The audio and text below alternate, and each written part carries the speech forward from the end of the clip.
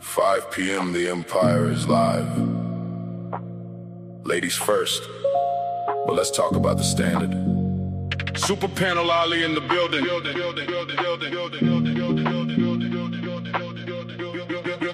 The Untouchable Empires.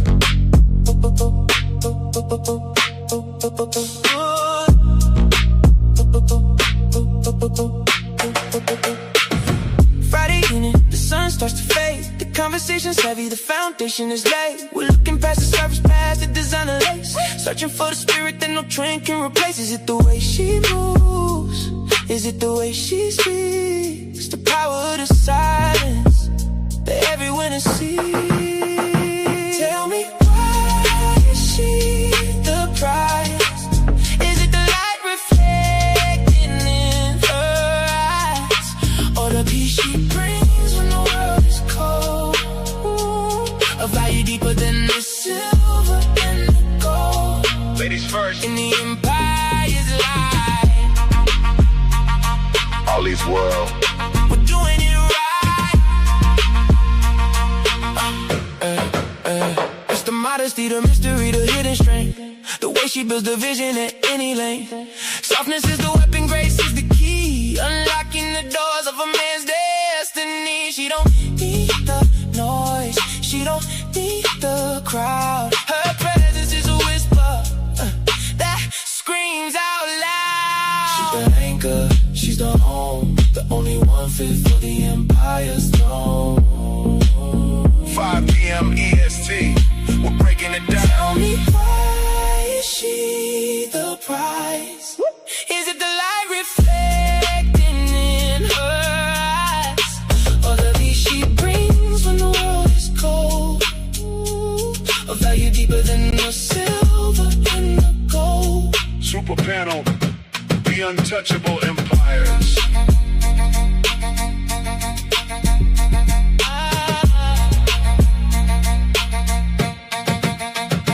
Ali's worst.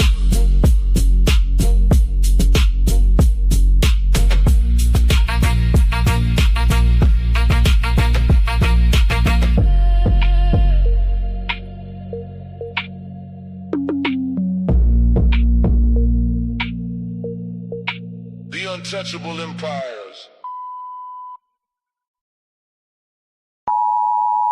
The content presented on the following show is intended for satirical and educational purposes only. The views, opinions, and statements expressed by panelists and guests are their own and do not necessarily reflect those of the host, production team, or channel. Additionally, any third-party content featured in this program is used in compliance with fair use under United States copyright law, which allows for commentary, criticism, news report, teaching, and research. Viewer discretion is advised, and we encourage independent thought and discussion. Welcome to the Untouchable Super Panel with Ilkan Ali and Fatty. Kick back, relax, and enjoy the show.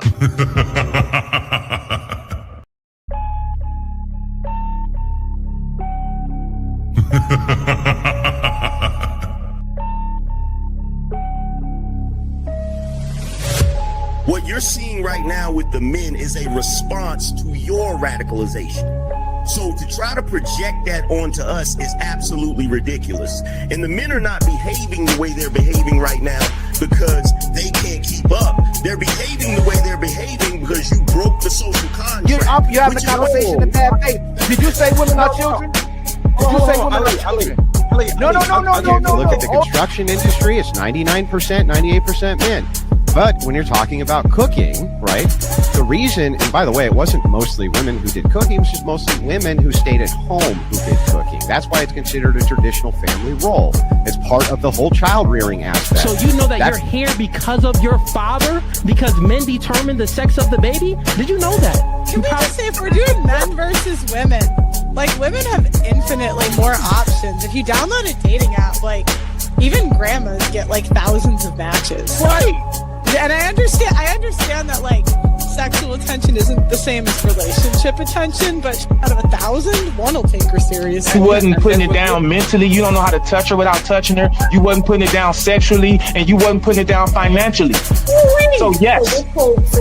But these women literally get to walk out the house looking like it's Halloween every day, but want to look down on you and tell you how you look. Bitch, I look like my 8th grade picture. You don't look like your 8th day old picture. You go on a lot of these women's Instagram pages, it look like 30 different on there. Somebody tell me I'm lying. It's not that she's so awesome and intelligent and everybody missed out and you just so happen to walk up on a flower. Yeah. She's lying to you.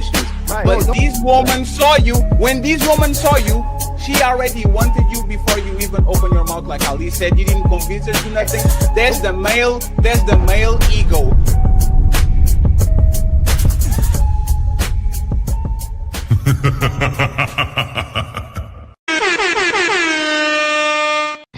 It's time to do.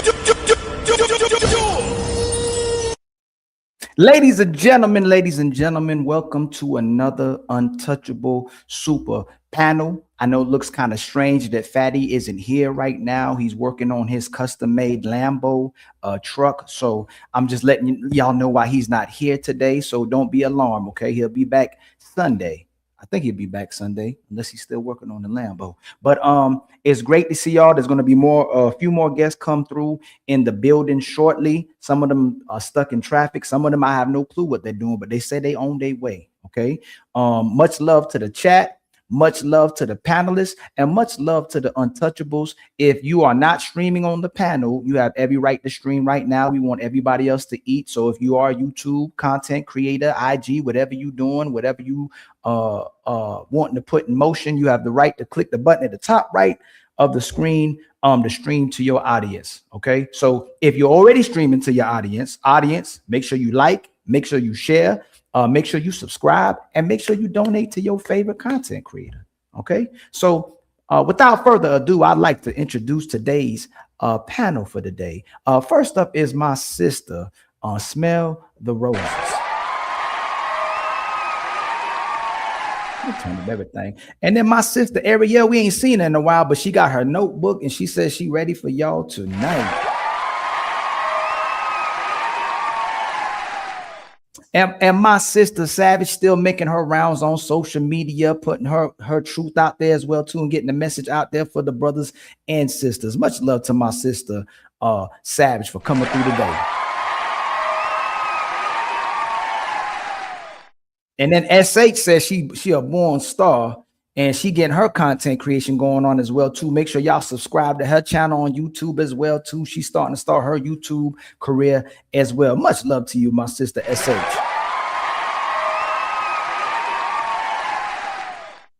And then our special guest Zion, my brother, making his debut on the super panel, but makes his rounds on the YouTube streets as well too. Much love to you, my brother, man. It's good to see you in the building. All right.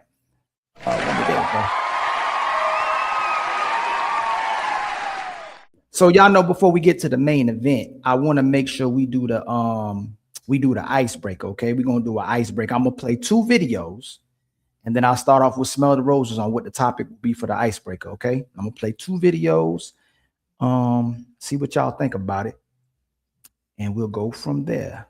All right. Let me see. I'm gonna do it this way because I know.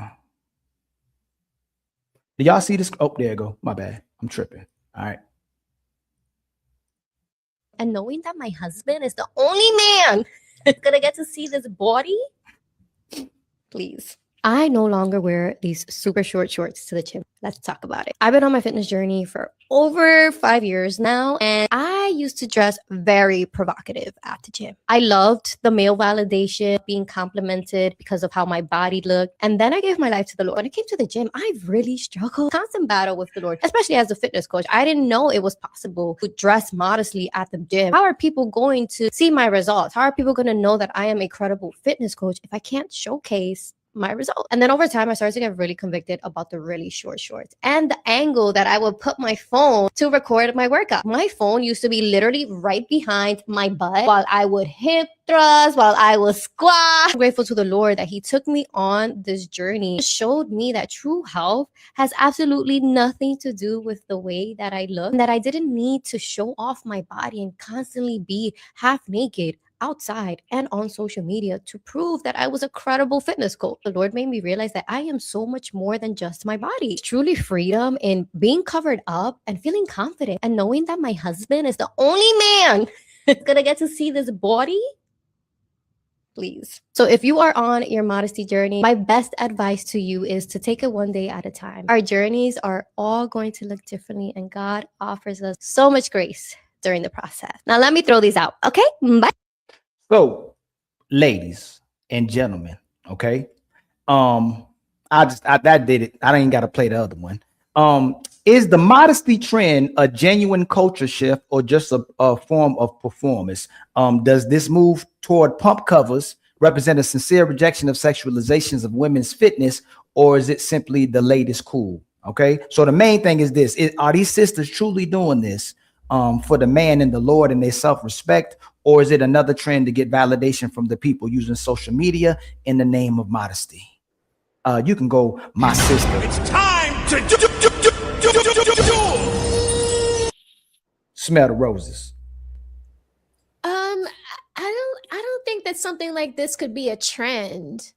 Like, I think it has to be your like, you really have to be there. Like, it has to be your true conviction that you've, like she said, that she was going to the gym wearing skimpy clothes, thinking that as a health fitness coach, she had to literally show people her results. And then she came to the realization that, you know, she can totally be a credible fitness coach without showing her butt or her kudakata to the camera. You know, I don't think that that's a trend. I don't think that she would go back to doing what she was doing before. She seems to be really happy with her growth in her journey. So I think that when it's like that, it's authentic. So I don't think that she is doing a trend. Now, you said something about cups. What? Pump covers. So women pump. So it's the term that women are using now when they're getting a pump. They have covers, like they'll cover their waist. Yeah. So you can't see their booty, or they cover up, like they wear certain garments or apparel while they're in the gym that covers up their top as well too. They're not showing too much. So I do that. I wear an oversized sweatshirt, and if I get overheated, I'll tie it around my waist. Like, I always have something covering the toe and the booty, you know? Like, so I get, but I didn't know that was called a pump cover.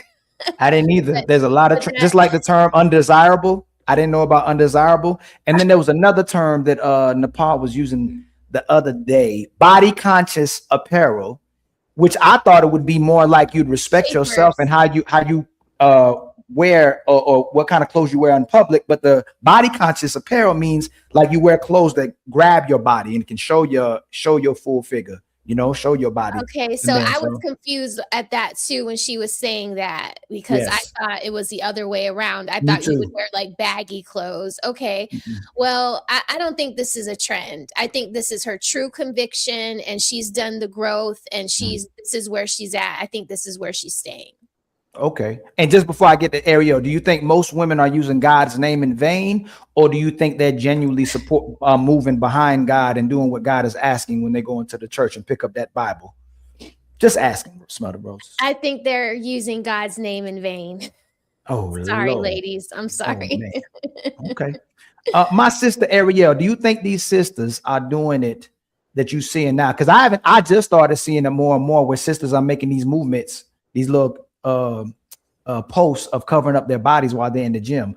Do you think these sisters are genuinely doing it for their man in the Lord and for self-respect, or is this another trend for validation from people in the name of modesty?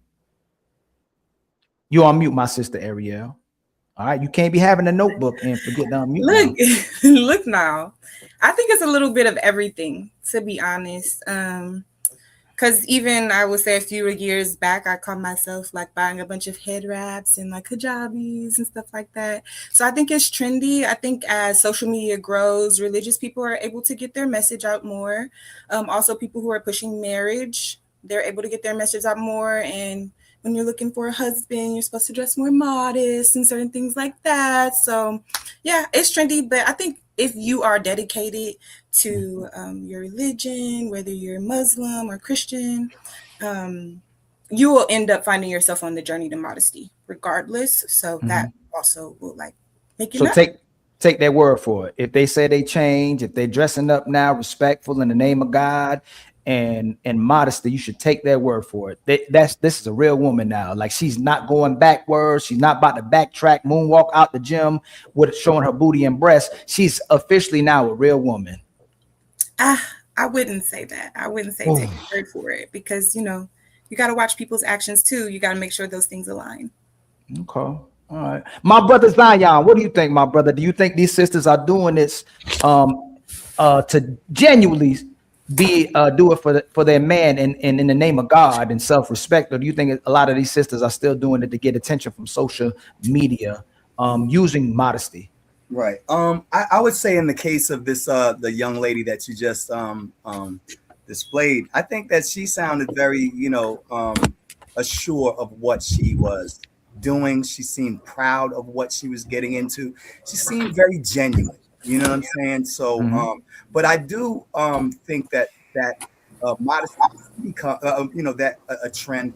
Like if we look back at the neo soul era, you know what I'm saying? We saw a lot of that, Erica Badu and India Irie, and it was more of a show thing. You know what I'm saying? And there was a time period where that was very trendy to with the term. That's what I personally I like the women with the head wraps and stuff. But if you can't tell, but yeah, there was a trend and it can become a trend, but I think it's a good trend. You know what I'm saying? If it does become a trend, like shoot, you know what I'm saying? All more power to you. And so I ask you too, if it's truly so I work out, right? Right. And I genuinely do it for my lady. Right. But you'll never see my chest out. You'll never see my biceps out. You never see my legs out, whether I cover it or not covering it. Like it's for my lady. So if it's truly for her man and the God to see, why are they still posting it though? That's what I'm asking too. If it's not for the world to see, if it's not for validation, if it's not to feel good in their skin for now switching up and still getting attention, why do they still have to post it? Well, I think interestingly, posting it actually kind of is like almost like a contract in a sense, because you're recording something and to record it and to propagate this thing that you're doing to the world. Now you actually have to stand on it. You know what I'm saying? Because you shift later on. Wait, hold on. What about that video where you was talking about being modest? Now you out here showing your wares again. You understand what I'm saying? So when you put something on video, or recording it or, projecting it to the world, it's a declaration, you know what I mean? And you got to practice what you preach. Right. Okay. Yes, sir. My sister SH, do you think most of these sisters are doing it for the Lord, for their man and self-respect? Or do you think most of these sisters are still doing it for the validation, from people in social media, but using modesty as the scapegoat? So I agree with what the other people said about the woman in this video being genuine. I felt like she was being genuine and not seeking validation. I think she was just sharing her journey. But I'm not going to sit here and say that modesty can't become a trend. It can't become disingenuine. You know why it will be? Because modesty gets policed. People start, oh, you are not doing it right. You're not. So people fix themselves up, do it like this. So it can become a trend in that sense. Okay. But do you feel it's sincere if the person keeps having to post it over and over again still? Like, and I can agree with you possibly. I'm gonna give grace, right? She may be different, but you're saying majority of the women are still moving for validation, right? So a thought pops up in my head when you ask me that question, and it's like her first video can definitely be genuine and not for attention, right? But how much more could she not want validation if she posts every day? Look how modest I am today. Right. Look how modest I am today. So yeah, I think it could change over time. Yes. Right. My sister Savage, what you think? Are they doing it for the Lord with a T? Are they doing it for their man in self-respect, or are they actually still doing it for validation from social media and other people? using modesty as a scapegoat? You there, Savage? Yeah, Oh, I'm well, there you here. go. I'm transparent with you.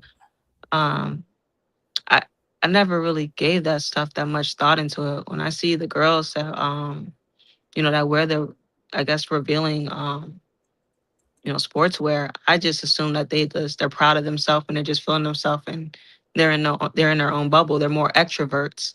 And then when I think about the women that's more introverts, they're more like reserved and kind of just focused on themselves. And that's kind of how they live their life. Like I'm just trying to get what I need to get done. And I really don't want too many people watching me anyway. I don't know what all goes into that mindset of girls that are confident enough, is what I'm gonna call them, to, wear all the revealing sportswear and then go into the mindset of, okay, now I want to cover it all up. I don't understand the transition. But to the ones that want to cover it up because of their partner and stuff, or because of religious reasons, I mean, that's condonable. I feel like if you felt like that in the get-go, it should have happened in the beginning. I don't understand why it's like happens later. Like, why do it later? Is it because he said something to you? It's like, did somebody put you down? Did somebody check you? And you're like, okay, now I want to change? Or is it like, okay, now I have a partner. Now something's getting serious. Or, I'm getting more into the Bible now. It's time to make a change so I can practice this going forward as a habit. Like, it makes me wonder, like, what was the reason behind it? Was it natural or was it forced? Okay. Well, let me ask y'all a question. Now that we talking about this subject, if a brother is showing off his money, his car, his home, his assets, and he's flashy, do you think he's doing it for respect, or do you think he's typically doing it for attention and validation? Validation and attention. He could be, yeah. Okay, so you think does everybody agree? Is that a consensus that we agreeing on? Ariel, Savage, my brother Zion, if he leading with his money? I think it's both, like the sister just. So should we concede that it would be hard and difficult to trust a woman who keeps leading with her body? She leads with her breasts, she leads with her booty, she constantly wants attention, especially when she has a man.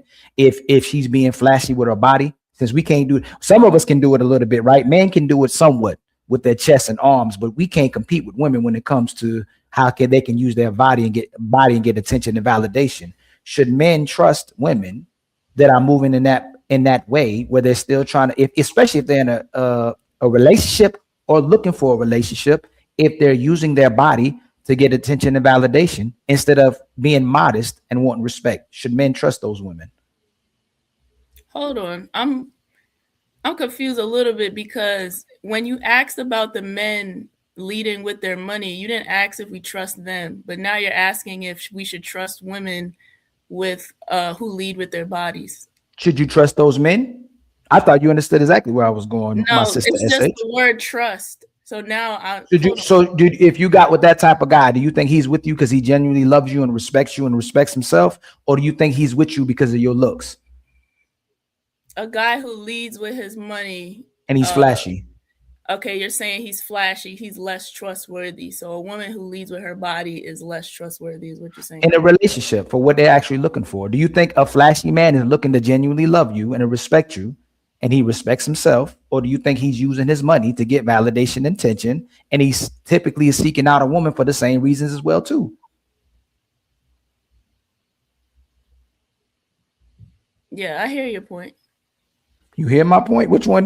So what do you think? I'm gonna take my time and let everybody else talk. You gonna let it marinate? It's hard when we flip it, ain't it? It's easy. See, if I started out when Ali does that, I want to see if I would have did it with the man, it would have been too easy. Hey man, that dude seemed like he just want a woman. He sounded like he looked like he kind of thirsty. He looked like he kind of a superficial, materialistic type of guy. He probably want me for the wrong reasons. But why is it when we flip it, it's hard sometimes to concede to what women are doing with their bodies? If you want self-respect, if you want to be respected for the right reasons, and you're leading with your breasts and your booty, should I trust you if you're already trying to get attention and you still trying to get attention from other men and you with me?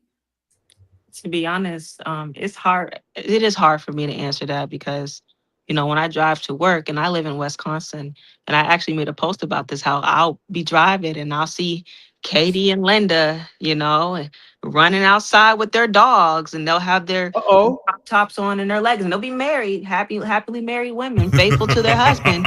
But you know, they be running and doing their thing, and it's like there's nobody watching them. At least I don't think they are paying attention to that. I think they just comfortable for them and being secure within themselves. Like, I look good for me, and I'm finna go run this mile. And as I drive by, like, you go, girl.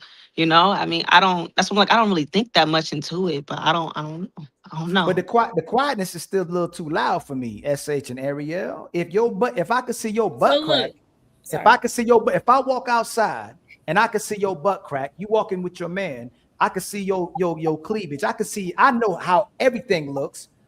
What are you looking for? Are you looking for respect?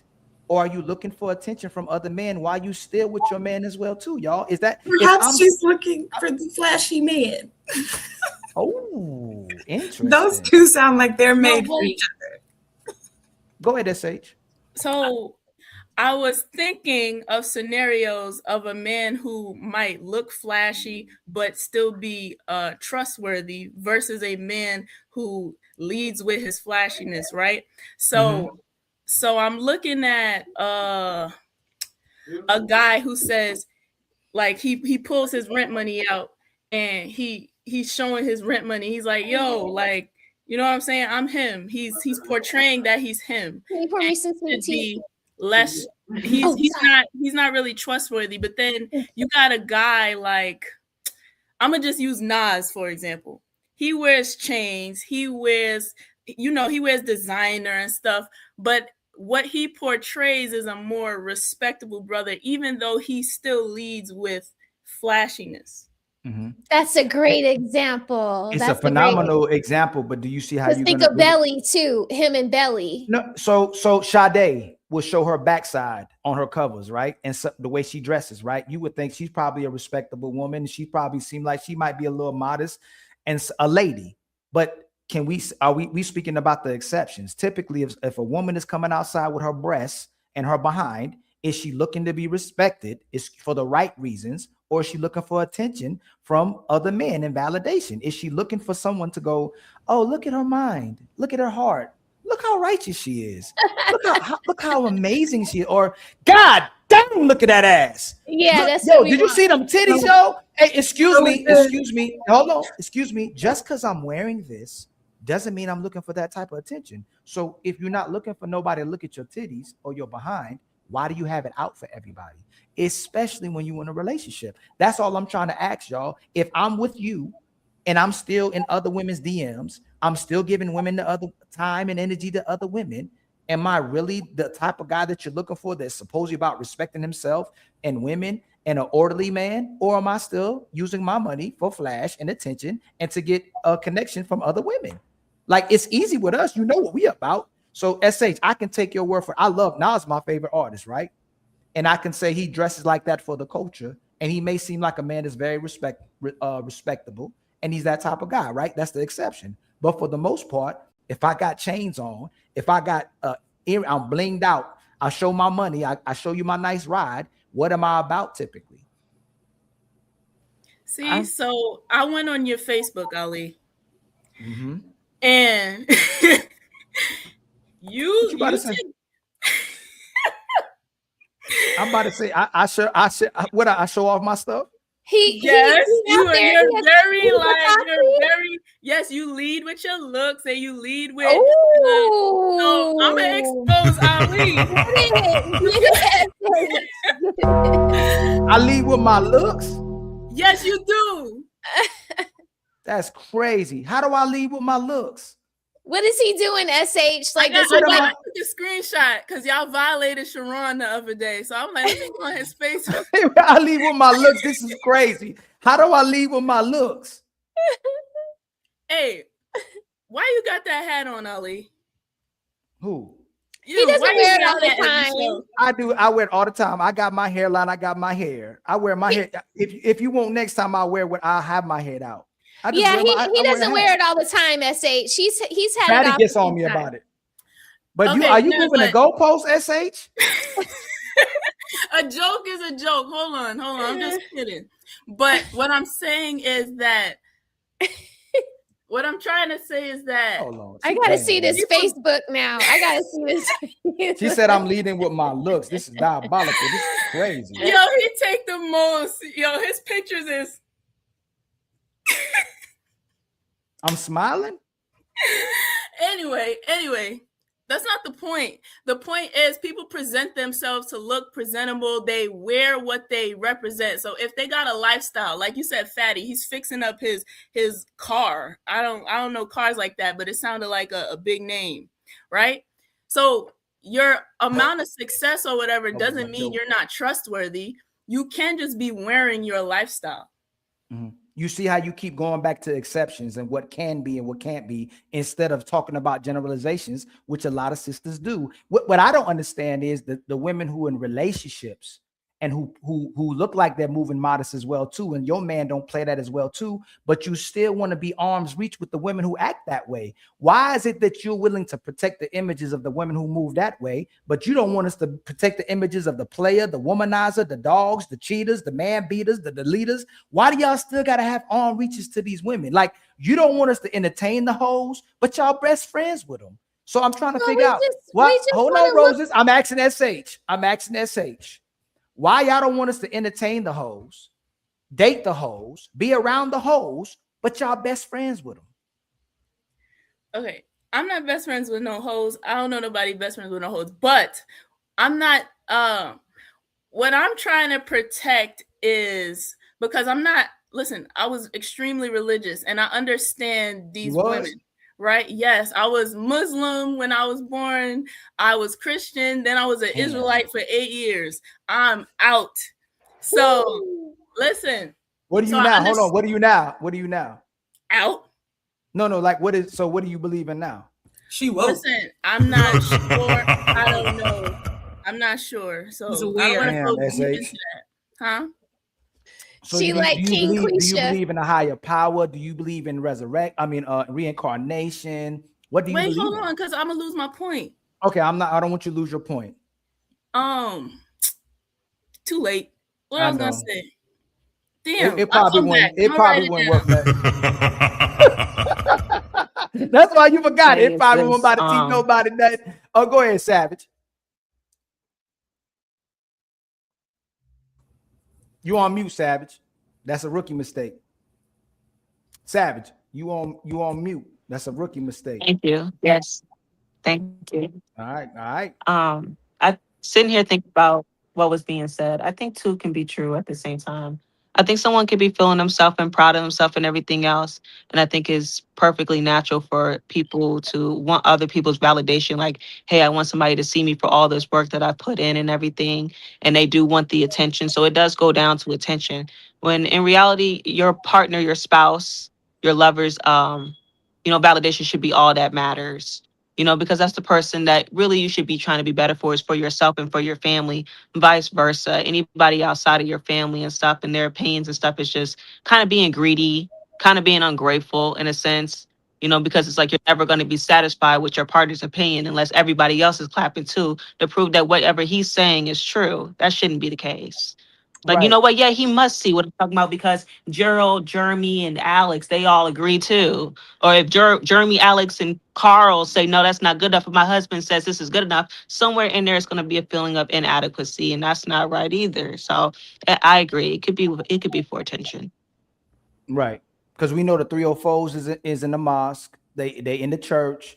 They burning sage. They hotep.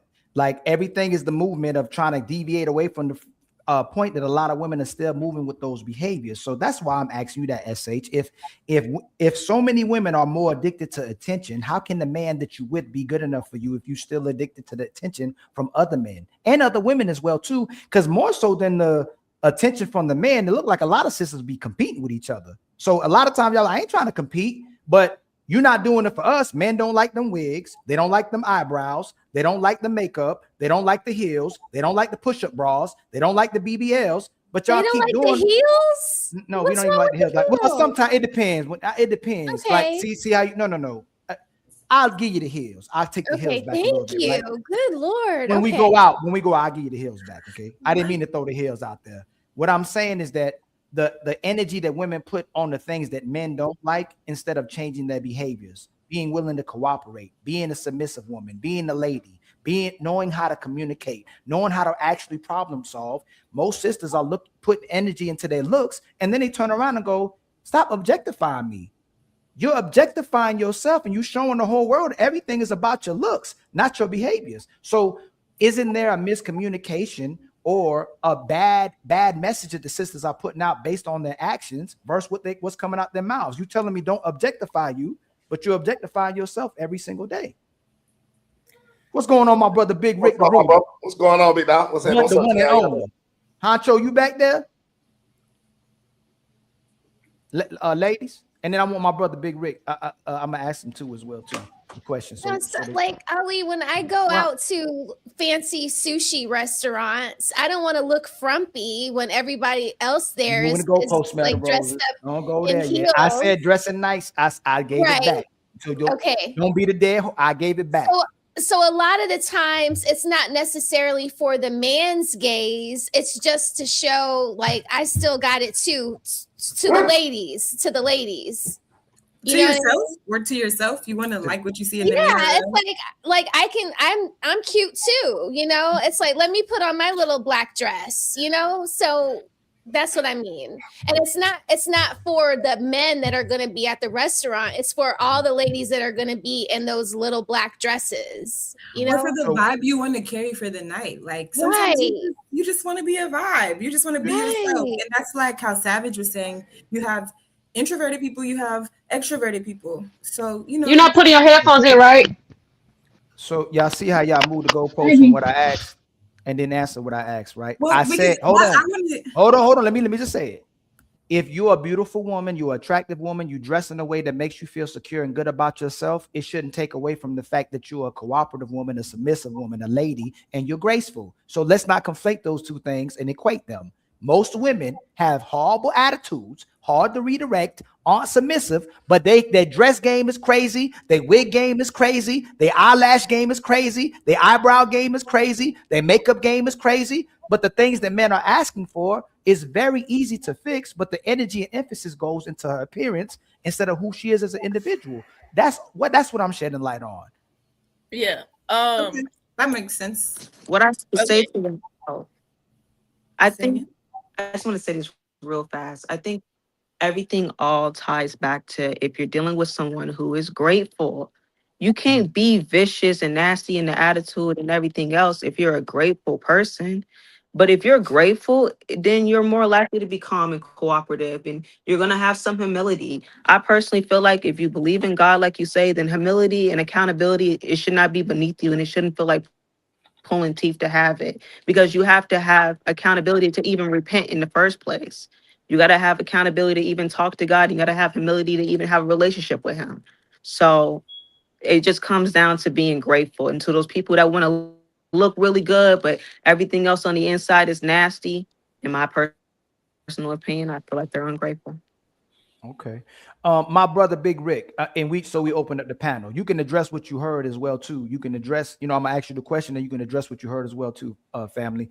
Do you think I showed a video that a lot of sisters is starting to be a trend where a lot of sisters are starting to cover up in the gym, instead of wearing like the tight revealing clothes. And what we're asking is, do you think a lot of those sisters are doing it because they're actually doing it for the Lord, their man and self-respect, or do you think a lot of these sisters are doing it for validation from social media and other people still, but they're using modesty as the scapegoat? I think they just do what make them comfortable. Because when you're working out in the gym, you tend to get you certain attire that you wear and shit. Like I like certain shirts and stuff when I go to the gym, certain shorts and stuff that I wear. You know what I'm saying? So I think it's just all about what you like, what their preference is. I don't think they end up trying to. Because I go in there and do my thing. So the sister in the video was talking about she was doing it for a man and for God. So a lot of times when sisters want relationships, when they say they don't need a man, When they don't see that they say they can do it all better by themselves, they don't seek validation from the brothers typically. But when they want to start getting a relationship again, or they want to make people believe that they're a good woman and righteous, they start looking for the validation of men or want to be more connected to God. That's why I'm asking that. These sisters are moving in the name of what's in the best interest for themselves and regardless to what a man likes and what God likes. That's why I asked the question. Yeah, I don't know. I just think that it's just your preference, whatever you like, man. You like to be comfortable. A lot of women like to be comfortable in the gym. Yeah, but do you think women seek validation? Because the sisters here said they like sisters want to feel good about themselves. Do women seek validation? Of course, from that you saying from the man that they with. No. From before they get a man, do they seek validation from other men? I don't know. I don't know. I don't know. Yeah, I mean, Well, what's wrong with it? What's a woman's beauty without a male's gaze? What's wrong with it though? What's a woman's beauty without a male's gaze? Real talk. Talk about it. Yeah, absolutely. What I'm saying is that it depends on what you're looking for. We were talking about a man who wants to be too flashy. If he's superficial and materialistic, he typically might want a trophy wife or a trophy woman, somebody he can show off. It ain't typically maybe to support her or actually love her or invest in her. So the same way, if you have a woman who's leading with her body and she's constantly wanting attention and validation, she don't have self-respect, how is she ultimately going to respect you? That's all I'm saying when we come into conversation. If I'm leading with my money and flash, I typically want to show off my woman as well too. I may not invest in her as much as I would even invest in myself if I don't have respect for me, her, or a relationship. My sister Athena, what do you think most sisters are doing this for as well too? If y'all want, I can show you the video again, so you can get an idea of what was going on. And I'll show you another video of another sister. So I'll show another because I wanted them to see the other video as well too. I think I still got it back here. Oh, here it is. All right.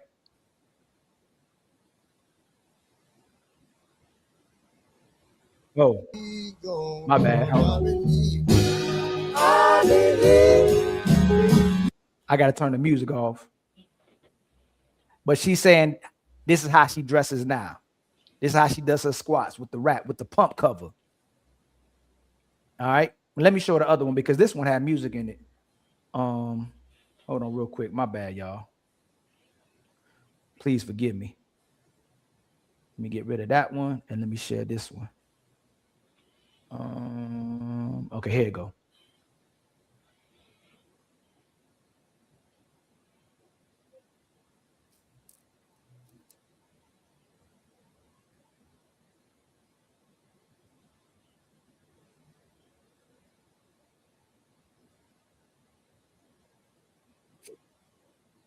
Being complimented because of how my body looked. And then my husband is the only man gonna get to see this body. Please. I no longer wear these super short shorts to the gym. Let's talk about it. I've been on my fitness journey for over 5 years now, and I used to dress very provocative at the gym. I loved the male validation, being complimented because of how my body looked. And then I gave my life to the Lord. When it came to the gym, I really struggled. Constant battle with the Lord, especially as a fitness coach. I didn't know it was possible to dress modestly at the gym. How are people going to see my results? How are people going to know that I am a credible fitness coach if I can't showcase my result? And then over time, I started to get really convicted about the really short shorts and the angle that I would put my phone to record my workout. My phone used to be literally right behind my butt while I would hip thrust, while I would squat. I'm grateful to the Lord that he took me on this journey. It showed me that true health has absolutely nothing to do with the way that I look, and that I didn't need to show off my body and constantly be half naked outside and on social media to prove that I was a credible fitness coach. The Lord made me realize that I am so much more than just my body. It's truly freedom in being covered up and feeling confident and knowing that my husband is the only man gonna get to see this body. Please. So if you are on your modesty journey, my best advice to you is to take it one day at a time. Our journeys are all going to look differently, and God offers us so much grace during the process. Now let me throw these out. Okay, bye. And no. So you know what? This is a great point that she even, when I was talking about, like she's talking about doing it for God and men.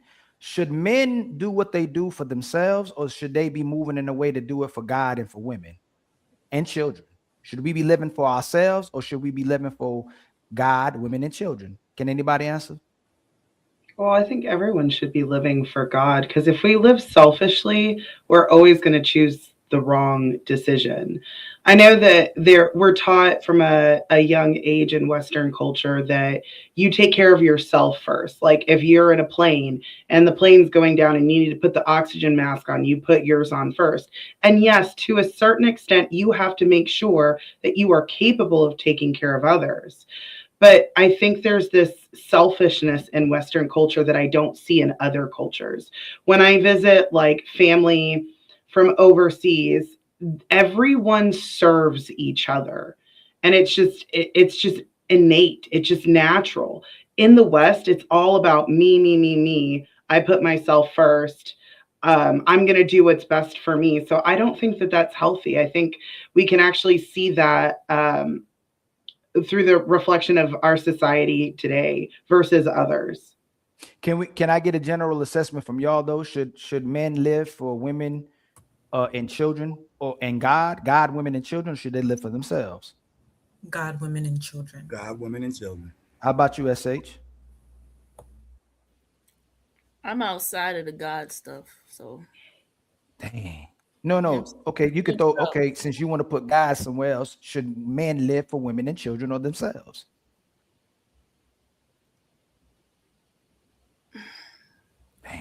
I don't want to answer that wrong because I don't think responsible people are selfish within a family unit, but to live, no, I think you should have some sort of self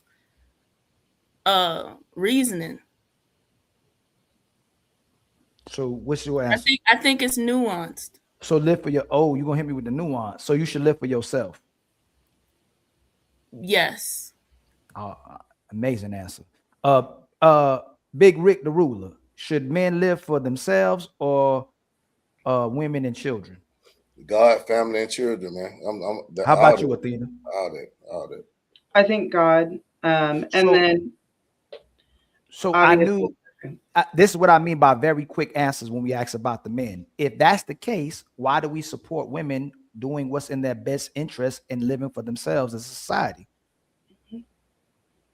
I don't, but I do see that a lot. A lot of women, live your best life, do what's best for you. There's no sacrifice I see on women's end, and it's really sad because I think we've discussed this many times. Women will sacrifice their family for their happiness when their family should be their happiness.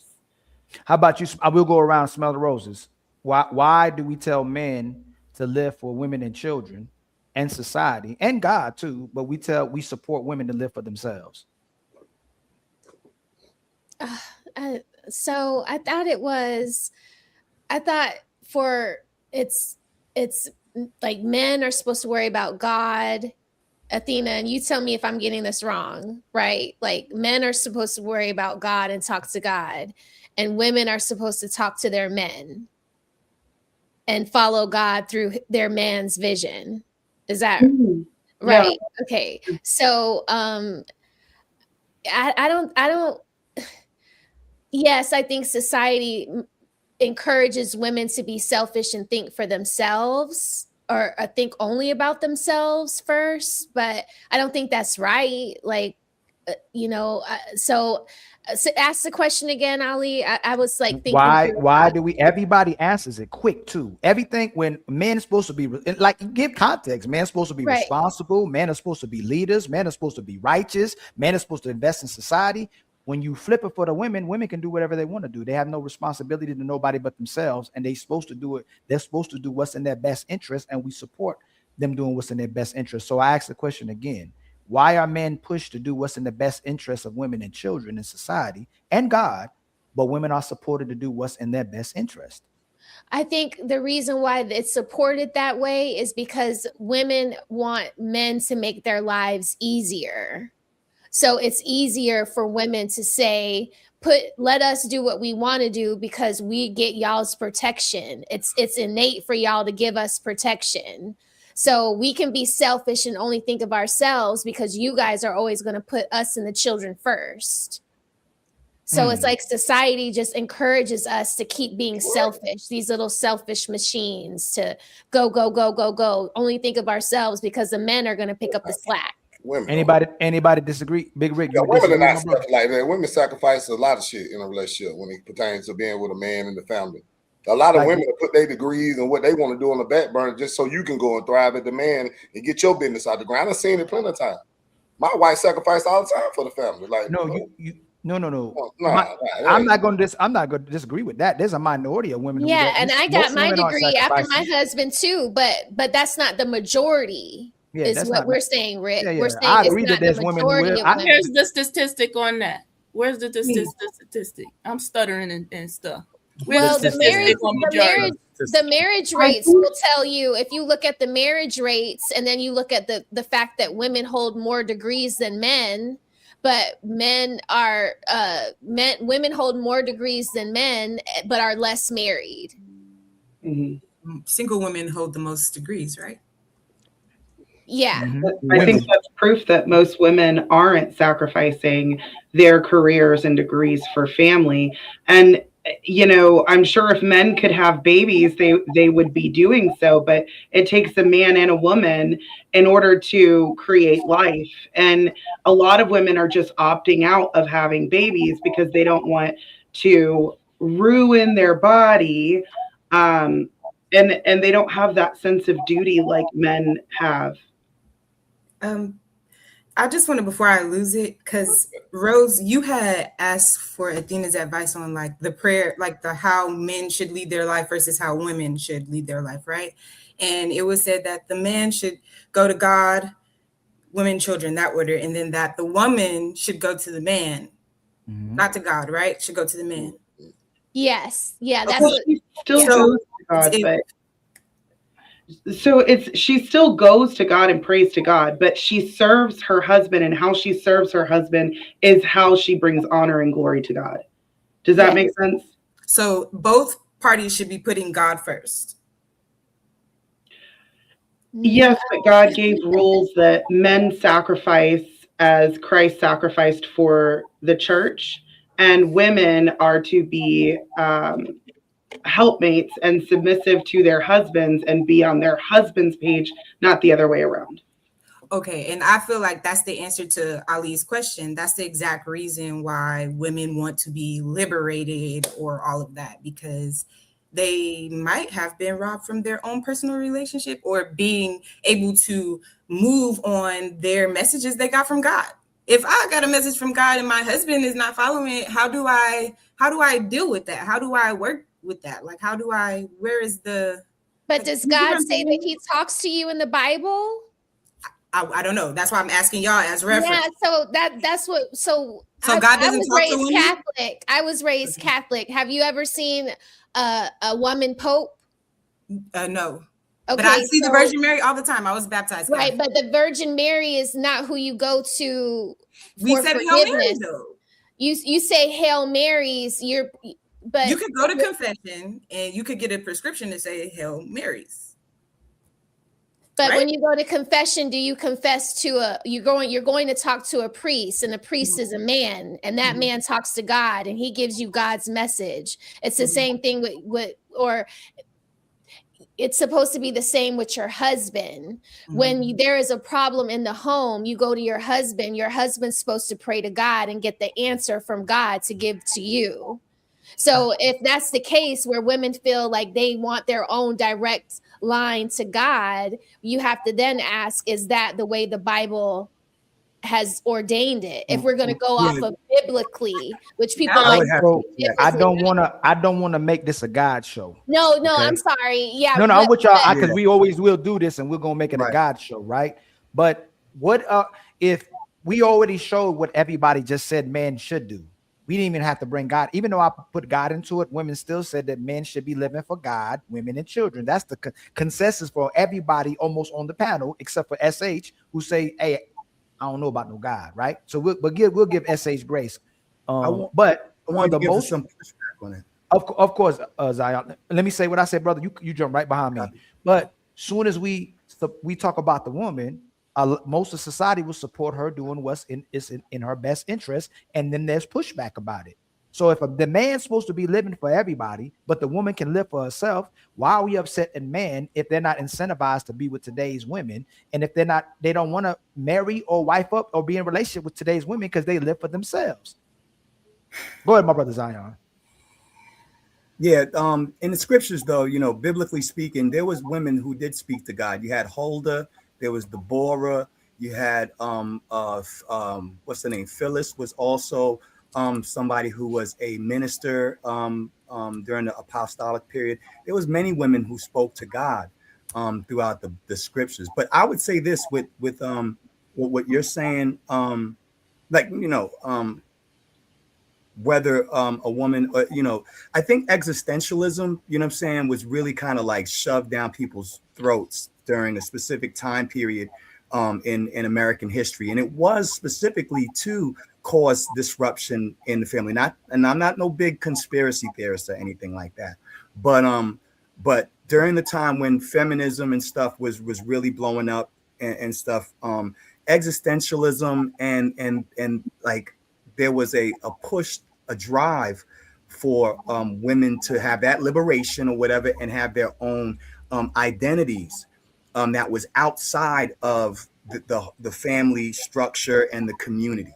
So I do think that is a problem, because what we're seeing too now with more secular societies is a decline in birth rates and a rise in aging, the age population, where traditional religion, traditional marriages, traditional family structures are beginning to collapse. We're also seeing a collapse in reproduction and marriage, et cetera, et cetera. So, why it's like that, what I'm saying? That's a huge question I think that everybody should ask. I think it's because of what they just highlighted when Smell the Roses and Athena were interacting right there. I think a lot of the issues that we have in relationships are way far back than we even could imagine or fathom. And we are programmed to perpetuate these cycles. So these conversations are great. I don't want to get too deep into it, but if you look at who pushed feminism, it was elite businessmen who wanted cheap labor. And those same businessmen also restructured the education system that then indoctrinated children slowly over time with these ideas for it to be normal. And if you look at the education system, it is designed for women. Think about it. Boys get a testosterone boost from ages 4 to 7. They're not designed to just sit down and be quiet. It used to be kids learned with their parents. The boys would go with the father when they reach a certain age, and then the girls stayed with the mother. And the boys would be hands-on helping their father do things on the farm and all of that. When you send them to school and they hear all the time, they're a bad boy, they're a bad kid, and little Susie and Katie is getting praised because they're sitting down quietly because they don't have that testosterone boost. These boys are being taught that they are inferior to women. And typically, now that we have a majority of women being teachers, they're being taught by women that they're inferior to their peers, the other girls in like their peers in school. And then after they added the participation award, where all kids get equal praise for participating, then where men actually did thrive, they were not able to be rewarded in that. So we've seen like years of oppression of men in their masculine frame and emasculating boys at a very young age for a very long time now. And remember, too, when Athena says cheap labor, not only cheap labor, but you get to double tax the population, because if it was only men working and women were in the house, then you only had men to tax. But once you throw women into the labor market, now you get 2 people in one home to tax. Yes. So it's cheap labor and it's more people paying taxes. So it like disrupts the natural order or the old traditional way. And then look at the upbringing though. Like even men are part of culprit of it too. Like you're teaching your sons to be productive, to take care of a family one day and take care of a woman and his kids. The women, we teaching them to get their degrees, be business oriented, get their bag, take care of themselves. Don't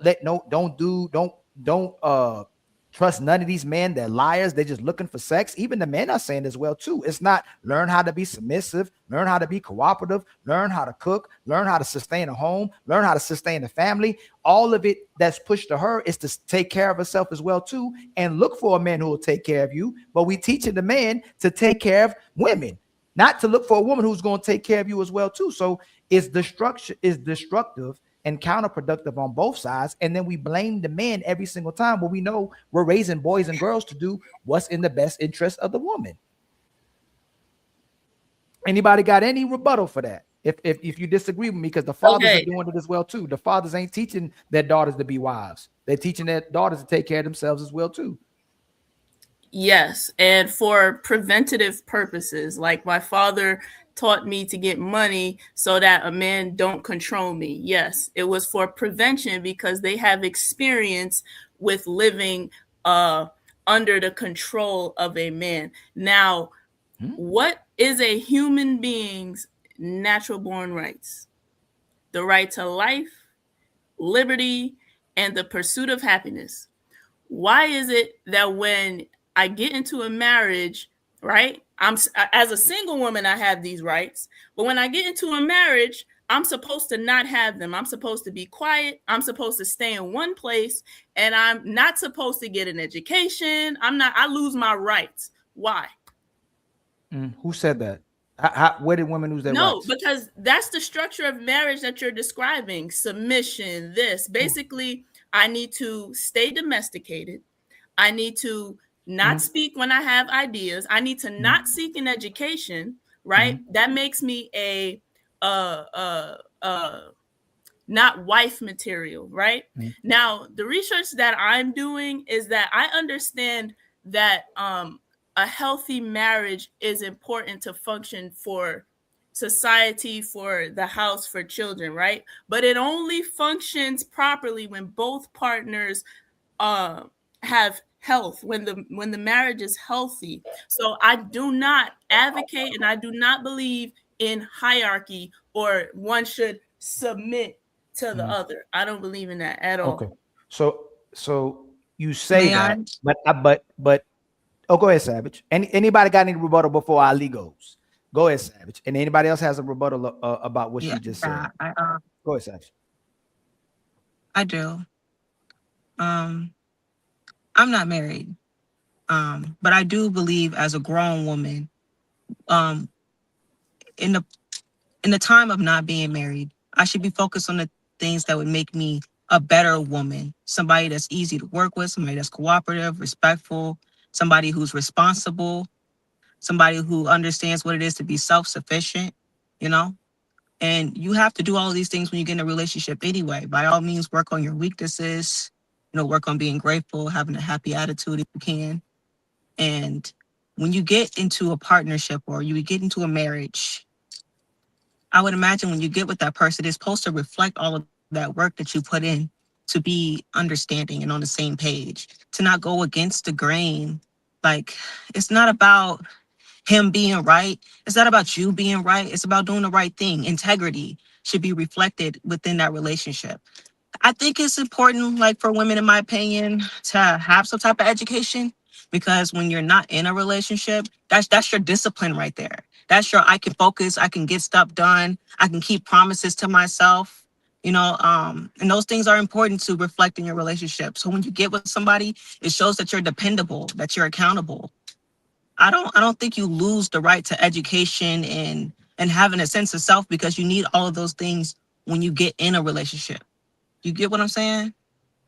I get what you're saying, but that also comes with choosing the right partner.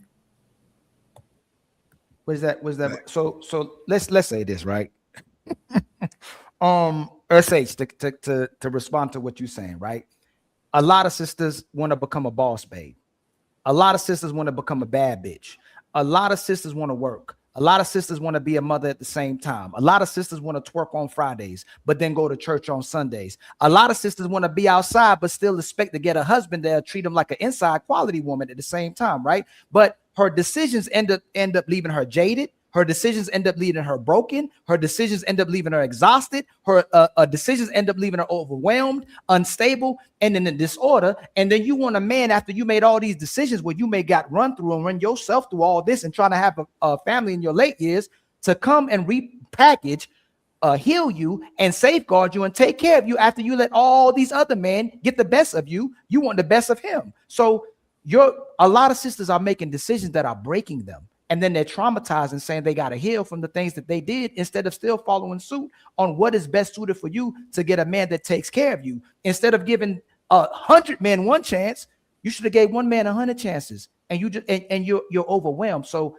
I get what you're saying too, right? I agree with what you're saying in a certain part, but men don't want a woman not to get educated. We don't want you not to work. We don't want you not to get money. We just don't want it to compromise us not getting a woman anymore. Y'all going to work and becoming the version of a man you want, and then we don't get a woman. We get a woman who's tired of being home. She's tired of being with the kids. She's tired of working. She's always complaining. And then when the man says, look, I'm trying to help you too with all these things that you're saying, but then you still can't show up to the table for me, and I'm not good enough anymore because you don't feel good enough. So we don't have a problem with you doing what's in your best interest if it's what's our best interest as well too, because I agree, Zion, Big Rick, Ali, most men that come up here, we working to take care of a woman and children for the most part.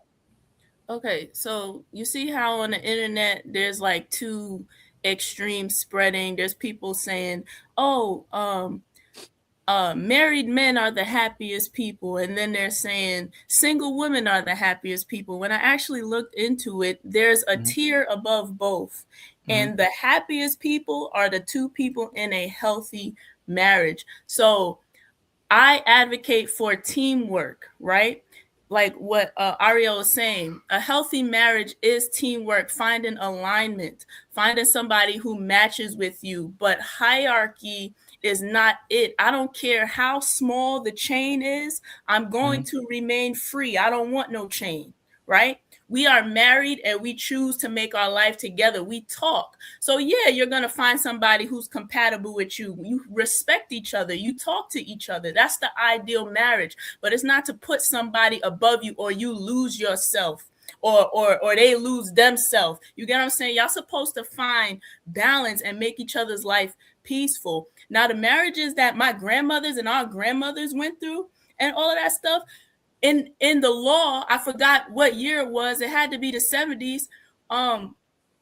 It was just placed in law to tell men that, no, you cannot rape your wife. So there are precautions, right? And things that changed for how marriages used to look to why women are liberated now.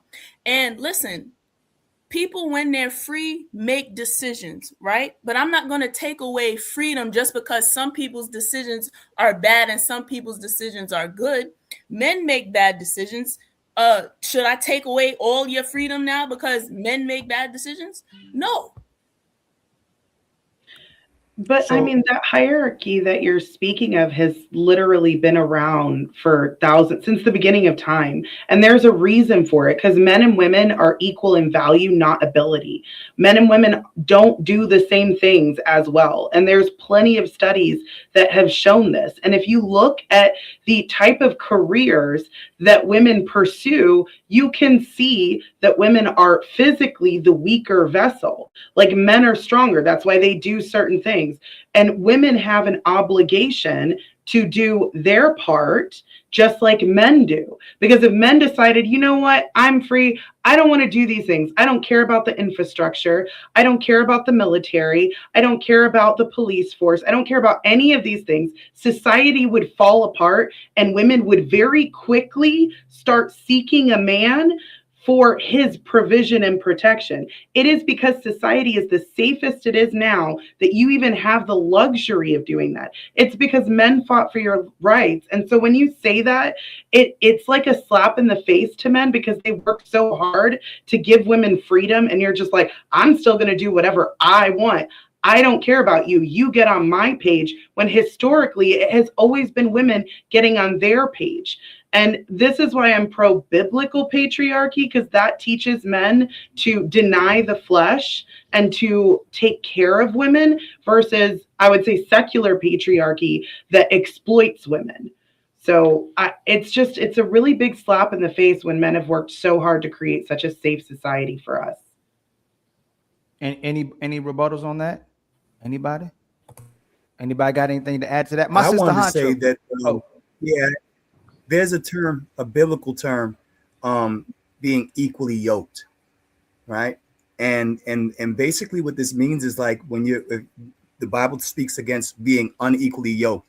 So I don't look at every woman like they are an option. Every woman is not an option for me, and I'm not an option to every woman, right? I would choose the type of woman that number one chooses me, but because of who I am, and vice versa. And so I'm seeking the type of woman that has a lot of the same qualities. And I think that's another problem. Like, we just look at a woman and think that because she's cute and, you know what I'm saying, and if there's an opportunity that somehow this means that you're supposed to be together, and she has to now change how she dresses or whatever. If she dresses the way she dresses and that may not be attractive to me, that means that that's not the woman for me. Mm-hmm. You know what I'm saying? And I don't have nothing to say to her or to tell her what to do about her life. She don't belong to me, and I don't belong to her. I like unicorns. I call them unicorns. You know what I'm saying? So I would agree. Looking for a good woman today is like looking for Bigfoot. So I would agree with you. That's why I said unicorn. So what happens is, so when we have these conversations, nobody would disagree with you, brother. If you can't find a submissive, cooperative, good woman, go find one. The problem is it's hard to find one, and most women ain't trying to be that type of woman, especially when you have a lot of insecure women that feel like if they're vulnerable to men, they feel like they're under the control of men, and they don't want to submit to his cooperation or control. When the man has to give up his thoughts, the man got to give up the club life, the man got to give up the stripper life, the man got to give up all that time you spend with his homeboys, the man got to give up all his women to be under the control of the woman he's with as well too. So both people get some type of sense of control for security. The only person, hold on, Big Rick, you can respond right to what I say. Yeah, that shit. The only person that's complaining about control when it's a responsibility and a standard they're supposed to meet to be with the man is the woman. Ain't Big Rick, you ain't saying, hey man, I'm tired of my woman controlling me. I gotta go support her. I gotta take care of the house. I gotta protect her. I gotta invest in her. I gotta invest in my kids. That's control. But that's responsibility. The sisters are complaining about the responsibilities that comes with loving a man and loving their children. That's control. Because a lot of these men talk better than they motherfucking show up. That's what's that mean? When you showing up and doing the thing that you're supposed to do in the relationship, the better you are to that woman, the better she gonna be to you. That's how this shit go. Ain't no way around this shit. It is what it is. If you treat her like shit, as a man, my job is to create a comfortable environment for my woman. She supposed to want to be here. I got to make it comfortable though. If I'm doing things that don't align with the marriage and the relationship, and it's one side and it only benefits me and takes away from her, that ain't no motherfucking that ain't nothing I want to sign up for. Mm-hmm. Does anybody agree with this? Because all the sisters I come to the internet meet toxic guys like they do for toxic guys. For some reason, when he's a good guy, they grow apart from him. And they got irreconcilable. What's your definition of a good guy? What you call a good guy? A brother who's righteous, a brother who's orderly, a brother who believes in a higher power or direction, or knowing that he's invested in the community as well too. So that's typically a good dude. But what if he lied about his height on the first date? No. Let's not move the goalpost real quick, because Big Rick, we were going somewhere. We already moved the goalpost, right? Most of these women are staying loyal to toxic guys. They don't never drop the ball. It's never them. They never had. No, let me finish. Let me finish. The good guys are controlling. The good guys have toxic masculinity. The guys who mistreat them, the guys who put their hands on them, the guys that don't care about them the ones they love the most. So women don't treat the guy who treats them good the best. They treat the guys who mistreat them the best. That's the problem with society. Now in 1962 or 1933 or 1870, I would agree with you. But today, and Zion, my brother, while you up here, you know that's the truth, brother. The women, when you don't give a damn, women come out of the woodworks. They're coming out everywhere. They want you to care. When a lot of men start caring about women, that's when they start finessing and manipulating the most. I got me a sucker and I got an easy lick now. But when he don't, let me land. But when he don't give a, let me finish, please, Rick. And you can got to do with that woman though. But Rick, Rick, you know I'll let you finish. You know I'll let you finish, right? Then let me land. When she know this man don't move by no vagina, When he don't move about what this woman talking about, and when he's standing on his own and he's being a man, that's what women are typically really attracted to, Big Rick. That's all I'm saying. I'm saying that responsibility don't fall on the woman though. If you're a duck ass nigga and you with a woman that in a relationship where it only benefits her and takes away from you, and you continue to let her do that, then you got to look in the motherfucking mirror and take accountability. Once she show you who she is, you got to see her for who she is. Either stay or remove yourself from the situation. I can't blame no one for being who she is and doing what the fuck she want to do. She a grown woman. See what I'm talking about? You just did it. You just, hey, Big Rick, you just did it to yourself. You just said she can do whatever she. Now watch. And Zion, y'all heard it. Everybody, hold on, Big Rick. There's 630 people here. You said it don't matter what she does, what she want to do, but a man gotta be a leader. A man gotta be. Big Rick. Let me family. I'll let you finish. Rick, I'll let you. Rick, I'll let you. Rick, I'll let you. Rick, I'll let you finish, fam. Come on, fam. We brothers. We brothers for real. Go ahead. We tell them brothers to be righteous. We tell them brothers to be orderly. We tell them brothers to keep their hands off of women. We tell them brothers to go pick up their kids. You sat here and just said women can do what they want to do. I said it right. She can do because she's a grown adult woman. She gonna do what the fuck she want to do. So once you see that behavior ain't something that you willing to sign up for, you get your ass up out of there. That's it. That's right. And SH, you hold her accountable as a man. You hold a woman accountable, but by what you allow her to do to you. That's right. You keep giving them SH, Ariel, smell the roses. This is why most women get lies and pipe, because what he said, most women are going to do what's in their best interest. A man will test you with the truth, and if you push back on the truth, he's going to lie to you. We do the same shit. Big Rick, what's going on, Big Rick? Why you doing that to your brother? We do what we want to do too. So it's a challenge. If I can't get you to hear to the truth, I'm gonna lie to you. That's what make you feel good. I'm gonna show you exactly. I'm gonna show you exactly what you want to see, and then you're gonna go, Ali ain't ish. But I gave you what you wanted. You didn't want the truth. You wanted the lie. Yeah, so they give you lies, they didn't and they want give you PP. Oh, they want the lie, Athena. Leadership, stability, protection. Well, hold on, one mic at a time. One mic. Go ahead, Smart Rosa, and then Athena, and then go right back to Big Rick. I agree. As soon as you try to hold a woman accountable or try to give her some type of direction, these modern women these days would just prefer you to give them your D and shut the hell up. Because if they didn't, they would respect you when you try to give leadership, stability, discipline, and peace. So I agree with Ali on this.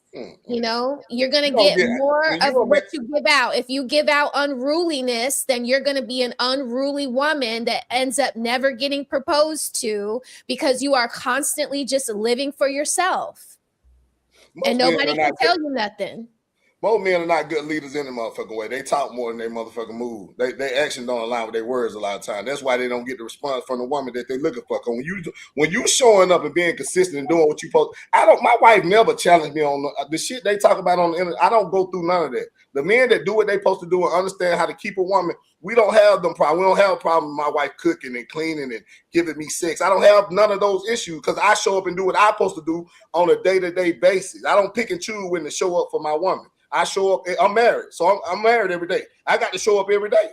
You can't pick and choose. Ain't no days off. So Big Rick, if you was right, there wouldn't be so many single mothers and single so many. Hold on, Big Rick, fam. Come on, niggas can't do right. Were you like that with every woman that you've been with? Did you show up as that kind of man? Hold on, y'all. Let's have. Hold on. Hey, let's reset real quick. Big Rick, we already talked about this before, fam. Let the person land, and then it's me. Just let the person land and respond. If that was the case, there wouldn't be so many pregnancies and so many single mothers if it didn't work. That's not true. Women are going after the guys that other women are going after, and if they had so many high expectations and standards, they would wait till the man put a ring on it. But because they have sex first, then the baby, and demand the marriage instead of having the marriage, then having sex, having the ring, then sex, then the baby, we'd have a different society. But Big Rick, they pushing for sexual liberation. Hey, Big Rick, you did it again. Big Rick, you gonna respond right to me? You respond right here. Let's talk about it. Yeah, but let me finish though. You gonna let me finish? Go ahead. You sure? Go ahead, bro. Go ahead. So let's talk about it. Our sisters in general have more kids. Our sisters have more kids than black brothers do, which means they having babies by the same men. Is that true or false? What I'm saying is we don't. Hey, Rick, I ask you a question. You can ask me a question. I asked you a question. No, I'm saying, well, I want to speak to what you just said. When you but I asked you a question. I don't want to speak on that. We're gonna get. Let me say. Oh, dang, that's crazy. That's crazy. Watch this. Said that they won't wait before the ring. We want to allow them to motherfucker wait for the ring. If we get with a woman, we engage with propose to this woman and be with her for. You think we gonna wait 6-7 months on her and she don't give us access to her body? What you gonna do? Go fuck something else? We don't afford a woman. We don't afford a woman to goddamn wait till she married after night after wedding before we hit. We gonna if she. Oh yeah, she tripping. Fuck that shit. I gotta get her out. You gonna go fuck the woman at the job that work with your ass. We don't afford no woman to wait for no 6 months or to no year being engaged to her. Don't touch her mother. We want it. We can't. She can't lay over there naked in the bed and you just laying in that motherfucker watching TV, nigga. Like, yeah, baby, what you do today? No, you trying to go up through there. You ain't put the ring. Ain't talk to the preacher. None of that. Stop that shit, man. Stop that shit. That shit real. You know, nigga ain't going. We ain't going. We ain't going. Stop the cap, man. So depending on the type of woman, a man will wait. The problem is she ain't make. No, he won't. Hey, Big Rick, can you say? Hey, fam, can you stop? Hey, Rick. Hey, Rick. Now you getting disrespect. Rick, you being disrespectful to me now. No, I don't do this. I don't do this on your show. Yes, you do, because I don't do this on your show. When I come to your show, when I'm on this shit, we talk about 3-4 no, I don't. No, I don't. If I'm wrong, let me be wrong. Hold on, let me have my check. Hey, when Ali come on my line, do Ali be controlling, be quiet while I'm talking, or do he just be all over the goddamn play? Me and him going back and forth. Cause my people be here all day. These my people on TikTok. They know you. You done been on my shit. Am I doing that here? Am I doing that here? You ain't doing it here, but you damn sure that done on my line. So no, it gotta show. It gotta be the same way. If I'm doing it here, I'll do it over there. You know, I'm not interrupting y'all. At your house. Even though it's your house, I just came to your house the other day. Who was I interrupting? I just came to your house. Who was I interrupting? You done it though. That's what I'm saying. Don't act so now I done it. So did I do it on your? You be on the same thing. If I do it, get your shit out. You want to get your point out, so you do the same shit on my shit. No, I don't do. I don't do the same thing. But can we? Oh, but since we on my show, can we do it the way I do it on my show? How you want to do it? Yeah. Okay. So can you just wait till I land and then you speak? Because I'm not interrupting you. I'm making sure I don't interrupt you. Go ahead. Okay. So again. Are women asking for a ring before they have sex, or they having sex before they get the ring? You know the answer to that shit, bro. We don't. I just told you. It don't matter what they asked for. We read the fuck before. That's cool. Let me ask the sisters though. Okay, that's fine. You're not answering. Rick, you didn't answer. That's right. That's right. That's right. We don't even care. Smell the roses. Smell the roses. Ariel, SH, Honcho, Savage. If women close their legs before they have sex, would men start getting married? Yeah, absolutely. So that's the sisters talking, Big Rick. You could say if the man couldn't get sex so easy, maybe they would put rings on the finger. But because sex is so accessible, that's why they ain't putting rings on a finger. Why the hell should a man put a ring on most of these women's fingers if they giving access to everybody, then asking somebody to marry them after somebody else got it for free? So the argument gotta make sense. If she worth waiting for, a man gonna wait for you. I'm sure there was men that yes, he will. If you demonstrate those type of behaviors, a man will wait. It gotta add up though. It gotta add up. These type of we're in 2026. Them type of nigga you talking about, that's in a perfect word. That shit don't work in 2026. He ain't gotta wait. That's in a world. These niggas are not them type of men. No sir. That's in a world that are raised to be married. No sir. Yeah, there are men out there like that. Men will wait. With my ex-husband and I, we weren't intimate until 6 months after dating, and he had proposed already. I've dated other guys, and now things didn't work out. We realized that our morals didn't align, or direction in life wasn't the same thing, or whatever it was that we, separated for, and we didn't have sex, and we dated for months. Now, do I know if that man was having sex with someone else? No, but they definitely waited while talking to me. So there are men out there waiting. And you said and you stood on it, but you don't know what you're doing when he went away from you. That's true. That's true. But with me, they were waiting. They weren't like trying to jump into bed with me. They were getting to know me, and I would assume that if they're doing that with me, they're doing that with other women. That's not true. No, that's not true. No, that's not true. I have one woman that I respect more than I respect the other. If that were the case, men wouldn't be cheating so goddamn much. That ain't the same thing. Because Most you men have a don't wife cheat. at home, submissive, quiet, cooking and cleaning. Why do they go and fuck another woman on the job and have a side chick? If you got a woman that's godly, God fearing, you her first and her last. She ain't never been with another man, and you still go outside the house to fuck another woman. And then want to wonder why she wants to be liberated. Ariel, do most men cheat? Yeah, hell yeah, especially married men, especially most men and women don't cheat. Most men cheat. That's a moot point. We got in order. So what happened? This is what happens all the time, right? In order to make it about the men, we got to talk about the minority of men who doing wrong by the sisters to make this right. Most men don't cheat. Most men can't even. Most men can't cheat. If they wanted to cheat, so what are we saying? The opportunity ain't presented itself. The opportunity, but when it presents itself, a lot of niggas ain't got the control to walk away and turn it down. So what you're saying is just don't have standards and just have sex, run amok, run astray, do whatever you want. I ain't said But what are you saying? What are you saying? I'm saying in English, most men gonna cheat. That's what I'm saying. I can't make it no clearer than that. So what are the women supposed to do? So what are the women supposed to do? Ain't nothing you can do about it. Once you see that the nigga done got them cheat, don't get the fuck up out of there. Because a man don't nothing keep a man but a man that want to be kept. Don't nothing make a man. Who they cheating with? Who they cheating with? You can do. Ain't so even if they kept you, say they cheating. How you wear your hair. I don't care how much you go to church. I don't give a fuck how fine you is. If a nigga's a dog and he like to play with multiple women, that's what the fuck he gonna do. That's it. That's all. Okay, so so the women endorsing the cheating culture as well too, right? They know this man got a woman and they cheating. So who they cheating with? If they cheating, who these men cheating with?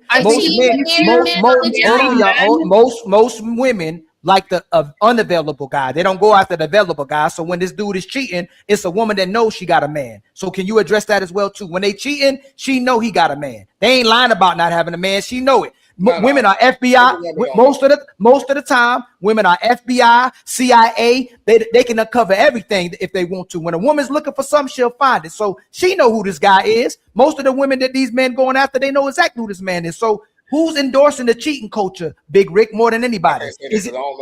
I know you can answer it when the man, but when it's time to answer for a woman, you won't answer the question. You said most men cheat. Yeah, I know. You said how you know most men cheat? I'm a man. I don't speak for women. I can speak for a nigga all day. So you cheat? I'm gonna speak for a man all day because I know how we move.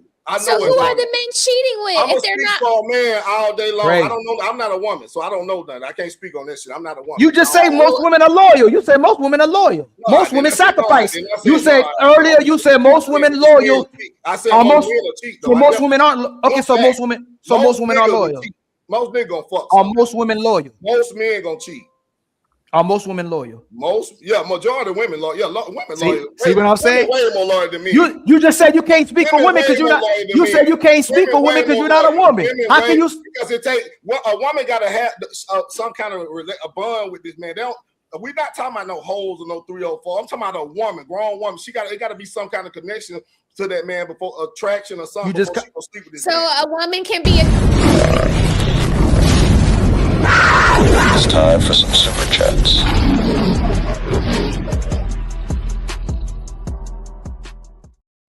Let's take a pause. Let's take a pause. Hold on, Big Rick. Hold on. I hit the super chats button. Sorry. Let's take a pause. It's getting a little heated. Okay. Big Rick, and before I read the super chats, you can't say you can't speak for women because you're not a woman. Then turn around and speak for women. I'm not speaking for no woman. I just said it. I'm not no woman, so I don't speak for women. I don't tell women how to be women. I tell women what to look for when they dealing with these whole ass. You just said most women are loyal. You just said most women was loyal. Yeah, no, I didn't. I didn't say no. Most women. No, I said and I'm gonna speak. You just said it. You just said most women was loyal. Women love harder than us. Women love harder than us. Women. That's a lie. Women overplay their part with niggas all day long. A woman stay with a nigga 15 years. But hold on. And she should have walked away a long time ago. But they'll still try to bring that little shit that she see in you. She'll still try to work with that shit. Man, come on, stop it. You know what's up. Let me read it. Nobody. You the only person that's pushing that women love harder than men. That's not even close. Men love way more than women. You must be crazy. Let me read. I'm gonna read it. I'll read the super chat. Read the super chats. Big Rick, you monologuing. You trying to Big Rick. Hey, Big Rick. Hey, no. Big Rick, I just told you I'm reading the super chat. Big Rick, you don't do that. No, you don't. No, Big Rick, you trying to take. You want to set me up? Hey, Big Rick, I don't know what you're doing, fam. If that's what you're gonna do today, then you ain't gotta be here, fam. Like, I don't know what you're doing. This ain't your show. This is my show. This ain't your show. I don't do this on your show. Never do this on your show. You can lie in front of all these people. I don't do this to your show. What you doing? I don't disrespect you on your own show. You just talking over me now. You literally just talk. You just talking. You taking the time to talk over me. I'm asking you. I done asked you to stop talking over me like 10 times. You don't hold your necks on me though, nigga. You want me to leave? Did I ask you to stop talking over me? No, I'm just saying. I'm not. Have I asked you to stop? Have I asked you to stop talking over me? Shit, I get the fuck on. I didn't ask. Have I asked you to stop talking over me? I can leave, nigga. Have I asked? Do you have to do this? Do I have to do this with you? No, I don't play them games, dog. You be real. No, do I have to do this? Do I have to do this with you? No, do I have to do this? Do I have to do? Do I have to do this? Do I have to do this with you? I haven't even disrespected you. You talking over me? You can leave, nigga. You can. Yes, if you're gonna keep talking over me, you can leave. You don't have to leave, but you can leave. You have to keep talking over me. I asked you to stop. You won't stop. Is that true or false? Go ahead, bro. Run your shit, nigga. No, you believe in God. You're a righteous man. You about family. Are you talking? Are you talking? Are you doing it now? The way I talk. Like, are you doing it not? Are you? No, don't do that. Nobody did it. Are you doing that or not? Are you talking over me or not? I know. I asked you a question. I asked you a question. What I say? Are you talking over me? Are you talking?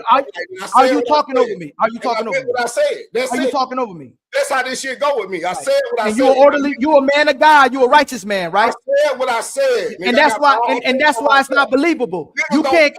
Why you can't control yourself? To your own people. Why can't you control yourself? I mean what the fuck I said. Is that's how you know you be? And that's how you know you pander. You just say what sounds good. You just want to look good.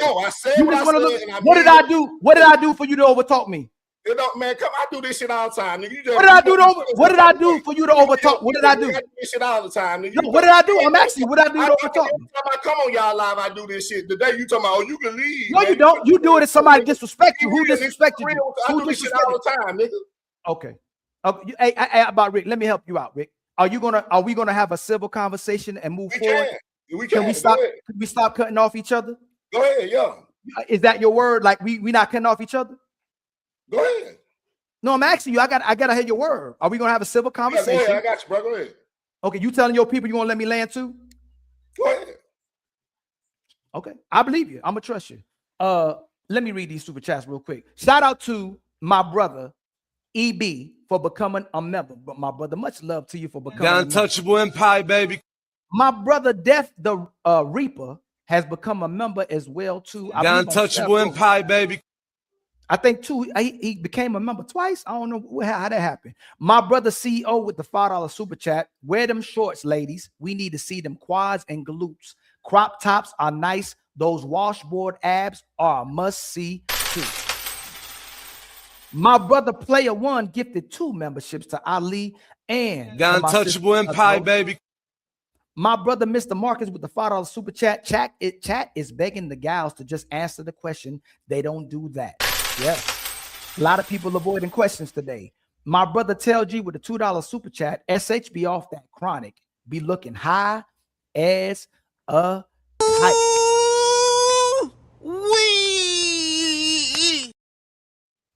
And then my brother AJ R Raw official, been a member for 3 months. Salute to my bro Ali for his hard work. Much love to you, my brother. The Untouchable Empire, baby. For the acknowledgement. My brother Matreon with the $5 super chat. Savage, how many women are grateful? Savage, where Savage go? Savage she'll be right back. My brother Team Fatty gifted us with 10. The Untouchable Empire, baby. And then my brother Team Fatty again says, don't forget to support the show, friends. Untouchable Empire, baby. Y'all, we got 657 people in the building. Please like, please subscribe, please share. If anybody's simulcasting, please donate to their show as well too. Please like and hype up their show after this as well too. All right. Shout out to my brother Tony Golden, gifted us with a membership as well. The Untouchable Empire, baby. And then my sister Zyrax gifted us with a member as well. The Untouchable Empire, baby. And then my brother Uncomfortable Truth with the $2 super chat. Can I come up? My brother, this show is a closed panel. There's few people still supposed to be coming. They just ain't popped up yet. They supposed to be here by now. My brother Team Fatty is the sponsor of the show with $100. Hit the Cash App, friends. Support Ali and the Untouchable Empire. Cha-ching! And then my brother Uncomfortable Truth again with the $5 super chat. Women have effectively rewritten the Bible and made men their helpers instead of women being their helper. Yes, women have taken control of the Bible now. You know, they changed the verses. My brother Red Pill with the $2 super chat. Shout out to the panel full of real hair. Shout out. Matron Roberts with the $5 super chat. Ali, you forget that they are taught to fear men, but they don't fear men. That's the crazy part.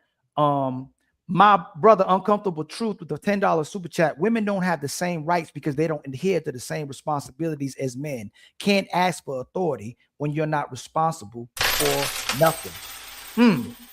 My brother Uncomfortable Truth with the $10 super chat. Women are not liberated now. Your grandmother knew her place and it was under her husband. That in itself is hierarchy. He can't protect her if he's not covering her, which means he's over her. Hakeem with the $2 super chat. Rick is part of the sisterhood.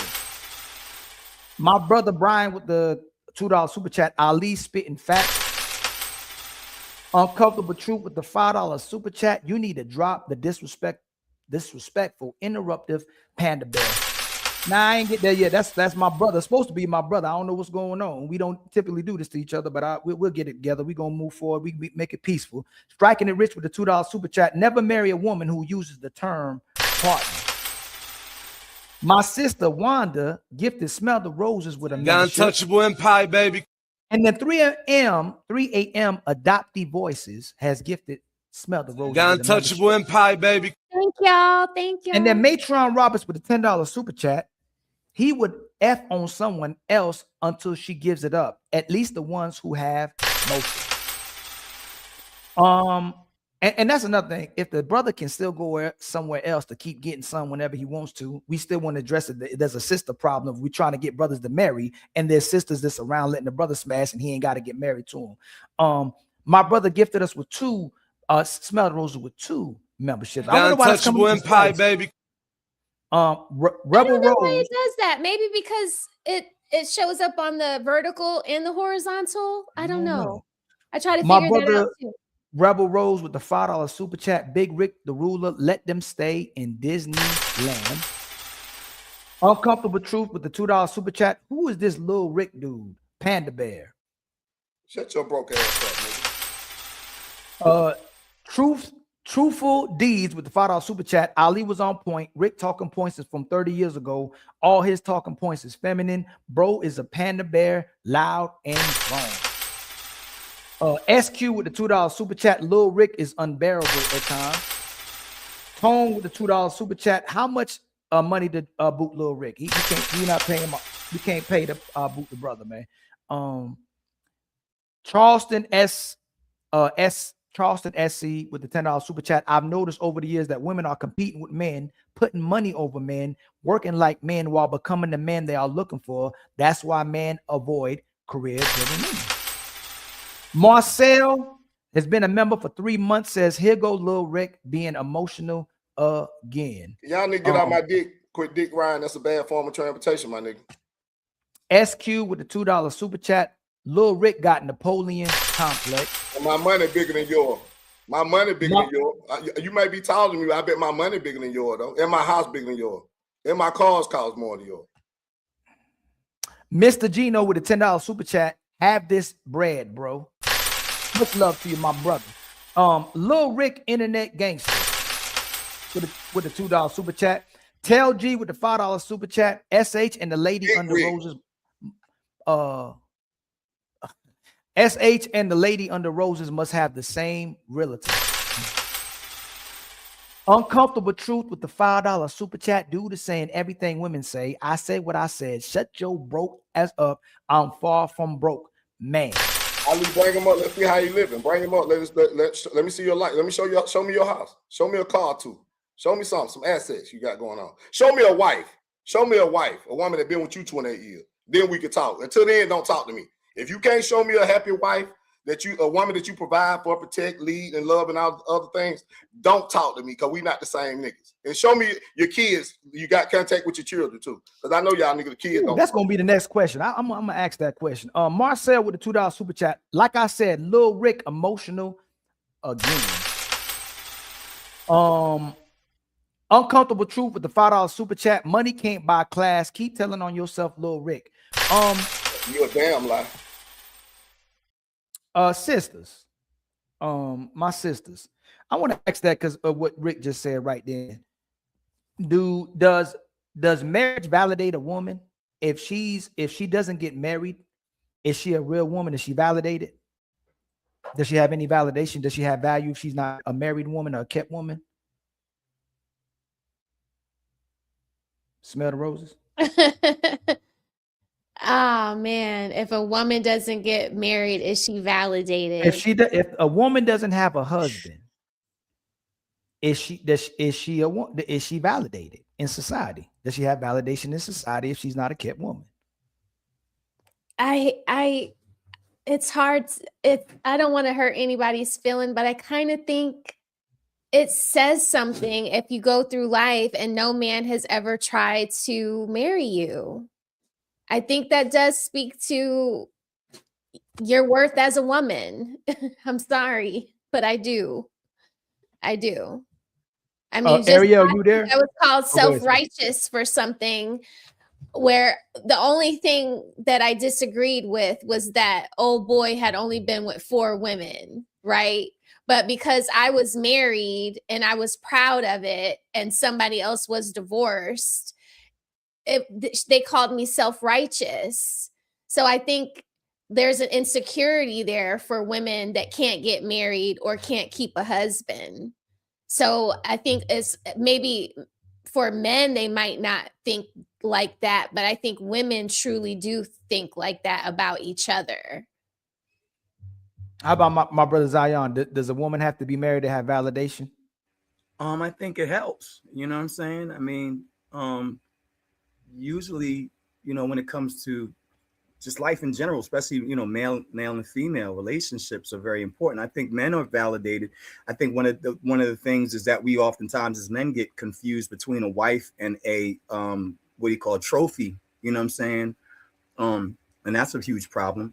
But I think that women are validated by their husbands, by having a husband and having my grandparents, right? I just want to throw this in here. My grandmother and my grandfather, they were married for over 75 years, right? My grandmother just passed away this year, 96. My grandfather passed away last year, 95. And that was the most, that was a perfect, I wouldn't say perfect, but it was a functional relationship. A lot of people have not seen a functional relationship in their lives. They, you know what I'm saying, either their parents or whatever were divorced. I'm a child of divorce from my mother, but I was blessed to have been able to see my grandparents succeed at all the way to 96 years old, a functional relationship. I saw what that looks like. You know what I mean? If I can replicate it, that'd be great. But you know what I'm saying? I think that we've lost that.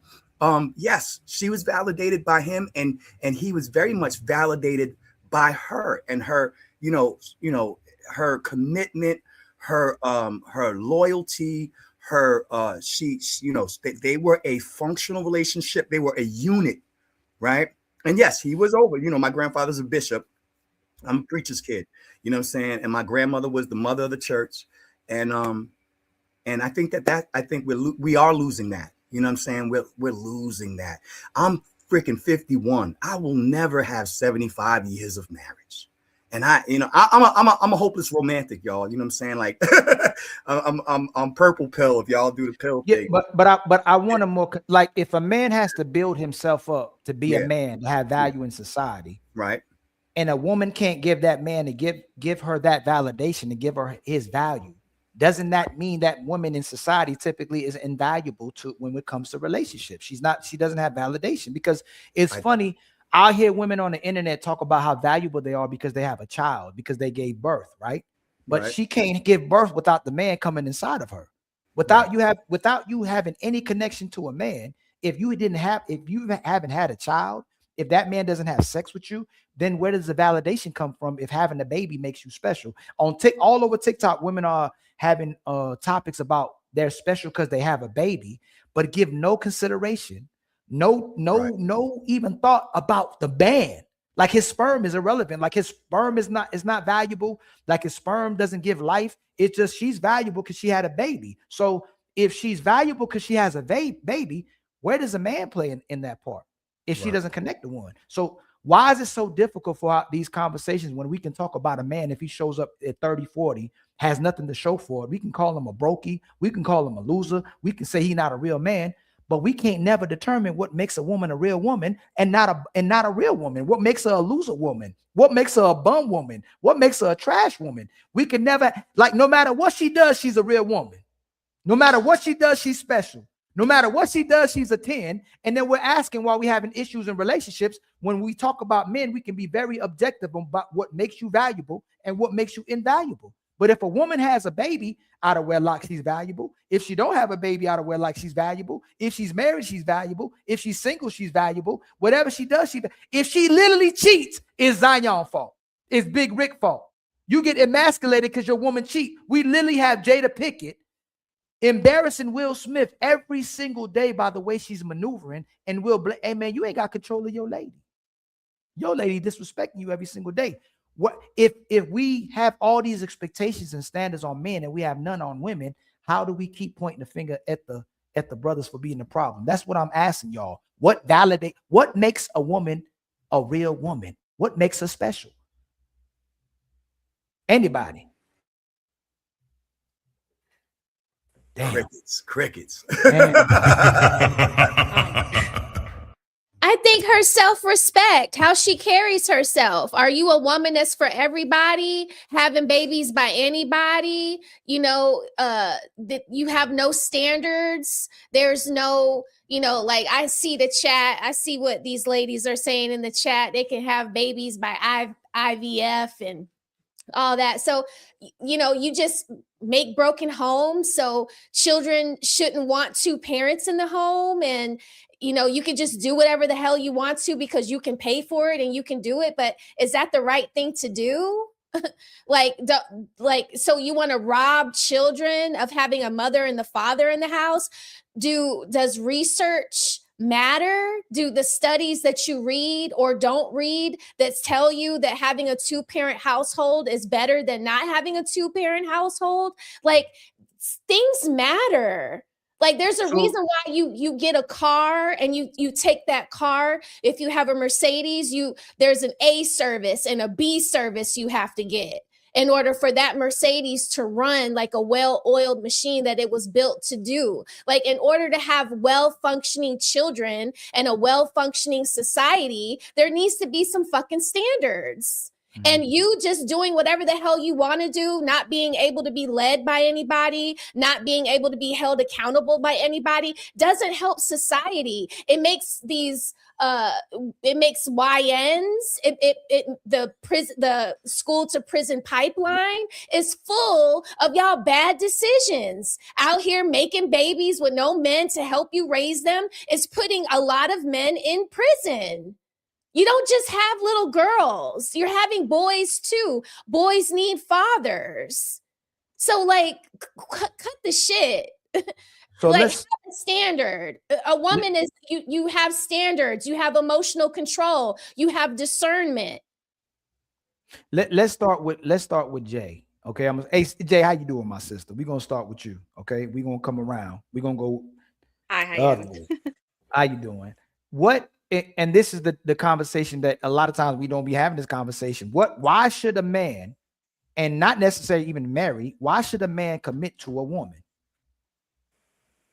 Well, I think Today's women and being intentional with the and when I ask that, what is the value to today's modern women are bringing to men, and why they should commit or marry today's women? Well, I don't necessarily agree with that. And I say that is because the culture has shifted. People are so busy worried about what someone can give them. I think that, and obviously we're talking about the majority, right? So, there's a minority, but the problem is that people are so focused on what can you do for me, the instant gratification. I need a man that does this, but then they think that just having a vagina is enough to sustain that they're special because they have a vagina. I'm special because, oh, okay, well, I can cook and clean, but are you emotionally stable? Are you mentally there for him? If he doesn't want to talk, are you able to just allow him that space to decompress? I think that there's so much people are the value of an individual is lost. It's been very much muddied, and I wish, like, I don't know what it would take for people to just sit in where they are now with who they are. The issue is people haven't even unresolved their own trauma. They're focused on how they've been treated prior to. They're missing daddy, their mom that, you know, they watch do X, Y, and Z, their past relationship. And so you bring all of that trauma into a new person that you meet, and it's a projection, and that person has to deal with that. And so I think that a lot of times men are like, well, what do I do? Do I do this? Do I do that? How do I move? Should I say this? Should I say that? If I show up this way, then I'm a simp. If I don't show up, then I'm a piece of shit. So it's like people lose just being genuine. Just be genuine. How do you want someone to treat you? How do you want someone to treat your daughter? But the problem is people don't even know. People don't even know, and they're not willing to try to learn. So can I piggyback I'm on not. that? Hold on. I'm still So you going to want to ask you, answer Jay. the question? Yeah, you know I'm coming right back. Why? And outside the minority of the there's phenomenal women out there. There's amazing women out there, great wives out there. No one's taking away from that. Why should men marry most of today's modern women? What are they getting for it? Why should they marry them, or at least be in a relationship with them? Well, unfortunately, I don't believe that.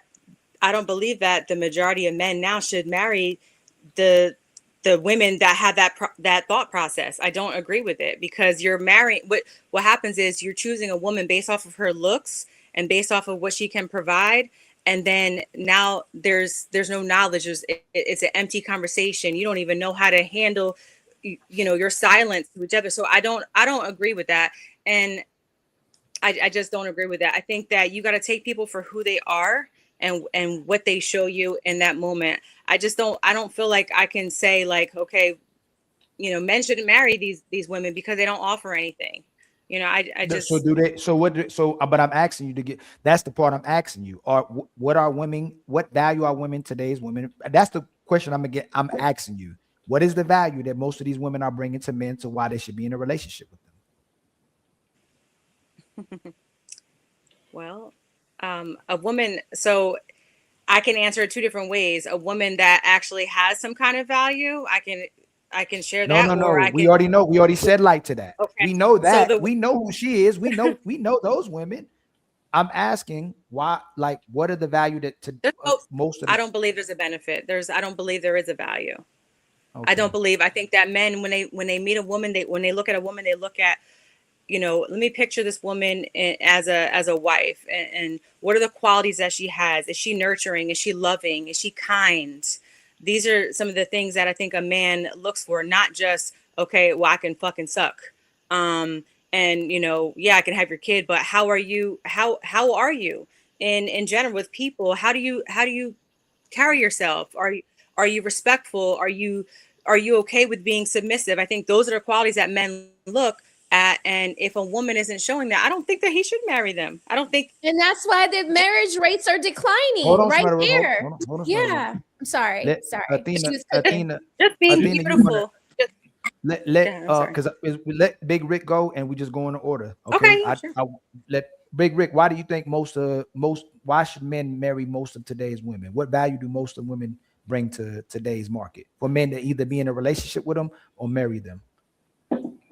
I think every man deserves a good woman if you're a good man yourself. But I feel like, because we weren't made to be by ourselves. You thrive better with a woman, with a good woman in your life. It's definitely perks and benefits that come with dealing with a woman that's on the right track, that reciprocate what you put down in a relationship. That's a W. It's absolutely a W. For a whole lot of reasons. Like your woman bring awareness to this thing that we don't take certain things serious as men, like for like going to the doctor.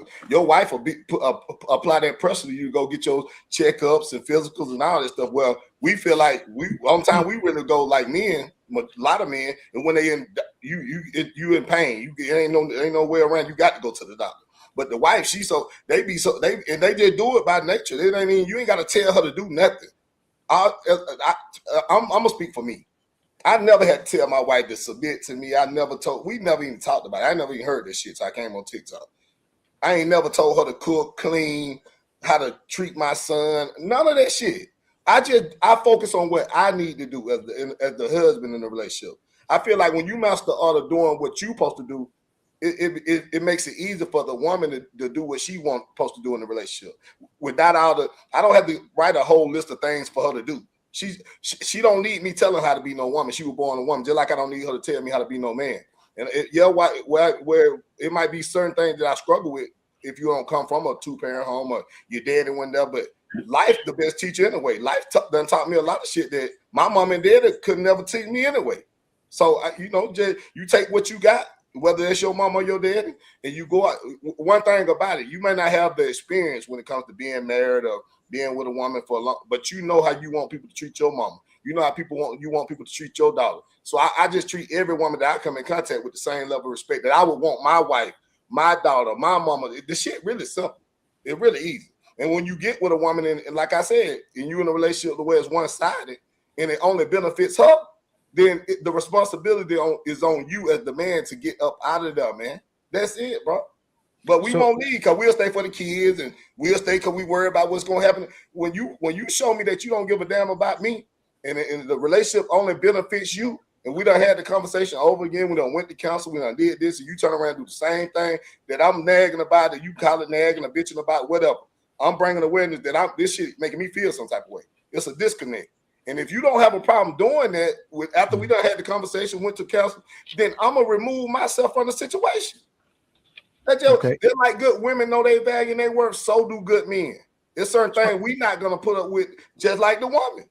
You see what I'm saying? When you don't build yourself, that's why it's good for as a man, you build yourself up. So you're in a situation where push comes to shove, you ain't just got to stay there because you need a place to stay or you need a car to drive. Have your own shit. When you got your own money, your own motion, a woman got to watch how she handle you just like you got to watch how you handle her. And I think it makes sense for both of us to be on our shit. The way if I walk away, you able to stand on your own, I can go stand on my own and be great with somebody else, and you go be great over there. It just sometimes shit just don't work. So like I asked her, what do you think? What is the value that most women are bringing to today's men that men want? Man, value, just being in the presence of a woman, that's value within itself to me. To me. No, I said that men want. What is the value that most women are bringing to men that they desire? What is the value they bringing and benefit that they're bringing to men today? What are most women bringing?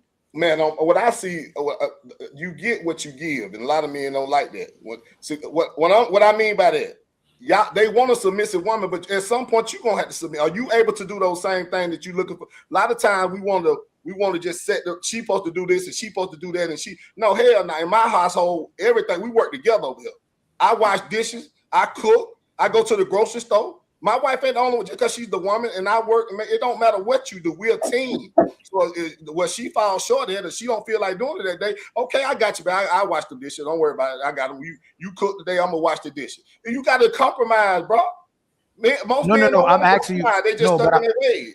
It's what I agree. But I'm asking though, what are most men getting from today's women? What is the value and benefit they getting from today's women? You know, when we value them, we don't need that. See, that's the problem. We don't love them for their heart. We don't love them for their way of thinking. We worry about the size of their titties and the size of their ass and how good the coochie is. When we start valuing women for women, start over sexualize them and use your big head and not your dick head, your perspective as a man gonna change and you gonna level up in life. That's what I'm trying to tell you. I'm not trying to.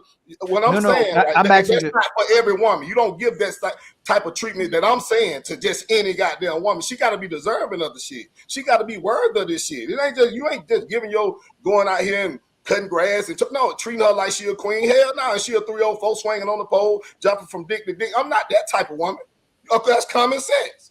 You don't need a nigga to tell you that. But I'm asking you what do most men get? That's what I'm asking. Not what they do for the women. What do most men get from today's women, Rick? What is the value and benefit? What you get from a woman? I'm asking you, what do most you get every motherfucking thing.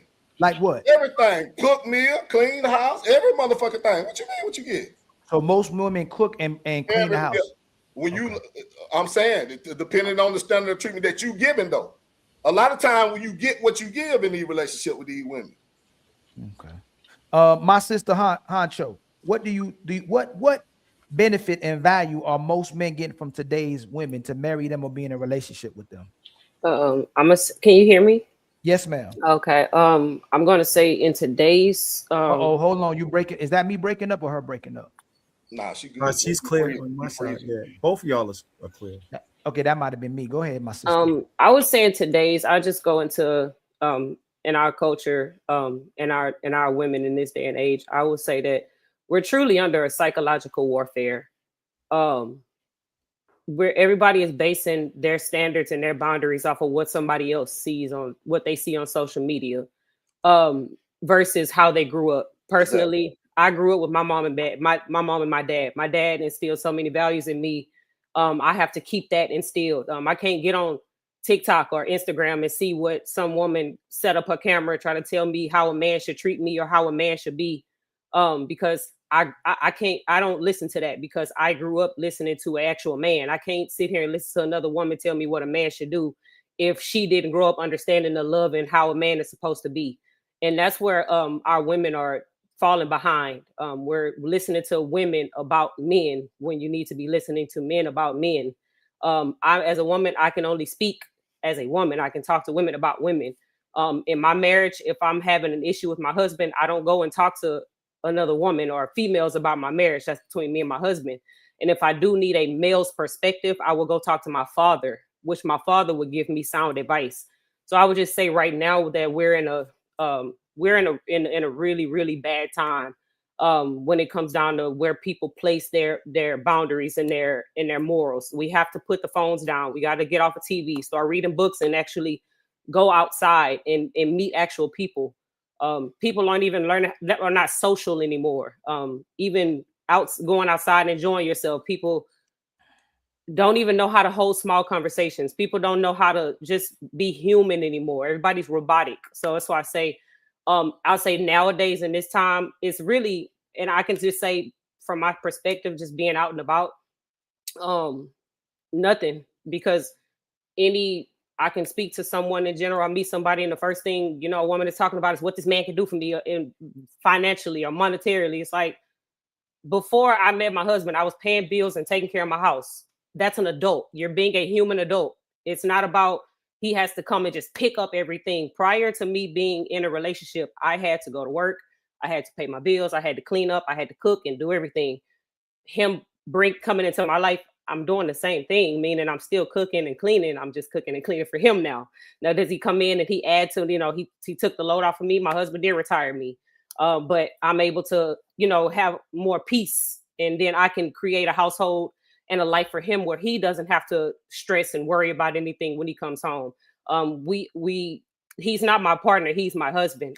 We are a team, meaning I can talk to him about anything, and we can figure it out. But I'll say in this time, when it comes down to the modern women, they don't have the traditional mindset anymore. And I would say it just stems from, like I say, the psychological warfare. A lot of women were not raised with their fathers. They were not raised with older brothers and uncles and cousins, and had a lot, men around them.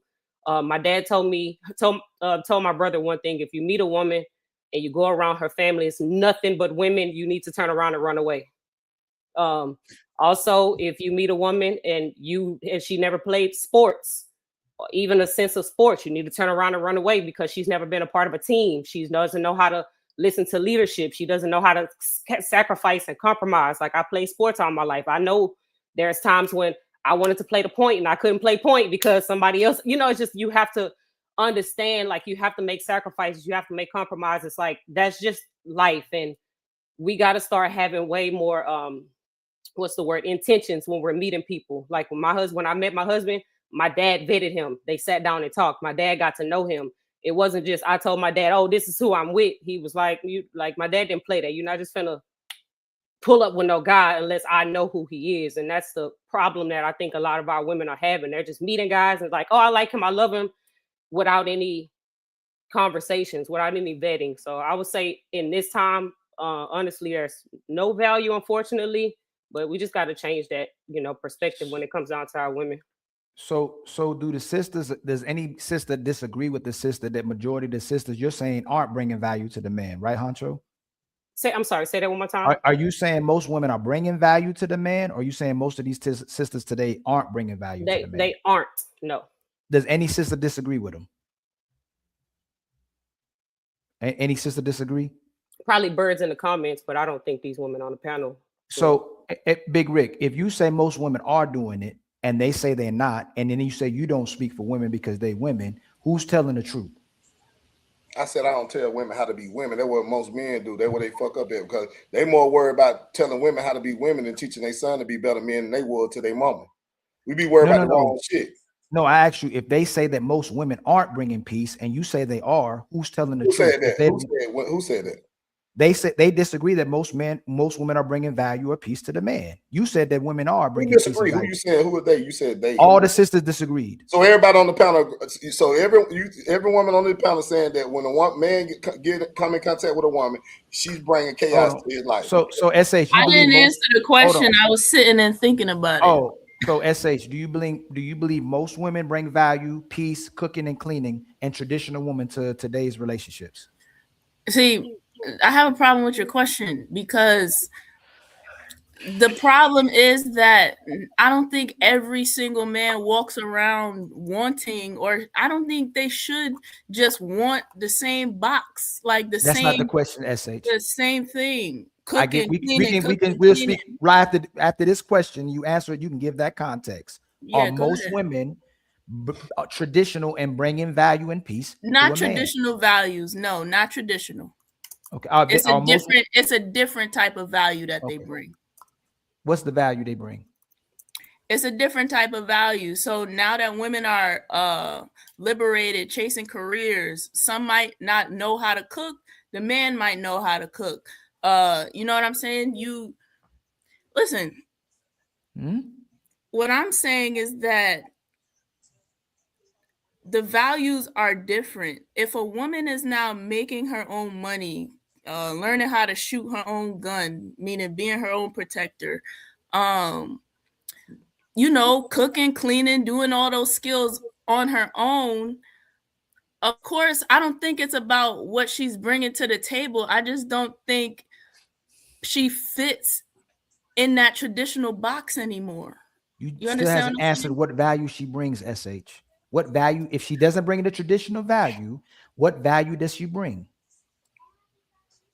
It's not traditional values. It's a different value. It's a different standard of value. She's just, she lived her life according, and she brings herself. She brings value to the partnership that she's going to get. So a man just bringing himself to a relationship. Let me ask you this. If I just bring myself into a relationship, am I valuable to y'all sisters? If a man just shows up, is he valuable to you? No. I didn't say just hold on, SH. Hold on, SH. No, you said SH. I asked you what value she brings. You said she's just showing up. Okay, so what value? Okay, so I'm gonna ask you again. What value is she bringing? I'm saying values. I'm saying values look different now. I'm saying not what they look different. SH. This your uncle, right? Yes, Uncle Ali. I'm listening. That's right. You're saying she brings a different value, and you keep saying different value, but you're not saying what value that is.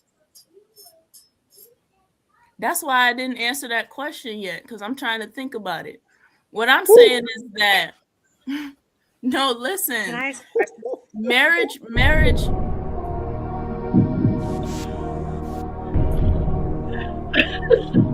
I'd like to ask a question for context. He's annoying for that. It's crazy. Hey, sisters, if you make the money now, you think most women respect the man that make more money than? No, the man has to earn just real quick. I'm assessing. Sisters on the panel. Do most women respect the man that they make more money than? Usually not. No. If she makes more money, is she willing to pay most of the bills? Usually not. No. No. So again, SH, I'm actually one last time, then I'm gonna go to Zion because we struggling. This is 3 people now. They can't answer this value that's being brought. What value, if it's not traditional, that's different, is she bringing to the table, SH?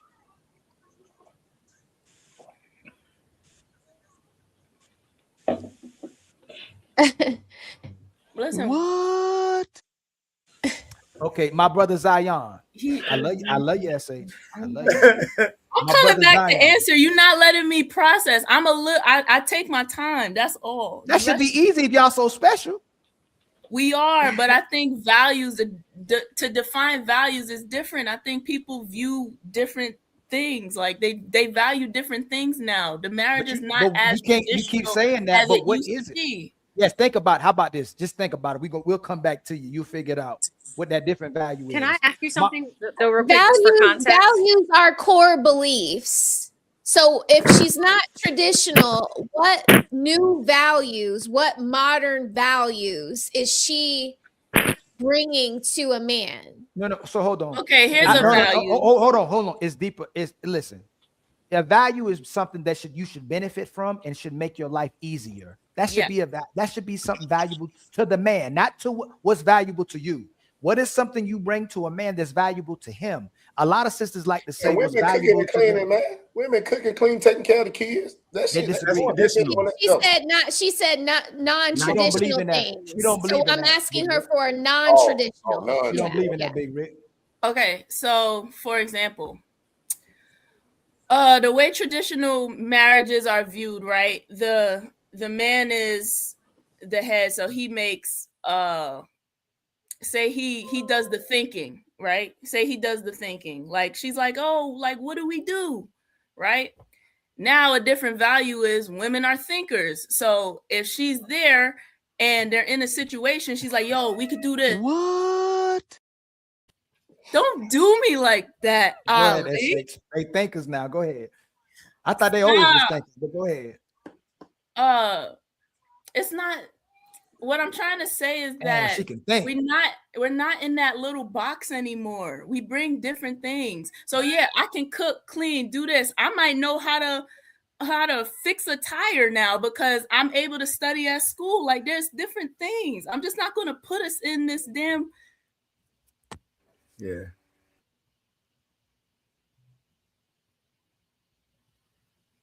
You're supposed to be. So I think I think what you're getting confused is there are values, and then in modern times there's this superficial things that young ladies think are valuable that aren't really valued to men. You know, like how you put on your makeup, or the fact that you're able to, like men been putting on tires, men created the wheel. So that like just because you can do things that men can do, that doesn't make you valuable. You see what I mean? Like, and I get that that's good that you do know how to do a tire, but when Ali's asking you these questions, it's like, you know, what do you do that makes your husband's life better, easier? And if those aren't traditional things, then what are they? Is it your TikTok? Does your TikTok bring in money? Are your ability to get on social media? Like, then those would be tangible, I guess, valuable things, but values are values. They're what Ali said they are, whether it's you come from a traditional side of it or a modern side of it. It doesn't change what a value is to a man. Right, but does value change from person to person? No. So everybody has the same values. It's like the laws, right? Drunk driving is drunk driving, whether you're in Virginia or you're in Georgia or you're in Texas. You know, capital murking or grape is what it is. There's no difference. Every man values a woman that can cook. I would say that the majority of men out there, the majority. We're not talking about every man, because some men don't like women. Some men like men that can cook. You see what I'm saying? Like there are gay men that prefer other men that can cook. So if you're asking a gay man, do you value a woman that cooks? Probably he values his mama.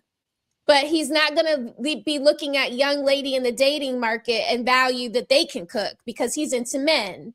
So we're going to say that the majority of men who like women and who want to be married and want a wife, those men would probably put cooking as a value. It adds to their There are life. plenty of men who cook themselves who probably have a chef's degree, That's right? true. And they love to cook and they do not value a woman who cooks. So that doesn't take away from majority, though. SH, that doesn't negate the fact that when you have his baby and he's out there working and cooking for other people, that he would not want you to be able to make some kind of sustenance, some kind of food for your child while he's away. He would value your ability to be able to put on a meal. SH, who should be the provider typically in the household? Both people. No. I said who should typically be the provider? What does the word typically mean? Who should typically pay the most of it? Who should typically be the person who's supposed to take care of the bills in the house? Listen, I'm all for teamwork. You know my situation. No. You say teamwork. SH. Who Yes. paid the most bills in your house?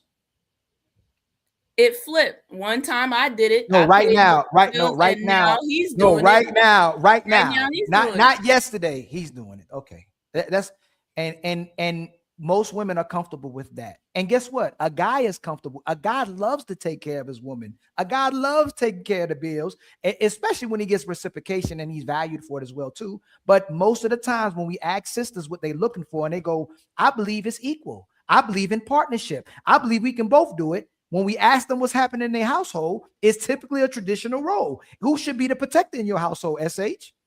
Don't say both. It has to be both, Ali, because if he's at work, who's going to protect the house? I got to get up. You had to add that. No. Both, I got to be willing to protect my house too. If y'all both at the house and someone breaks in and the individual breaks in, who should be the first person to address the individual that broke in the house? Who should be the first? He might go first, right? But if he's working, who got to protect the house? You got to move. SH, you know what you keep doing when I ask you questions? This is what not the goalposts. Well, time to move the goalposts again. On 3, fellas. 1, 2, 3, push. Big Rick believes that. Zion believes that. I believe that. You still believe in traditional roles while you're saying you don't, because a lot of women don't want to do their part. They still believe in the man's traditional roles. They just don't believe that the women should do their traditional roles, SH. That's why the man be cooking now, because the woman don't want to cook.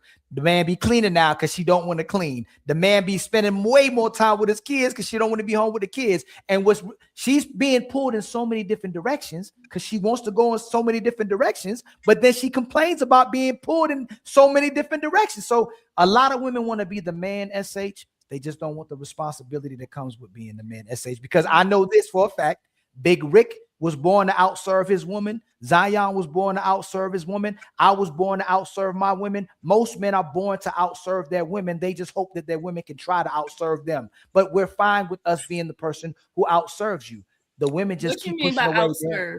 No, I agree with that. No, I do. A man if you have a real man in your house, he's going to outserve you. He's going to make sure you take most of everything. No, like wow, that's so good. We got Rick on our side for one time, and he's smiling. I agree with that. I definitely agree with that. Can I just All I'm ask saying is that how old SH is? Yeah, I'm 28. I'm 28. Okay. I'm married.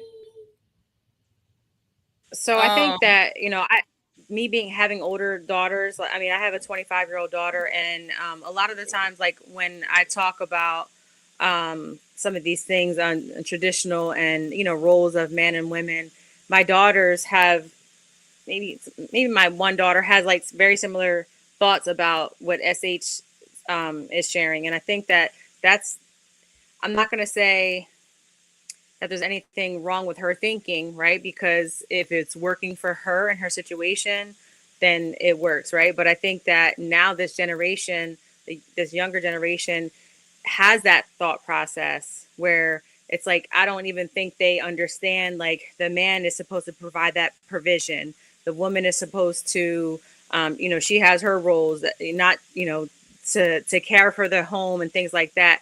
So when she's saying protect, it's almost like, I get what she's saying. Like, I still have to contribute. But if we look at the majority and what the actual role is, it wouldn't be for her to protect. I don't think any woman would be okay with if a man said, "Oh, well, I heard somebody. I think you should, go address that." Or if the first thing she's going to do, if she hears something, she's probably going to go run somewhere, call her man on the phone, and let him know, because that's what we look at. We look to a man to lead. So I understand the partnership where say he cooks, you clean. Like Rick is saying, there's a partnership. That's what I feel like we get so divided on. What a person does, oh, I can't, just because I paid the bills, or I did this, and I did this, I can't do this. I would 1000% be okay with helping my man cut the grass and be out there. There's a role that we all play. I'm giving him water. You good, baby? Let me make you a sandwich. Like, I'm taking my responsibility in that part. But we get so caught up in what we're not going to do, and what I don't think that's something that I want to do, or I don't want to do 50-50, or I don't want to do, I don't want to take care of this bill. Sometimes if a man falls short, say something happens, God forbid, an accident, But you have to right. step up. Don't the actions of our sisters demonstrate that? Sisters fought to go to work. Then they said that we should be equal. Then they said we should go 50-50, just to turn right back around and say, I ain't trying to go 50-50. And if we divorce, I want 50-50, even though you paying 100%. So women ask they ask for equality till it's time to be equal. And she still wants to be treated like a woman typically. And again, there's nothing wrong with that, as long as you still opting to treat a man like a man and do your traditional role. Right. Go ahead, my brother Zion. I was going to bring that up too. Yeah. So you had asked the question of what value and benefits are most women bringing to men that men want, not what women think men should want. What that men want, or just or what value are they bringing? We gotta say the what men want part, because sisters will try to get away with it by saying what's valuable to them. There's a natural order. You know what I'm saying? There's human behavior. I think what we often think that somehow we can rewire ourselves and that we don't have to function a certain way. I think that we get to this idea like, oh, I can be anything now. I can be Chi-Negro today. You know what I'm saying? And you can't argue with me because I said I'm Chi-Negro, and that means I'm Chi-Negro. And if you argue with me, then you're discriminating against my race of Chi-Negroes, right? So we have created these ideas about what we can change, right? The values that a woman values marriage. She's going to value the things that's her role. I don't want a woman to change my tire. How I look with a woman outside the car and I'm sitting in there filing my nails. Yes. And she out there daggone. That don't even sound right. That don't even sound like Jesus. Hey Zion. You see what we don't want to give up those. How many women you hear bragging about how men want to cooking at the house and brags to their women about, oh girl, my man cooking, he a phenomenal cook. Right. I can't cook. They'll willfully give up that traditional role and brag about the man doing it. Imagine, hey yo, my woman the provider, fam. She doing all the protection. She taking care of the whole house, man. I get to sit up in the house and play 2K. Play Call of Duty all day, fam. Yo, I got a real one. How crazy does that sound, yo? But I got a real one, yo. He a top 5 chef. He always cooking. What you be cooking, girl? I ain't gotta do nothing in this house. I'm a camp woman. I get the leisure life. Like on TikTok and YouTube, the modern woman brags about the leisure life. She don't want to be a slave. She don't want to be a maid. She don't want to be oppressed. But then she don't turn around talk about how a man is an ATM. She don't talk about how a man is a bodyguard. She don't talk about how a man is an Uber or a Lyft driver. He'll do all these services for her, but we don't hear women brag about, yo, I be massaging my man's feet. I be cooking him a meal every single day. I'm there for him when he needs me. I don't need him to cry or tell me what he's going through. I just got a shoulder for him to lean on. I'm there for anything he needs. I'm taking care of the babies. I love doing it. When he come back home, I'm dropping them drawers down quick because I know he had a long day at work. You don't hear women brag about that. Oh, I'm tired today. I worked all day. I've been with the kids all day. I'm tired today. I've been cooking all day and cleaning. I'm tired today. And I know this for a fact. Big Rick, if he driving that truck, Zion, I don't know what you're doing for a living. I know what I do. My real estate, when I come home, I want to beat the brakes off my woman. I'm tired today. I ain't got no excuse. Let's go. Y'all get what I'm saying? Like, it's our purpose. We love to do it. Matter of fact, we driven by it. Big Rick posts every single day what he do. He hungry every day. Zion, you the same. Like, we love it.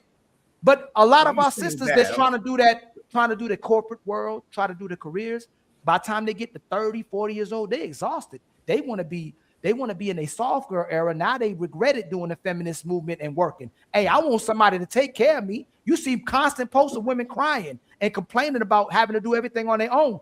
But you were strong and independent. You ain't need no man. Now at 40, you need a man and you still healing. So you complain all this time.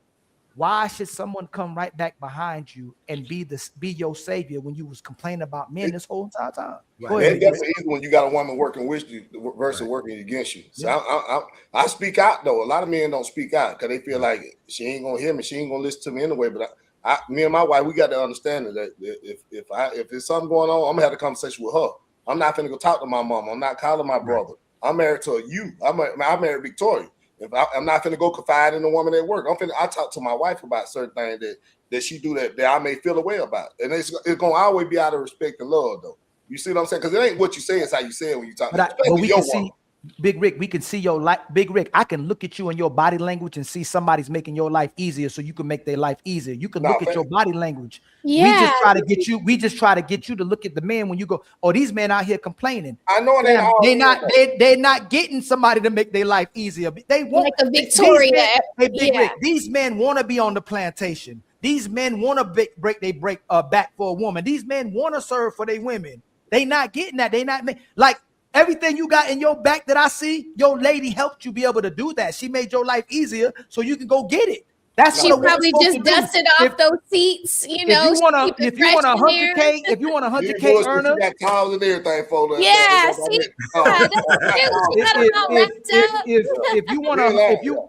the mamas back then, if she wanted 100K earner, 200K earner, she built that man to be 100K, 200K earner. She ain't just say go out and get it and spend all his money. She made his life easier so he could go get it. But the thing about it, my wife got her own business too. She a boss too, though. So she not just sitting taking from me and making me goddamn take care of every goddamn thing that's going on in our life. She also contributed to what's going on. So it's easy for us to get to where we're trying to go and like how we work together.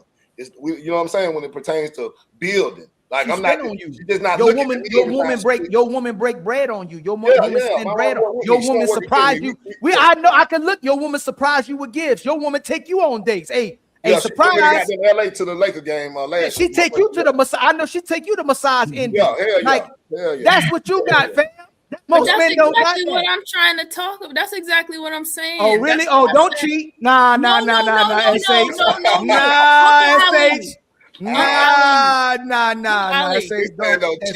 Listen, I'm not cheating. If anybody can rewind, what I said was the healthiest form of marriage is a teamwork where you work together. You pick up where you leave off. That's why I'm saying it don't need to be no hierarchy to pick up where somebody else needs. Yes, you have biological differences. Yes, I get pregnant, so I'm going to have to fall back here, but he can help where he can help and I can help where I can help. So that's why I don't see it as hierarchy or roles as the healthiest form. I see teamwork. And nobody gets to lose dreams. Nobody gets to lose their life being on the back of somebody else. And the fact that you didn't give no specifics means that teamwork means go get it, babe. You got it, babe. Oh, look at my babe getting it. Look how amazing he is. You just motivating him. You inspired him. You his cheerleader. That's what you mean by teamwork. Get your comments on my TV, Ali. Can y'all stop calling me broke? Because I live a certain. You can't be broke and have the type of shit that I have. See, y'all, I can show it. This is my white car. Hold up. That's my white car. AMG. That's $100,000 car right there. $80,000 G. Hold on, let me show you what I just got. 1 second, Ali. I know You ain't gotta prove I ain't trying to, I was just gonna say that, Rick. I'm broke, and I'm driving $100,000 Only broke people How say you stuff broke like driving that. $100,000? Don't worry about that. Only people, only broke got a people gonna say Batmobile. that to you. Yeah, how you broke driving that kind of shit? They projecting because they're Like, actually come on, broke. bro. It So don't make don't worry y'all about ain't it. the math ain't math.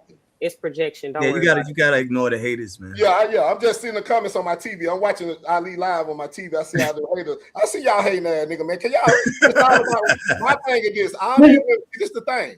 Y'all focus on the wrong damn thing. I'm not talking. If what I'm saying don't apply to you as a man, and you're a good man, and you're a decent man, and you showing up for your kids, and you handling your business, you're in a healthy relationship, I'm not talking to you. I'm talking about the bitch. When I have to go live and talk, I'm talking about niggas that don't show up, niggas that can't keep a job longer than 30 days to get hired on permanent. Nigga don't have no sense of urgency, no direction. He just drive that woman car and drop her off at work. I'm talking about them type of niggas. I know all men ain't trash. All men I'm not talking about all men. I talk about a certain group of men on my live.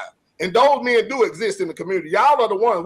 Once we get you niggas out the way, that's going into these relationships and not going with intent and not dating that woman with intentions and not coming through the door with your truth. You pretend to be a certain type of way to get access to her body, and once you get what you get from her, you damage her, and another man got to wait to deal with her brokenness and to try to repair that woman when all you had to do was be truthful. If you wanted a one night stand and you don't want no longevity with the woman, all you got to do is be honest. Because a lot of, just like you looking for a good time, a lot of women are looking for good time and they don't want nothing serious right now. They trying to goals and shit that they working on. They need to master by themselves, and they don't. Right now they in a season of life where it don't require a man in their life. But those type of men, you just don't be honest, man. Men don't be honest. We'll say anything. But most of those men are like you and me. It has the aesthetics of you and me. Ali can be a light-skinned disaster. Big Rick can be the bearded disaster. It's not the majority of men can't move like that. It's the men that ain't gotta move that way that can still get women. I ain't gotta do certain things to get women. You ain't gotta do certain things to get women. So we don't gotta talk about the majority of men because it's the and Zion, my brother, you too, my brother with the beard. All I'm saying is that it's the women that women are. Smile, yeah. The men that most of these men that they calling a-holes or mistreating women are the men those women are chasing to try to change them. They already know who these men are. Most of the men would love to smell women's farts, would love to kiss their feet, would love to do anything for them. They can't get access to women. It's the minority of men who the women are trying to change that they're going after. That's not really treating them that way. They just treat them accordingly. They already told them the truth. We ain't going nowhere. I'm not marrying you. Like you said, hold on, Big Rick. I'm not marrying you. I'm not leaving my wife for you. So you need to go get the man that actually likes you, that will support you and loves you. You still trying to get me to change. So most men ain't like that, Big Rick. So it's no need to talk about them. They'll typically look like us that act like that because they can get women without having to do nothing. Most of these brothers can't get access to women, so they'll do anything for those women. I got to give a little bit of pushback on that. I will say, so you know that I divorced and then I was in a relationship and then we broke up and then I was single for a long time, right? I'm going to say that a lot of men, they will date you and waste all this time with hopes that they're going to get into your pants. Exactly. And like there are guys who will wait because they're sleeping with other women, right? And eventually they'll tire out and they'll leave, but that's because that's what they wanted.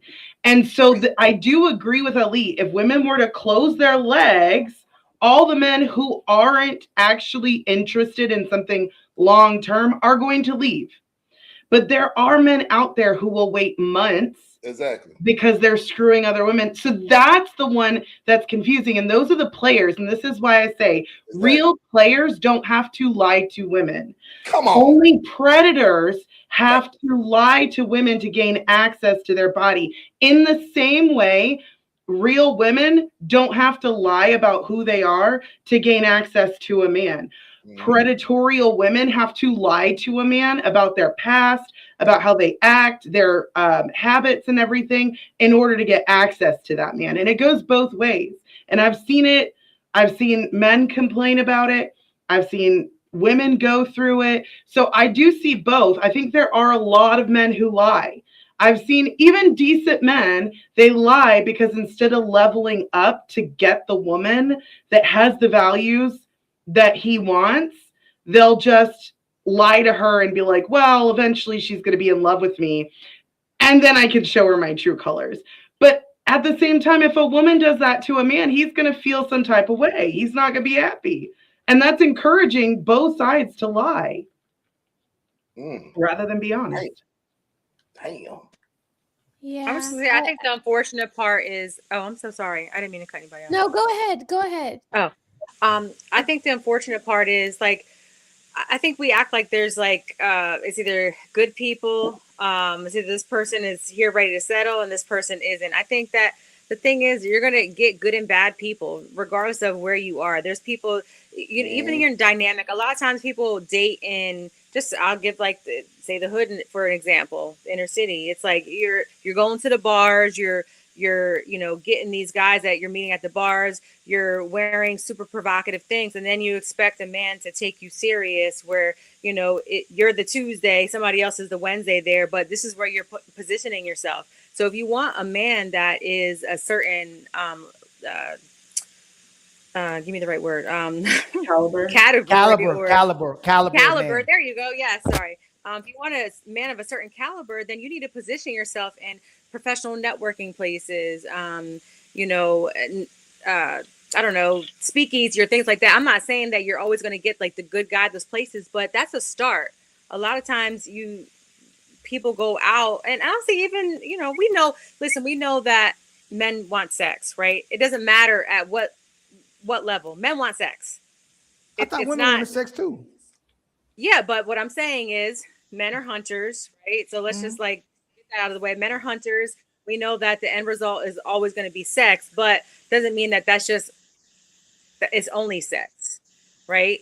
But women are, just for instance, there was a thing in, Texas, and women had their cheeks out, and then the woman was saying like, there's no good men, but you literally have your ass cheeks hanging out. So at what point how do you want the man to treat you? He's going to treat you like a dumping ground, and then he's going to dump on you one day and then not call you the next. So it's like, I think that no matter what, if you stay true to who you are, you're going to get that person. If you position yourself, like no good man is gonna come approach you while you got your full butt cheeks exposed to the world. Those are gonna be the dogs, that's like waiting to jump your bone. Yeah, I totally agree. Hold on real quick, y'all. So I make sure I don't get It's time for some super chats.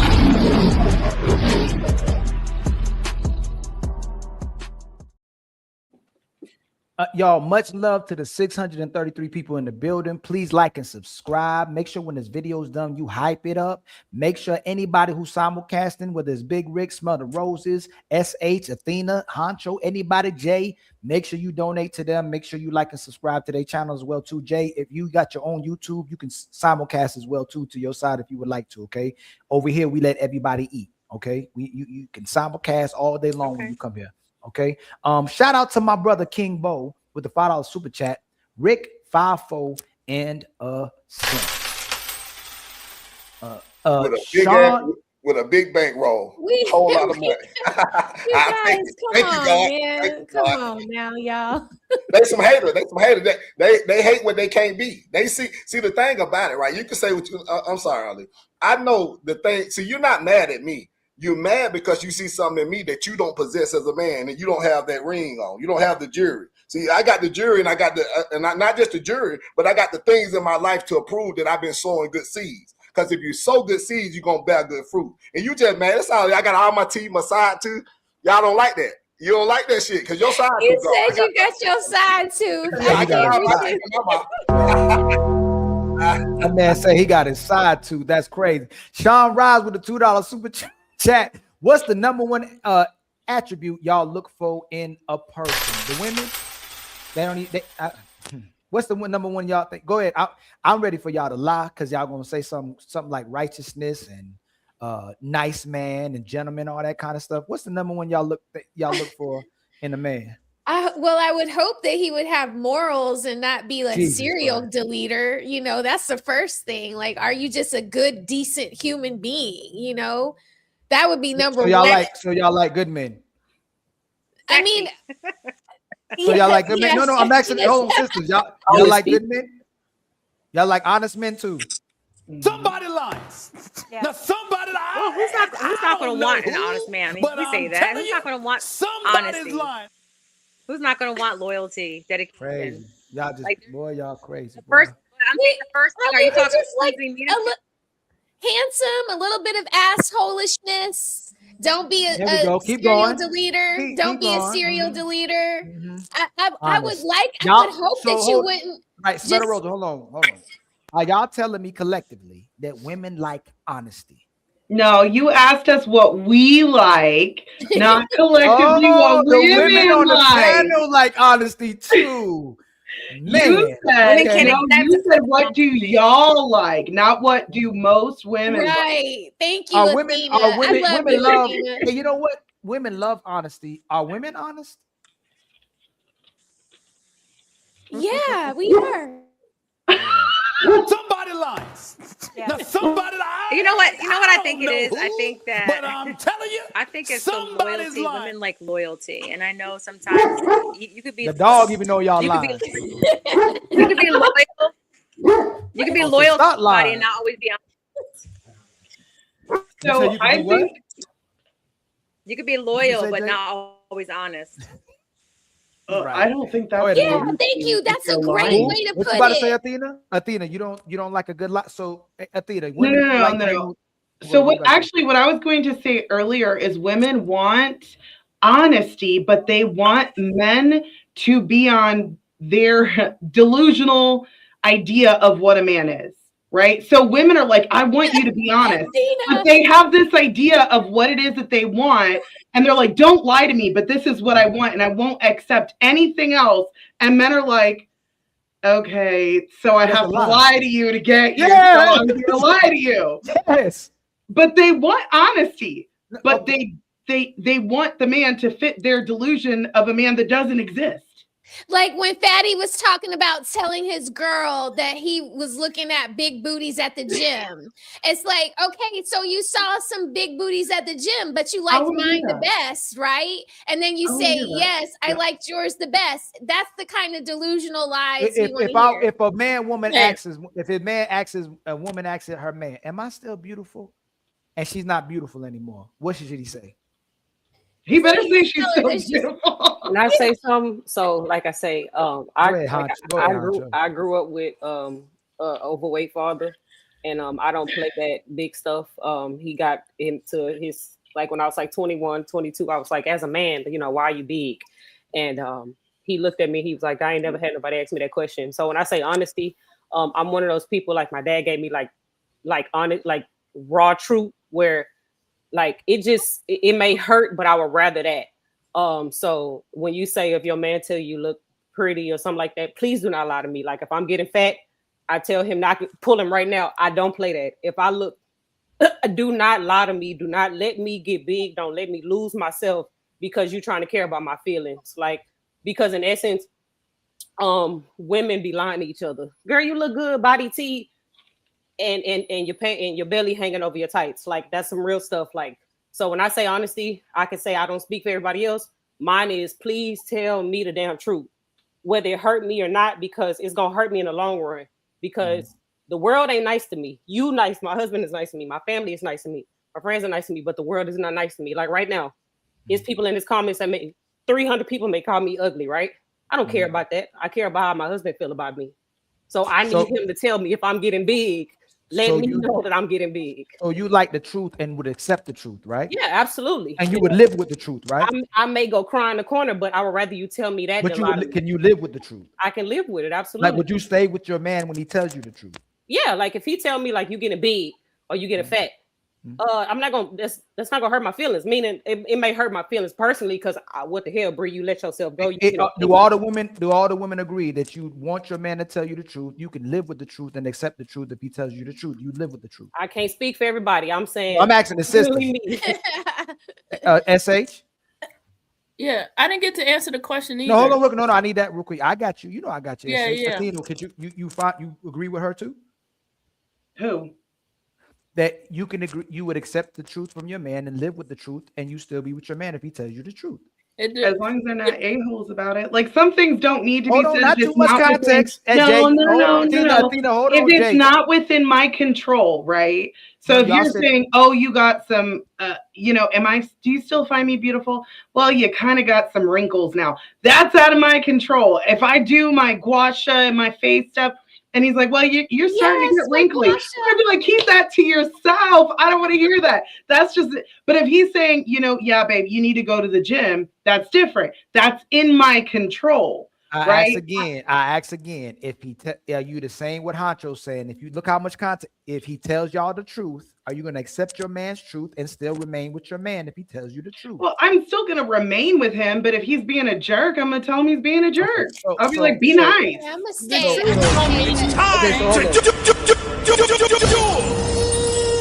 So what if he want another woman? That's what I was about to say. The truth don't mean you stand. Just because the truth is the truth, let it exist. I'd want to be told the truth, but the truth is there to let me choose what decision I'm going to do moving forward. So if your truth is you cheated on me, then okay, I that's didn't say cheat. I didn't say he didn't tell cheat. me, That's not. You and went I'm too leaving. You went too fast. You said y'all accept the truth. Yes, I do accept the truth. So y'all believe it, right? So would men prefer multiple women or one woman? I'm gonna start with Honcho first because she loves the truth. Hey, Honcho, does a man prefer one woman or multiple women? Multiple women. Athena, just real quick answer, please. Athena, just go ahead. Just go ahead and say it, Athena. We know the hard truth. It's okay. It's okay. I would say most men prefer multiple women. That's right. How about you, I say SH? the majority, yeah. Most men, yeah. How about you, Jay?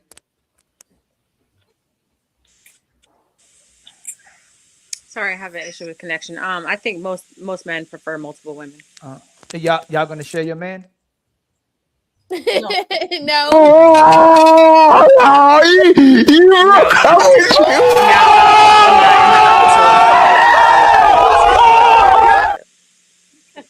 Y'all don't want the truth. You didn't get anybody. No. Oh no! Hold on. Wait a minute. Hold on. I was supposed to read the super nine. Y'all be Hold on. You just said earlier. You just said most men aren't cheating, and now you're saying you're right. Hold on, no. Wait, you said that. Wait, you just said earlier. Hold on. Most men aren't cheating, but you're saying, oh, you don't want to know. We are expecting faithfulness because we can. Because you said most men aren't cheating, right?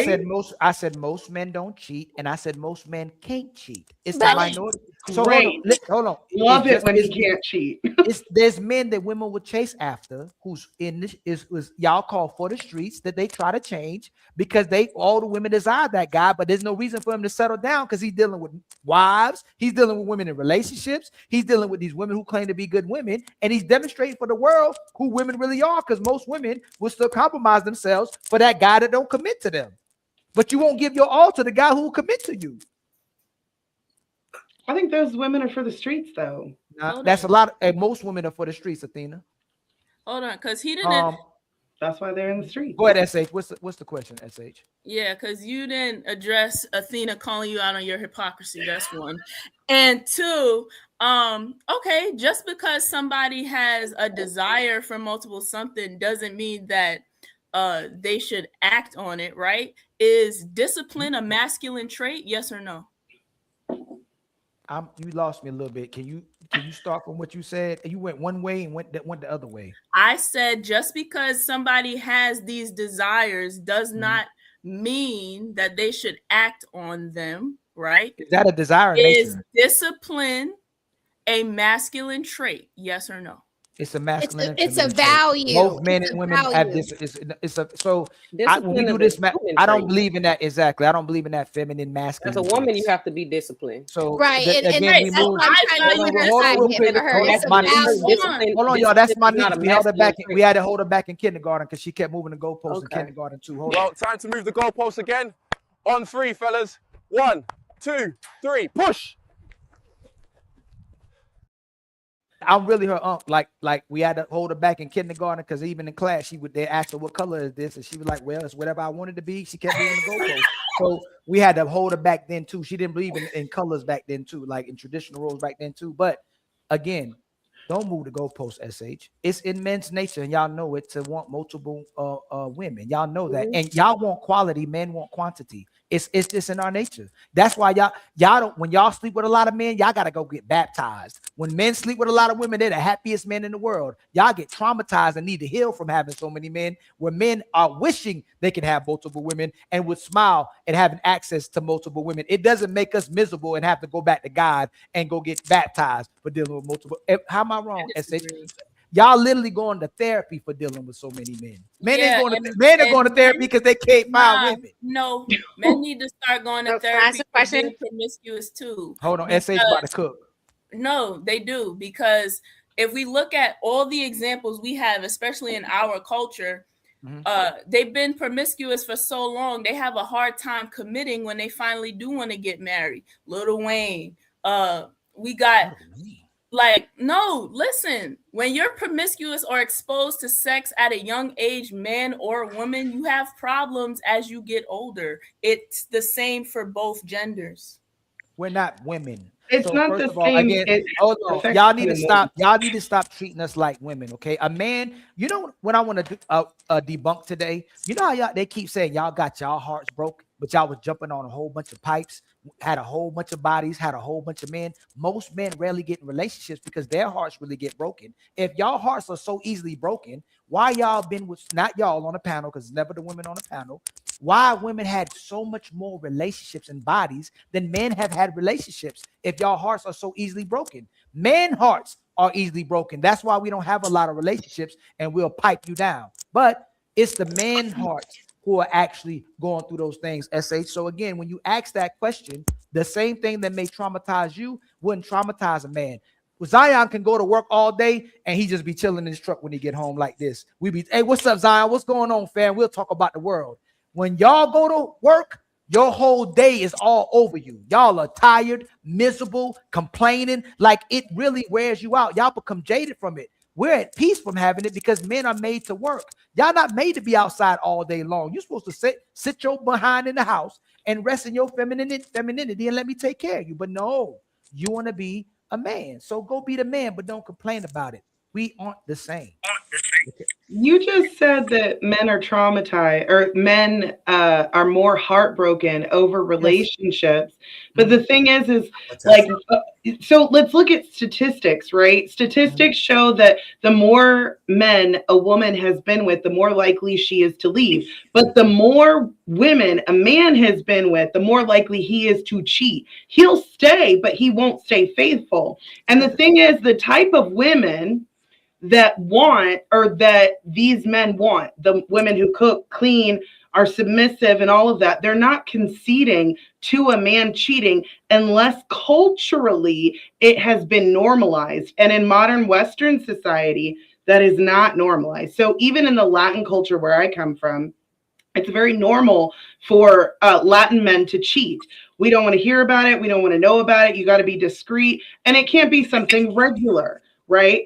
But in a lot of Latinas in Western culture, not like overseas or South America, Central America, whatever, a lot of the Latinas that are here, right, they will not put up with the same thing that women over there will, because it's not normalized here. And I don't think it should be normalized here.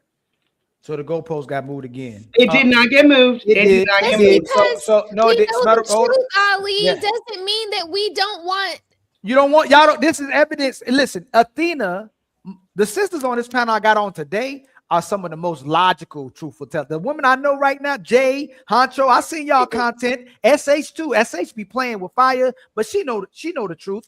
Y'all want the men who other women want and been dealing with. Like, tell the truth. You don't want no incel. Hold on. You don't want no virgin. You don't want no incel. You don't want no man that other women don't want. Y'all want the men that women want. Why do we play these games? Me and Zion would rather be with a woman who most men haven't got and inaccessible. We don't, that ain't valuable in a prize to us. But you still want her to be beautiful at some point, right? Move the goalpost. What's that? We're not talking about beauty. You doing it too, Smell. But what y'all want and see in women is not what we want and see in y'all. Why are we talking? We know that. Who made that point? So just because we like, if like I knew my husband was somewhat a ladies' man. That's not the point. No. Y'all want womanizers, and But then I you want still want hold him on, to just be smell the with roses. me. So it's there. You go. Y'all want womanizers that you can control. You No, want the I man don't want to that control him. I want him to control himself and just be happy where he's But that at. man has so much access. That man has so much access, so it's not typical. Y'all see? So that's the reason why most of Why the are we time, wrong? but that's the reason why most of the time the good guys are the ones who, the so-called good guys are not the ones that are highly sought. It's the guys who, Zion. Oh, sorry. It's the guys who Zion are. capping. Don't let that's game. Don't let him Yeah, fool you. he That's is. game. He's He the getting type of ready dude to be like, kill man, us. I ain't had none in the last 2 years. He's setting us up for the slaughter. Yeah. I really love women. I don't think that you should have sex with them. He back there. Hey, what's all that noise? Zion, what's going on? Oh, nothing. Just respecting these women out here, brother. I'm a single dad, man. I'm a single That's dad. the one that every woman wants. So you know, hold on real quick. So you're not cracking nothing. Nah, I'm daddy all day, man. I'm a marmoset. You know what a marmoset? You know about the marmoset? No. So my hold on, Zion. You know what a marmoset is? Like the male marmosets, when they get a child, they actually stop for a while until they raise that baby up, and then after that, then they go back and clap something. I'm a full-time marmoset. I'm a marmoset. So you ain't had sex with no woman this year, right? Not this year. Somebody lies. Yeah. Now somebody I don't know who, December but I'm 31st. telling you, somebody's lying.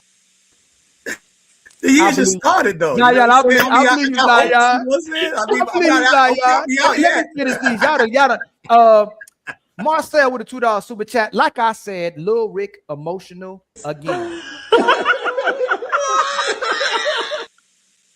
Uncomfortable truth with the $5 super chat. Money can't buy class. Keep telling on yourself, Lil Rick. Much love to you, uncomfortable truth.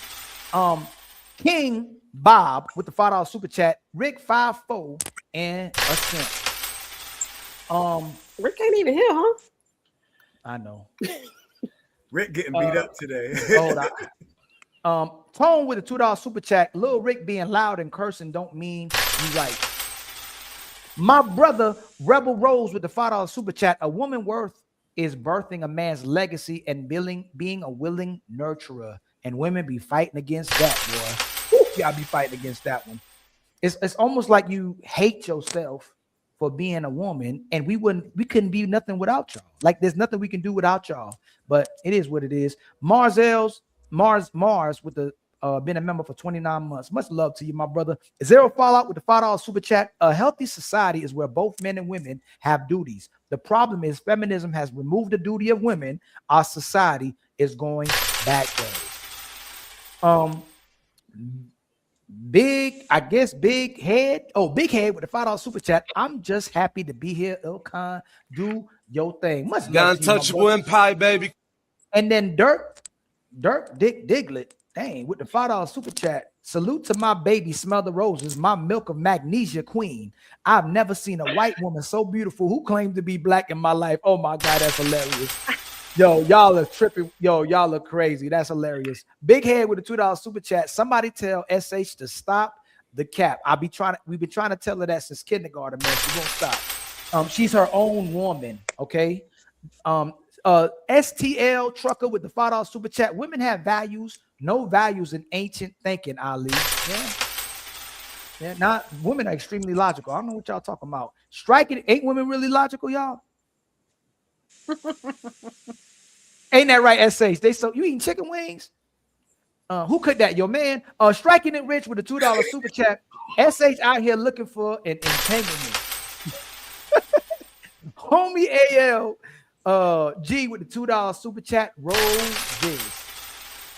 Striking it rich with the $5 super chat. Big Rick's mind. I agree with 99.99% of what Ali says, but shit, he messing up a nigga's hustle. I'm trying to get that pimp pastor Derek Jackson bag. I need that nigga.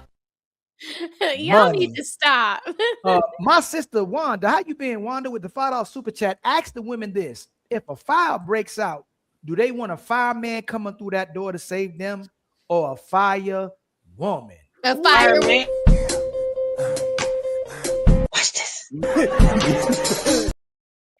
No, I want SH to answer that. SH, you want a fire woman or a fire man to come help you for 5 months? Whoever know how to take the fire out. Come on. Who typically knows how to do that? Women are in that field, getting in that field now. Damn. You carrying somebody out? She's gonna carry somebody out on her shoulders. Some people, I told y'all, man, we Fatty held it just back twice. explained it. Fatty just explained it like 3 weeks ago that women can't hold the same weight as men. So he's like, you guys are going to take a beating getting out of that house because she going to drop you. She going to fall down the stairs with you. I mean, he painted such a vivid picture. I'll never forget it. I'll never forget it. Imagine us asking SH, who should be giving birth to babies? Whoever gives birth best to them. That's the answer. Whoever gives the birth, the best to birth. That's silly. I hear you. We do have different anatomy. Do we have different strengths too? Yes, but that doesn't mean that she can't figure something out. If she got the job, she got the job. She's capable. No, not with. If I'm in a fire, I need a man to come pick me up and pull me out that goddamn burning house. I'm not. I need a hero. Absolutely not. Well, I'll pick her up and run out with her. No, pick her ass up because I'm okay. SH, you're gonna be lucked out with a woman waiting on a woman to pick you up, eating them chicken wings. We gotta stop living in this world where women is like, oh, woman, a woman. Like we need men just like men need women. Like we can't live. We definitely need men. We can't live on this on this earth without. And what do we need? What do we need men for? We need men. We need women. Both of us. We need each SH, other. What do we need men for? We need each other to procreate. That's what we need each other for. No, but what do we specifically need men for? We need men to procreate and to be companions with. Damn, we didn't talk on To women. provide and protect. The new culture. Let's get it. Damn, man, we got Untouchable Empire, baby. Crazy. James Blair, shout out to my brother Ali. Much love. Got Untouchable Empire, baby. My brother Thomas Legacy with a $10 super chat. Keep cooking untouchable. Got Untouchable Empire, baby. My brother homie AL with the $5 super chat. Ain't no teamwork without roles. Every sport has a position.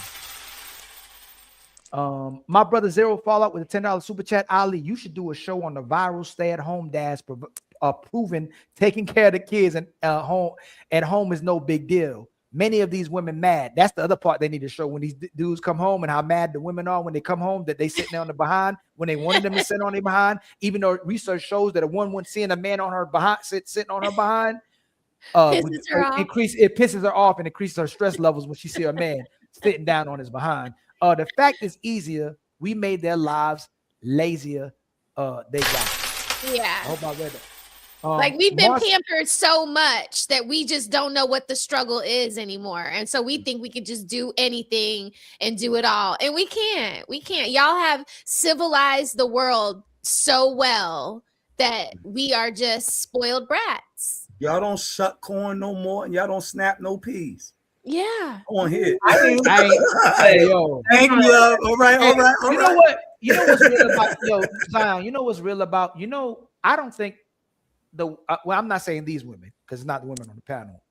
How much peace it used to bring me. Like you first of all, when you go on outside to play and you smelling an aroma when you walk inside the house and you seeing your mama performing and snapping peas, whatever she's cooking for you to put food. It's like that's your love. That's her love. Like she's feeding you. You know what I'm saying? Like I knew when I was getting home, I was going to smell the aroma of something when I got home. Every single day, my mama made sure there was something for her kids and her man to eat. Every single day. Breakfast, lunch, dinner, breakfast, lunch, dinner. Even when you move out, hey, baby, you want me to cook you something as a mama? You know what I'm saying? Like those mamas took care of their man and their babies no matter what. Just like the man always took care of his woman.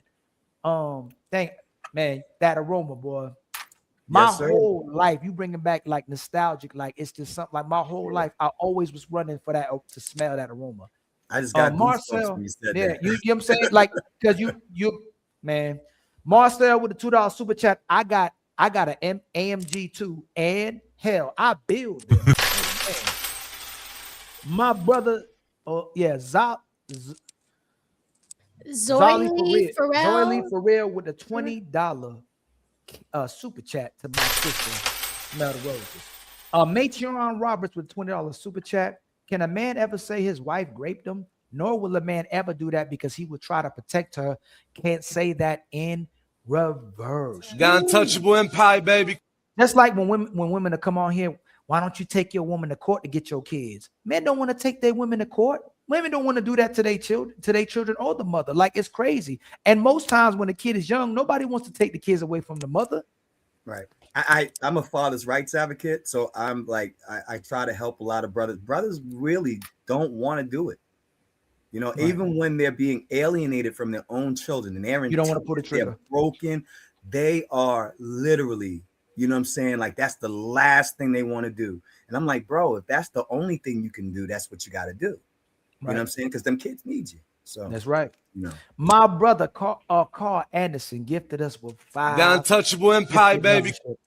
My brother 30K with the $5 super chat. 2030 is only 3.7 years away. Can't wait to hear how it's men's fault on what studies are predicting. What they say, over 50% of women will be childless and single by 2030. I think it might be more than that.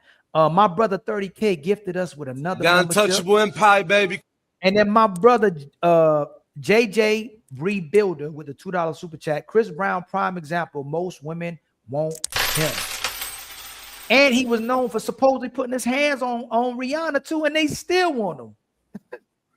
James Blair, and y'all still going to the concert. Paying James Blair $1,000 for a picture with him. Yeah. But won't we even spend $1,000 on your man? Ain't that crazy? James Blair with the $5 super chat. Men can handle the truth. Most women can't. Another great show, Ali. And shouts out to everyone on the panel. Jay looks like Angie Martinez. Jay, you ever get that? She do. Oh my God. I can't unsee it now. I can't. I never got that ever in my life. But so you know, this will be the main event. All right. This will be the last question of the show. I have to go, Ali. I have to cut out, but I want to thank you all for having me tonight. The show can still run. I told my Rose buddies to be good in the garden. Thanks for everybody. What's up, Bougie? But thanks for having me, Ali. And everybody was roasting my face because it's clearly beet red today. I got a facial, but I told Ali I would be here and I'm never gonna lie to him. So if I give you my word, then my word is my bond. So y'all can roast me. You can say I was roasting under the sun, whatever. It's all good. We had a good time today. It was a great chat. It was great to meet you, Jay, host of Bear It All podcast. And Honcho Bree, Ali, if you can tag them so I can follow them after the show. Because if they make content, I want to be supportive. It was great to see y'all. Athena, it's always great to see you. And SH, we gonna work it out, okay? We gonna be all right. All right. We beefing? Oh shit. All right, go ahead. We not beefing, but I didn't know that you were such a little contrarian. Today you really showed out with Ali. So you better know that Fatty's gonna get you. He's gonna be watching this and he's gonna watch this. Fatty's gonna get you, SH. So you be prepared. I love Fatty. That's all good.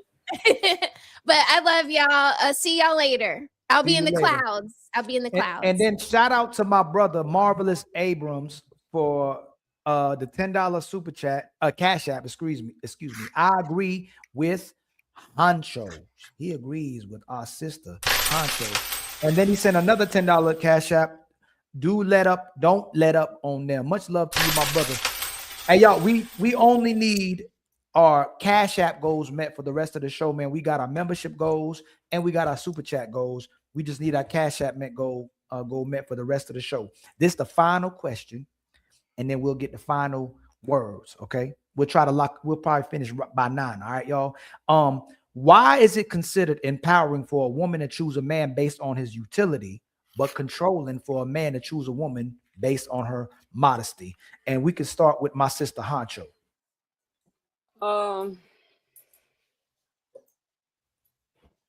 I would just say lack of knowledge, lack of judgment. Like you say, it's a give and take both ways. It's supposed to be reciprocated. Love is reciprocated, and love's supposed to be unconditional. And if you can't if you don't act that out in real life, like it just won't work. So like as a woman, you're supposed to be modest. You're supposed to just not, that's just what's ingrained in us. Being super like over sexualized and lustful, that's not something that's just a part of like that's not something that's innate in us. That's not something that's something that you're taught. That's something you see, something that's created in your mind. Um, like I said, we do have men and women biologies are different. So we I'll say women, we naturally want to be loved. We want to be taken care of. We want to be soft. Like that's just our natural form. And like I say, just this warfare that's going on right now, it just creates this mindset of women like, oh, this man just needs to give me this. He needs to have this. But then you don't want to have any values of yourself. I just say, I mean, I'll just land there. That's what that just be my answer there. How about you, my sister Jay? Why is it called empowering when a woman chooses a man based on his utility, but controlling for a man to choose a woman based on her modesty? I just don't resonate with that thought process, with that mindset. I mean, I agree with Hancho as far as like, you know, how women and how men are supposed to be. I don't agree with that. I think it's okay for a man to be able to require his woman to be modest, to be carry herself in that feminine space, to dress appropriately. Um, you know, I just think that that's how women are meant to be. So to me, I don't agree with it. The disconnect But with it. I think why do you think it's deemed controlling when a man is asking for modesty, which is basically asking a woman to respect herself, like well because and be able to. because Oh, go ahead. Go ahead, I'm sorry. I just think that because of, you know, women want to be able, my body, my rules. They want to be able to, like, you can't tell me what to do. I think that just it's this era, this new fresh mindset where I can do the same thing you can do, so I don't have to listen to you. I can make my own money. I don't have to follow your rules. It's just a mindset. That's the reason why I think just this new wave of thinking that I don't agree with. Okay. How about you, my brother Zion? I think there's a double standard, and I think that there's like this expectation for like this kind of a Disney Snow White kind of theme, but they don't want to put on the glass slipper. You know what I'm saying? It's just you want to be the prize and the central focus of the relationship, but you want something specific. That is actually, that's a condition. Like, oh, he has to be this, he has to be that, but I don't have to concede somewhere where, you know what I'm saying, where otherwise, then you're trapping me or you're forcing me to do something. I don't know. I think that is a double standard. I think it's it's one-sided, you know.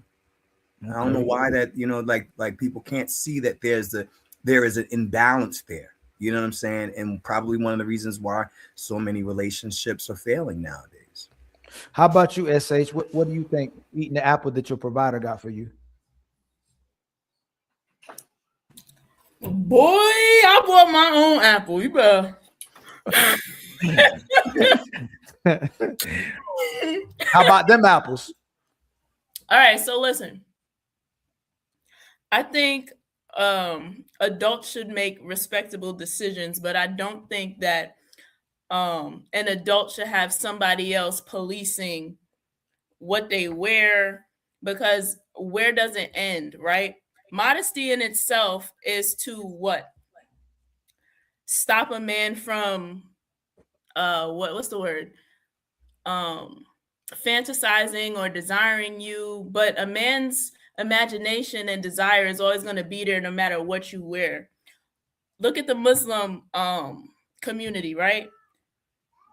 The hijab and everything that they wear, even now, is still policed to the extreme. Like they can cover their hair and then boom, now you gotta cover your this, and you're not doing it right, and you're not it's like, where does it end? So I think people are free. They make bad decisions, they make good decisions, but modesty shouldn't be in the hands of somebody else. I think you dress how you feel comfortable. That's it. My sister Athena, you there? She might have stepped away. It's crazy. Like even my sister response that she can get. Why should a man practice discipline? Why should a man be this provider? Why should this man be this protector? Why should this man be so righteous if the woman ain't got to practice P discipline? If the woman ain't got to not have multiple bodies, if a woman ain't got to be monogamous, if a woman ain't got to be a gold digger, like what is a man doing all these things for to be a good woman, good man? If you ain't got to be a good woman, SH, why should he be so controlled to do what he's supposed to do in regards to getting you? But when he gets to the end of the tunnel, there ain't no light, ain't no gold at the end of the rainbow. How does that make sense? So control me to be what benefits you, but then I get nothing for it because you don't control yourself. At least control yourself. So a lot of times the reason why women don't want to be controlled is because a lot of women have envy, and a lot of women want to not have to depend on men when in reality they know they got to depend on a man. And instead of cooperating with the man, instead of cooperate, you compete. Instead of complete, you compete because you're here to help the man to help you. So that's why a lot of women don't want to do that. A lot of women don't want to reciprocate. And a lot of women don't want to bring value to a man because then they have to be responsible and they'd have to prove their value. And a lot of sisters don't want to prove themselves when they ask men to prove themselves. Go ahead, SH. I was going to ask you a question. Why does cooperation and finding somebody aligned with you require control? Say that one more time. Why does being cooperative with somebody and finding somebody aligned with you require controlling them? Because why should I be responsible for you if I have no authority of what you're doing that puts me in a compromising position? If I tell my kid not to go outside in the street and they're not listening to me, and remember, the control isn't the physical control, it's the influence, direction, and motivation. So a lot of sisters, when they say control, it's always about the physical control. But when you look up the terminology or the term definition of control, it's about me being influential over you, motivational over you, and directing you. So if I can't direct you to do what protects you and me, why should I have any responsibility over you when you're going to keep compromising us? That's why I have to have control of it. Why should I control myself for you if you want a monogamous man that's not dealing with all these women and sharing it and putting his D all over the place and giving women myself as well too? Why should I control myself? Okay, so I think you missed my point here. And what I'm saying is, if you're in alignment, right? Meaning I'm not controlling you as a man. You're just a man that has discipline, and I love that. You're just a man that gets to the bag, and I love that. I'm a woman who and you love that, right? And we respect each other. Why do you need to control me? Why can't you just say, hey, I think such and such, right? Because me as an adult, I can hear your advice. You can give me advice, but I don't have to take it. Why do you need to control me? I just told you. Can I ask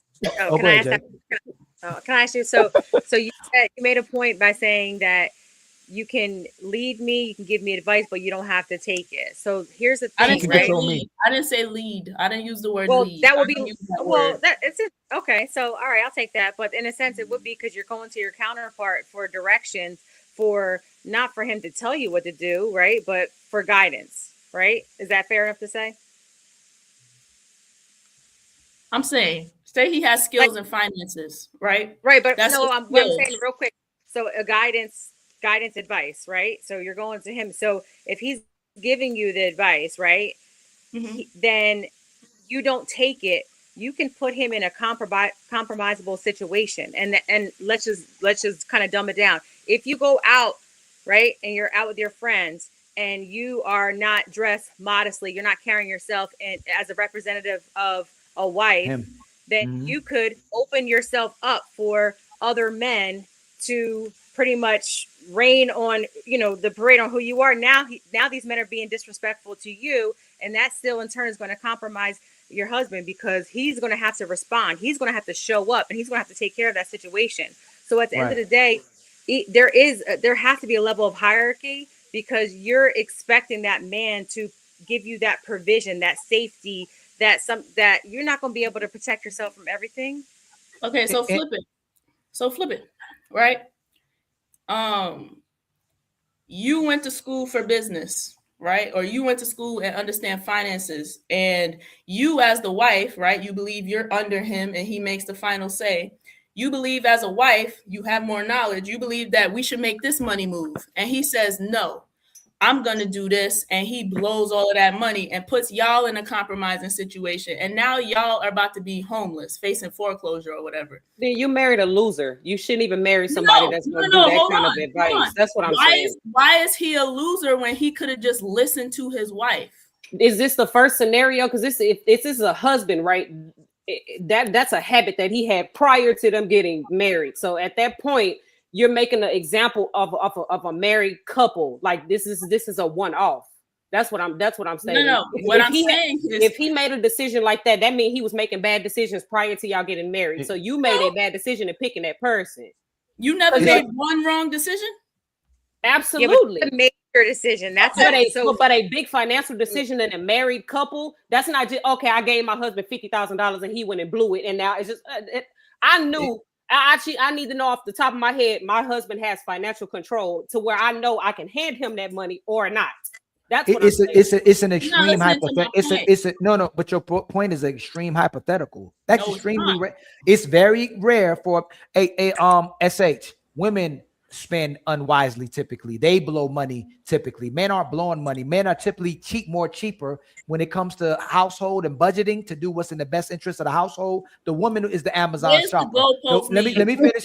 I'm not moving to go. Y'all want Prime. You want Disney Plus. You want Netflix. You want to get taken shopping. You want to go on girls trips. You want to go on trips. You are the one that's spending most of the money. Most of the men are trying to budget. It's the sisters that got an issue with spending. 85% of the consumer purchases is y'all, SH. So typically when a man loses all his assets or money, it's typically giving it all to a woman. So be honest about that. Most men, if they lose it all, it will be typically to a woman. But that's extreme hypothetical. Most men aren't going to put themselves in positions to lose all their money to compromise their family. Right. That's all I'm saying. We're going somewhere else with it. That wasn't my point. I was addressing Jay. Go ahead. I was addressing Jay because I'm asking, why does there need to be hierarchy when somebody just has skill sets, right? And she's talking about compromising. If a woman doesn't listen to her husband, that automatically means that she's going to compromise the relationship when he can be making bad decisions, which means that two heads are better than one. That means both of y'all need to be thinking, because he can't just hold on, wait a minute. He can't just be making every right decision. She got to be thinking too. So it just answer her question, Jay. If society if society's messed up, it's a man's fault. If a woman cheats, it's a man's fault. If there's no food on the table, it's a man's fault. If the bills aren't paid, it's the man's fault. If the family is under attack and you don't protect them, it's a man's fault. Everything is a man's fault except for the woman's cooperation. She'll blame her not willing to cooperate and say that she don't love and respect them as well too. So the reason why the man has to have authority is because you still gonna blame the man at the end of the day. I never hear women come on the panels and blame themselves for broken relationships. It's always, I love the wrong person. I gave the energy to the wrong person. I believed in the wrong person. It's never, I was trash. I was a bum. I still wanted to be a thought. I still wanted to go out with my girls consistently. I was all over the place. I didn't want to be a wife. I was still a 304. It's never none of that. It's always the guy was toxic. He was controlling.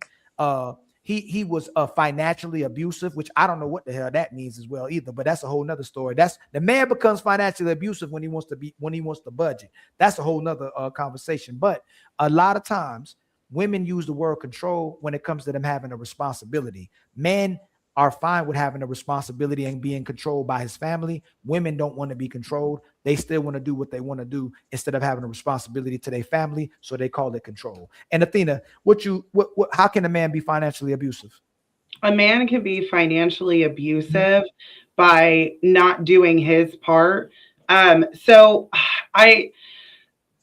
I want to be careful like what I say, because I have to think about, in the future, my son is going to hop on panels or hop on and watch my content, right? So I got to be careful what I say. Actually, it was a man who corrected me and said, even if my ex did wrong, right? You have to think about, in no way does it benefit your son to think negatively of his father. And that is one thing I did. A man corrected me on that, and I changed a lot of what I say. So I'm just going to give an example. And this does happen. There is financial abuse that men do, where they will put stuff aside and not allow the woman to have anything for herself while he is out doing things that he shouldn't be doing, cheating, neglecting his family, going out and partying. I understand you could say that that's a minority, right? But it still does happen. Financial abuse is financial abuse. If a man is controlling with the money and he's not doing his part as a provider, protector, that is financial abuse. And he's not fulfilling his end of the original agreement that they came to. So he can't change his mind. The women can change her mind. So this is the thing, right? This is another thing, Honcho and Jay. Even yesterday, I think I was watching the Lapeef show, right? When women are asked what they would do for their man, I do anything for my man. Anything he wants, I'll do for my man. Will you be quiet? I ain't about to be quiet. Would you submit? I ain't no slave. Would you cook? I ain't no maid. Like, women say they'll do anything for their man until the man asks them to do anything for them. So again, if the man has the money in the household and he's saying we need to spend it a certain way that I see fit, why does that become financially abusive? I will concede to you, Athena. I'm concede to you that if a man is not spending his money wisely, if he's not doing the distribution to where it's supposed to be going and it compromises the household, I can give you that, right? But typically, if he does that, he loses his house as well, too. That's very rare for the man to go as far as to compromise his whole household. And we can't conflate financial abusive to a man who's cheating that's still taking care of the household. That's not financially abusive. But if a man is cheating and paying all the bills still, that's not being financially abusive. He just cheats. So He's just being a cheater. the nuance that I'm referring to, like, so my ex-husband and I actually created a business together because he was a worker and I saw how hard he worked. And I was like, not that I wasn't comfortable where he was, but I wanted to see my man thrive. So I created a business. I did the admin work. I did a lot for the business, but I couldn't do what he did and he couldn't do what I did. Even when we separated, both of us took a huge hit financially. I knew that I could not do the things that he did. I knew that. He didn't know that he couldn't do the things that I did until he left. Then he found out, oh, she actually was doing work, because he went out on his own and tried to do all of the stuff. And he realized the value of having a woman who's actually on his page. And I gotta be careful what I say, but men can embezzle money. They can put money, and I'm not saying women can't either. I'm not saying that financial abuse is one way, but men can put money aside elsewhere so that someone can't touch it. There's a lot of things that can happen, especially with couples who create a business together. Okay. So let's say that is true, right? Most of the time when women are saying men are financially abusive, the man don't let the woman spend the money the way she wants to spend it. Can we be honest about that? They just throw that word. He's financially abusive because you can't spend the money the way you want to spend the money. Can we be honest about that? Correct. And I'll even say in my situation, my ex-husband, mind you, because I did have contributions as well. He didn't want to tell me, hey, don't spend this on Amazon. But he was like, it's getting too much. And I was like, yes, sir. That's all he needed to say. It's too much. Like cut back on the Amazon. Like Jeff Bezos owes us a house now. And I was like, you're right. Just okay. Huh? You were just like, okay. Yeah. I stopped for an entire year. If I wanted anything on Amazon, I had to ask him. And then after a year of like, okay, this is okay, this is not okay, I kind of was like, okay, so I can do this. We had a budget and everything. And he told me what I could and couldn't purchase. But the same went with him. Well, no, it didn't. No, because he made purchases that I didn't think were wise, and I still stood by him on that. So I don't know.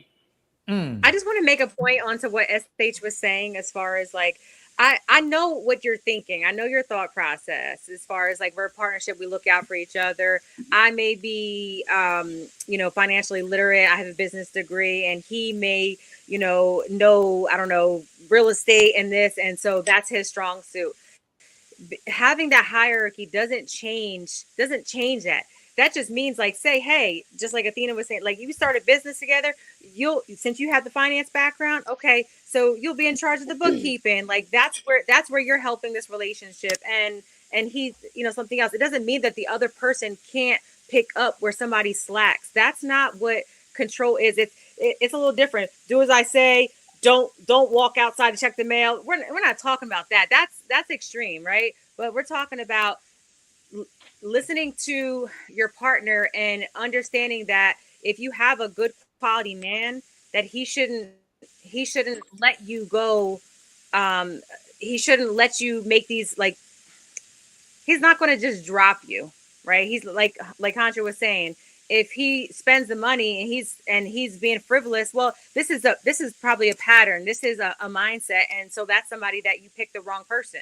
If he's getting you guys in a jam and having you be foreclosed on, that's a poor decision. Yeah. Okay, But it's usually. Oh, go ahead, SH. Yeah. There's one advice that my daddy gave me, and somebody sent a super chat asking if I'm married. Yes, I am married. I'm married to my high school sweetheart, guy who took my virginity. So I don't care if I don't listen. Anyway, what I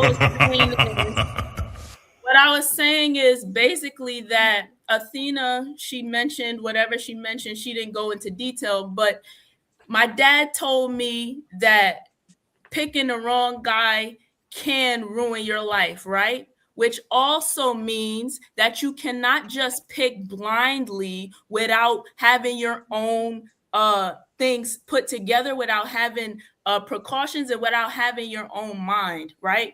So in order to prevent being financially abused, yes, Ali, if you are not making any money to contribute to the household or to yourself, and your husband controls everything and he is cheating on you, yes, that is also a part of financial abuse, because you do not have the money to escape. You can't get out of this situation. You basically got to take what he's giving you because he controls the money. Yes, it is a financial abuse. If he's beating your ass and you don't got money to leave, that's another physical abuse on top of financial abuse, because you do not have the freedom to leave because you don't have the money. So yes, it can be a financial abuse to hold all of the money and then be doing those things. Yes. So now Athena's situation, right, just proves why you should not just be young and saying, oh, he checks all the dots. You know what I'm saying? I'm going to just go in blind and he's going to be my sole provider and I'm not going to have any say so. And he's just going to make all the right decisions. Why? Because you could find out 10 years later that was a wrong guy. Or you can find out that it was the right guy. Well, that's why you need your father. That's a dumb chance to take. Men are better at spotting bad men, just like women are better at spotting bad women. That's why you don't pick yourself. You get men in your family. You, like, my dad vetted my husband to be T. Like, this is why I say you need fathers in the house. And I know you say you had your dad. This is how it works. Like, you have a father that teaches you how to go out and be like a decent human being in this world. You meet a guy, you like him. You allow your dad, your uncle, your cousin, somebody in the family. A man knows a man, just like I can spot an insecure woman, just like I can spot a piece of shit woman. As a woman, I can look at a woman and be like, oh, Lord, we can, as women, we have that ability just like men. So if you pick the man just because you liked him, a lot of these people are with people that they don't even know, like literally don't know, didn't take the time to get to learn them, understand them, let them even take that chameleon mask off. And now you look up and you in a situation and now you get your ass whooped because you didn't take the time to even have uncomfortable conversations, because you don't even see how he reacts to uncomfortable conversations. Y'all just laying down having a good time, don't get to know these people. And now you look up and you 2 years in getting your ass whooped because you just having a good time. Right. So when I say about picking the right person, absolutely. Times change. Like, you got to grow together. There are things that's going to change as you get older. Of course, personalities clash sometimes. Absolutely. Kids come in play. You may not, when you're pregnant, you may not even like your husband during your pregnancy, but that's during your, it's just a lot that comes into it. But we have to understand there is like I say, there is a psychological warfare. There's a bad thing in our community where we have a lot of fatherless women, or a lot of women that don't have direction from men that they grew up with. You have to have direction and understand, like when I said playing, like when my dad said, if that man or that woman don't play sports, turn around and walk away, because you have to be a part of a team. You have to know what leadership is like. And if you didn't grow up with any type of male leadership, how are you gonna know if this man is gonna be good to you? Listen, No, SH, it's my turn. It's my turn. SH. Oh, So sorry. I have to address the fact that you capping like you a woman from 1832. Most women quit their jobs repeatedly, quitting all the time. Most of these women are in debt. Most of these women our sisters have the highest amount of debt and the least amount of wealth, especially college debt. You're saying that you trapped to a guy because you got no money, when sisters, a lot of our sisters are women in general. Most people live in check to check. You can't leave because you ain't got no money, when a lot of people already got no money. So that's cap that you say that you a slave to a guy and it's financial abuse because you can't leave him because you ain't got no job or no money when you go get a job, especially coming from a sister who took care of her man so he can take care of her at a young age. No, I'm hearing your point. You're not a victim or a slave to not working. You can go get a job right away, right now, if you wanted to. Sisters quit jobs way more than men do. Y'all turnover rate is ridiculous. Y'all always quitting a job. My man got that. Everybody hates Chris. Oh, I'm quitting. My man got 2 jobs. Like, that's how y'all be. So let's keep it real about that. You're not no slave to a man anymore if you ain't got no money, when most of our sisters are struggling financially, just like brothers are struggling financially year to year. Let's be real. My point, and what I was going to address her is, right, and this is something, if I ever had a daughter, this is what I would teach her, and this is what my father taught me. You don't do anything blind and hoping that somebody is good to you. Right? That means you do things for preventative measures. I wasn't saying that just because or whatever you just said, Ali, that you're automatically in financial abuse. I said it can be financial abuse if you have no means to get out. You can put yourself in a situation where you're stuck. Don't be stuck. That's what my daddy told me to do. Don't be stuck. Have your own money. Don't ever give up your own money. Don't ever give up your rights. A man will try to control you. This is what my daddy taught me. My daddy taught me to protect myself in all ways, to be whole and to be free. And I don't have to be on a chain to be married. I don't. Nobody. And a lot of fathers misled their daughters, and they told their daughters that these men are dangerous and these men are controlling, but they didn't tell them what they should do for their daughters. They didn't tell them to be submissive. They didn't tell them to be a lady. They didn't tell them to get out the game quick. Make sure you get with a man that genuinely loves you. Make sure you have the skills to be a wife. They didn't teach you anything else but to do what was in your best interest. Because I can almost assure you that he probably not listening. Oh no, I'm listening. This is why we got a problem right now, because women do what's in their best interest, and they don't call it controlling when you want a man to do what you want him to do, but you call it controlling when a man go, well, I just want you to do what I want you to do. So make it make sense. If you believe in 50-50 and equality in this new form of partnership, SH, if you controlling me, I should be able to control you as well too. Stop calling it controlling and call it the expectations and standards the man you want set for you. That's what you should call it. Amen. Any rebuttal to that? Amen. I have a little bit of pushback. And last one, Athena. That last one to Athena. Because Athena, I love you too. And I keep asking y'all this every show. You can't deny it. Where do women and children flourish better? Under a woman's control or under a man's control? Man. Our man's. Mm-hmm. Ancho? Man's, of course. My brother Zion? A good man. Hey, SH, where do sisters flourish better and kids under the control of a man or a woman? Under a healthy marriage. That's the best one.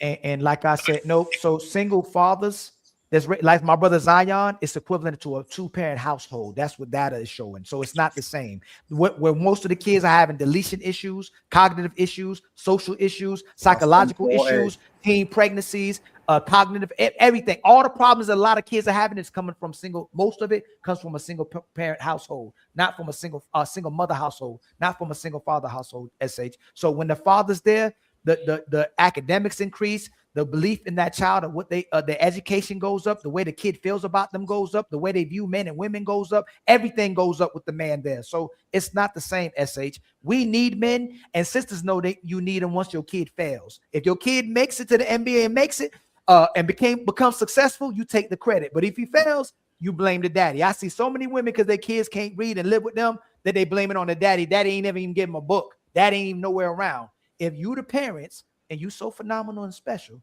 why are so many kids struggling with their mama? Woo! I can answer that because I'm struggling with that right now. So boys, I have a son, right? And I'm not single right now, but the person that I'm dating is not. It's long distance. And so when it comes to like discipline, boys get to an age where they need a man. They need a man to direct them. I'll call my boyfriend and be like, please help. And like, as soon as my son hears a man, even though he's calm, everything, my son listens and he feels like that shame because he wants to, and he wants to get that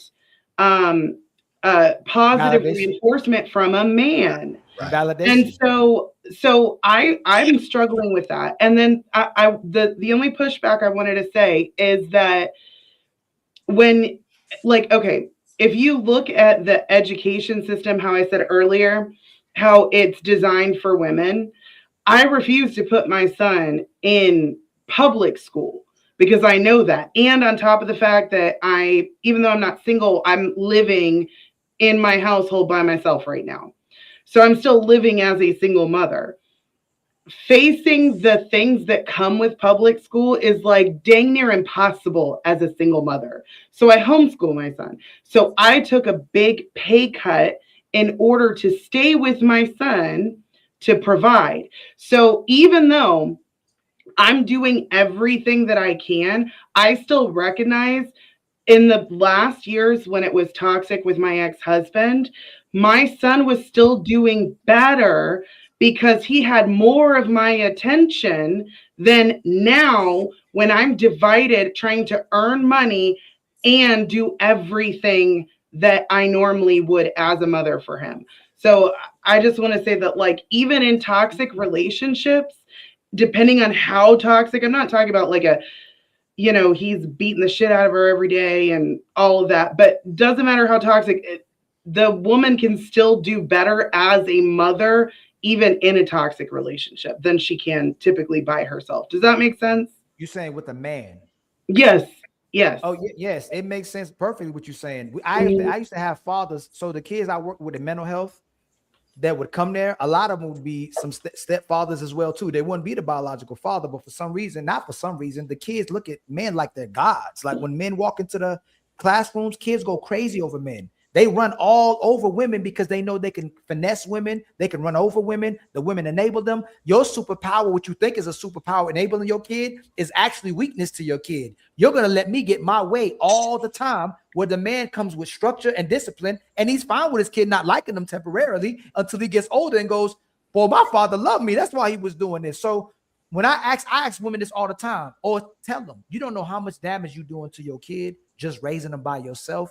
And there's not a man just sitting next to your kid in response to how they maneuvering, because they're manipulating the mother all the time and trying to get their mother to enable them. And mothers get tired of it and go, yo, take the iPad, take my phone, watch the TV, do whatever you want to do outside of driving me crazy, where a man just look at the kid. Okay.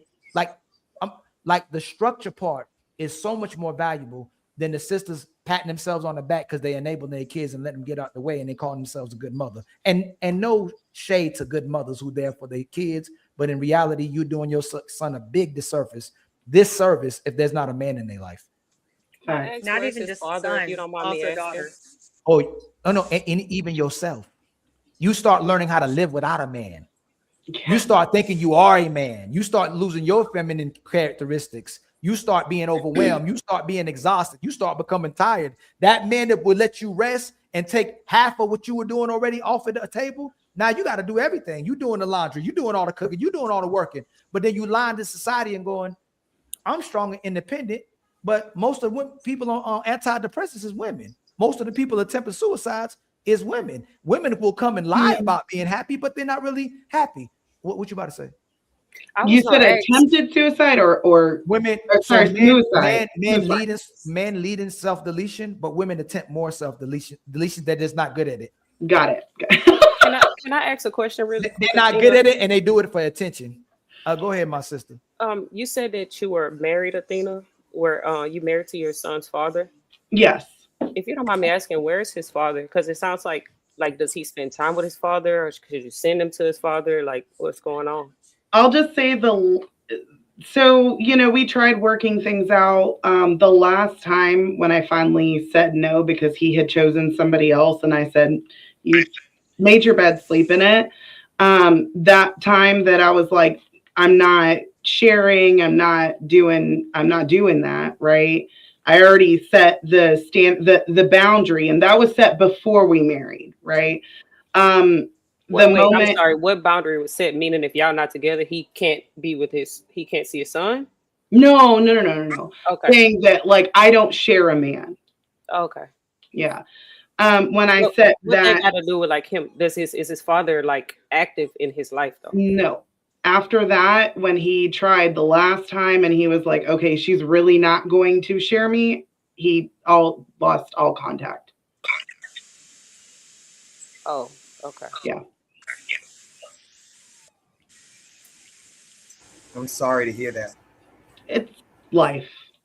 I would like to touch on that, but I ain't gonna mess with that right now. Yeah, I just what I think most. So, I'll say it this way: grandma and mama back then, her main priority was to keeping the family together, and she understood the nature of a man, just like a man understands the nature of a woman, where your mouth can go crazy, you can be bipolar, you can be all over the place, you can be unstable, you can be just doing whatever. You're on this emotional roller coaster all the time, but we accept the negative things that comes with you, especially when you're on your whatchamacallit, you know what I'm saying? But for some reason, all the benefits that you get from a man, you can't accept the one con that he may have. You get rid of that, and you get rid of a family because he does that, instead of keep what would probably help your son the most. What would be better? Let me ask you, Athena, what would be better? That man still sit inside your house and you just upset about that, or him just gone permanently because you wouldn't share him? Well, I'm just asking. I'm not saying that you should have tolerated it. I'm asking. Y'all say y'all are logical, right? No, What's better? This was years and repeated, and no, I didn't ask. That's not what I asked you, Athena. So if it was Athena, like I'm not saying it's thing, right, Athena. I'm not saying it's right. I'm not saying it. I'm justifying it. I'm asking. Women will go, I do what's in the best interest for my kid. I do what's best for my kid. Mm-hmm. What would be best for your kid? I mean, if he wanted to just kind of split things but still live there and he wasn't doing other things, then yeah, I would have conceded to that. But that was not my situation. What does that have to do with? I'm trying to see what that has to do with your son. Okay, in the sense you're saying you want to share, so I'm guessing your husband came to you, ex-husband came to you with a scenario saying he wanted to, I guess, have an open marriage, or he wanted to just cheat freely, because you're just saying sharing. So sharing is like, oh, I'm trying to bring another woman, or and now it's like you said no, so he's like, I don't want to do with you or the kid. Like, it's a disconnect there that's not connecting for me. You know what I'm saying? Like, you're like, oh, I didn't want to share, so he just cut off all contact. Like, was y'all were married? Was he was taking care of his son prior to y'all separating, correct? We were both. Yeah, we're married, right? Yeah, no, not to both, Athena. She's asking you, was he taking care? We're asking about him, not what you did. Yeah, we're asking about his relationship. We're assuming you're phenomenal. We're assuming you want to keep her stuff personal. Hold on, SH. No, we're not saying too much. He's just asking if the man was taking care of his kids. Did him and his son have a relationship? They did, yes. Okay.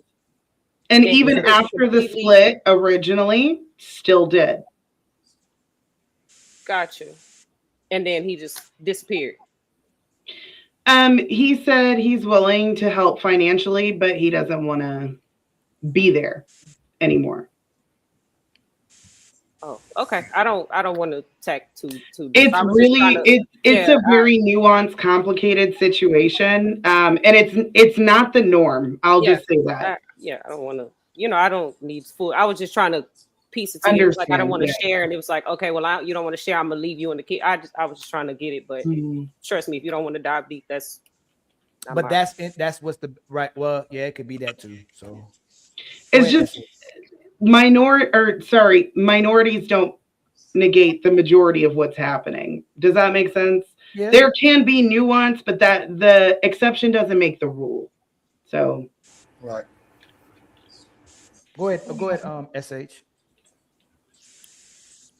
I'm forgetting what you were saying that after a man cheats that a woman would be upset. I mean, would a woman leave or not keep the family together and just sit there upset? Was that what you were saying?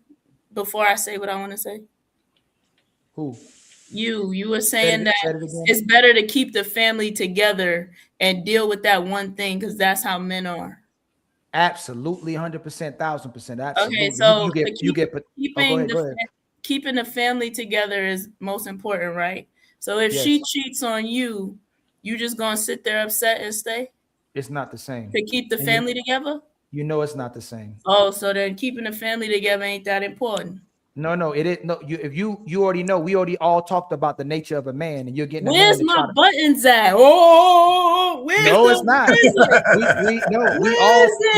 Did we all limit that's a man's nature? Did we? No.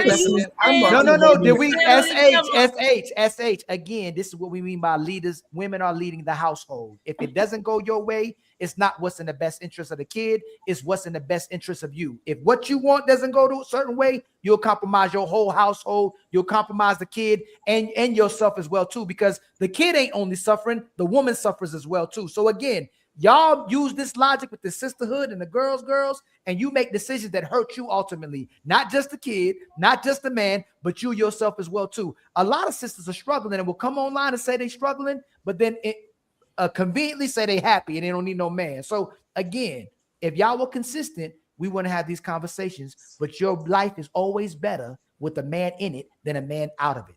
Okay, Uncle Ali, you still didn't answer yes or no question. Are you saying to keep the family together? No. If you got cheated on? This is why this is double standard, right? She's talking about a man providing, right? Most women ain't providing to take care of nothing. They want to be taken care of. Fidelity is what a woman gave to a man throughout history. Women knew men had women. You know what y'all doing right now? It's so bad. I'm going on mute. Y'all gonna make things so equal to where marriage is not gonna happen anymore, relationships not gonna happen anymore, and we gonna be friends with benefits. You know who gonna try to change those rules before anybody else? The woman. She gonna want to get married. She gonna want to be provided for. She gonna want to be protected. Y'all want to be strong, independent till you have to be that way. And it's getting to the point where you're gonna be that way. But again, y'all gave us fidelity. We weren't supposed to give you fidelity. We were supposed to take care of you. According to who? What do you mean according to who? According to who? According to nature and real life. So if you're talking from a secular standpoint, absolutely. But if you want a secular woman, right? So if you look at pagans, right? The Abraham had multiple. No. You said secular, Miss Bible, because you got called a Bible thumper the other day, right? I know. Abraham had multiple women. Moses had multiple women. Jacob had multiple women. And what Esau happened? had multiple women. And what happened to every last one? Headaches. You can do that as much. No, it ain't no headache, y'all. Listen, it was a lot of headaches. They didn't even choose. Are you battling over whose son is going to get the inheritance? Is gonna rule the kingdom. There's so many headaches by having multiple women. This is why men don't commit. No, hold on. Let me finish, Athena.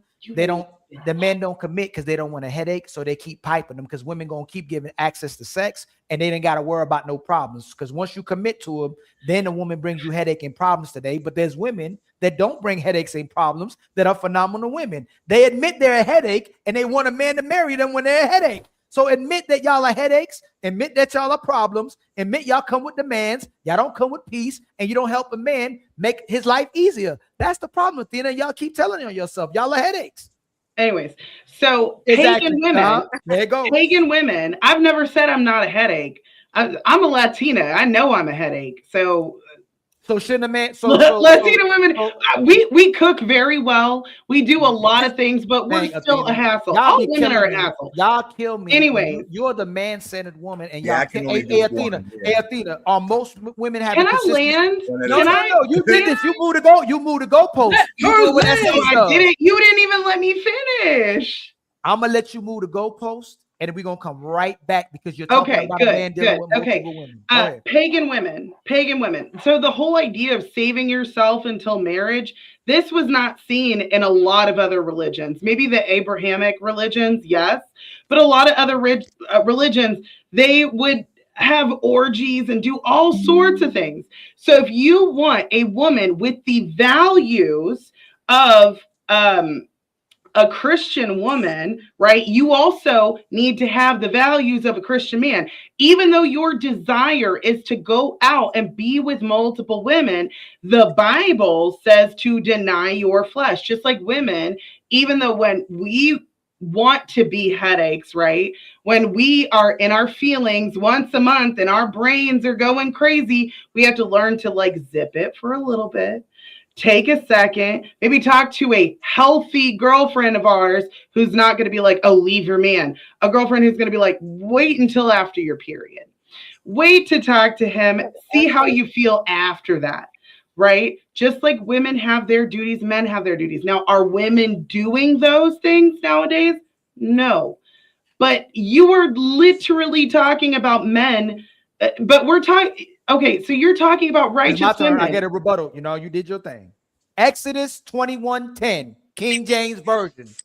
If he take him another wife, her food, her remnant, and her duty of marriage shall he not diminish. So the Bible tells you what to do when you have another wife as well, too. So stop using the Bible to control. This is what women do. They get the Bible and they try to control men with the Bible. Also in Peter 1, also 1 Peter 3, it tells you to be in subjection to your man, even if he doesn't follow the Bible, in hopes that you win your man over with the Bible as well, too. So again, you have to submit to the nature of a man, and he needs to take care of his woman, right? But again, you admitting women are unfaithful in relationships, and you know most women are a freak when they single, but they become for some reason they become a monk when they get inside of a household and they don't know how to have sex with their man no more. Who's moving the goalpost now? Let me finish. Let me finish. Can I finish?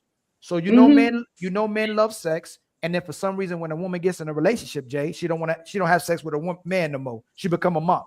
She got him being the 304 of the year. Now she's a monk, right? So if she's unfaithful in the relationship, shouldn't most men to keep their family together deal with another woman?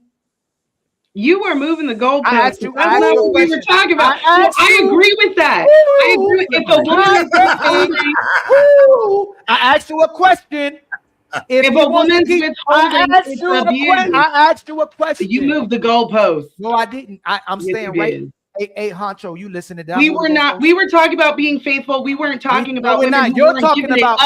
No. You're talking about. You are now talking about women who aren't giving it up. If you ain't giving it up, they gonna cheat. Period. Athena. He brought up Exodus, but he forgot about Deuteronomy 17:17. And he also forgot to take on multiple wives. That's Deuteronomy 17. Multiple families. Thank you for reminding me, because he moved the goalpost. Because my little woman brain got distracted for a second. Thank you. Multiply wives unto himself. No.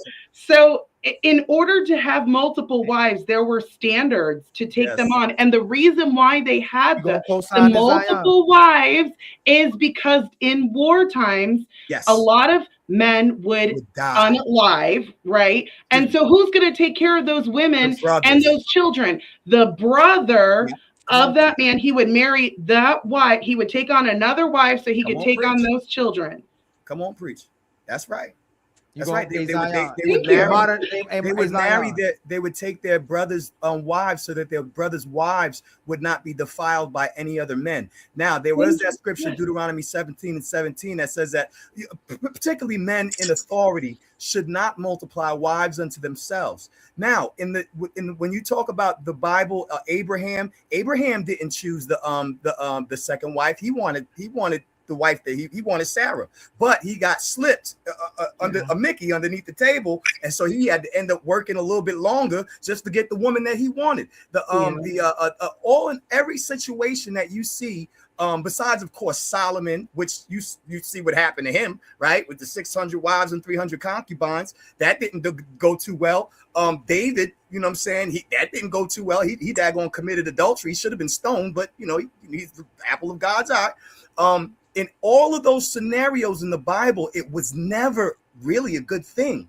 And only when it was necessary would a man take on another wife. Abraham. Abraham.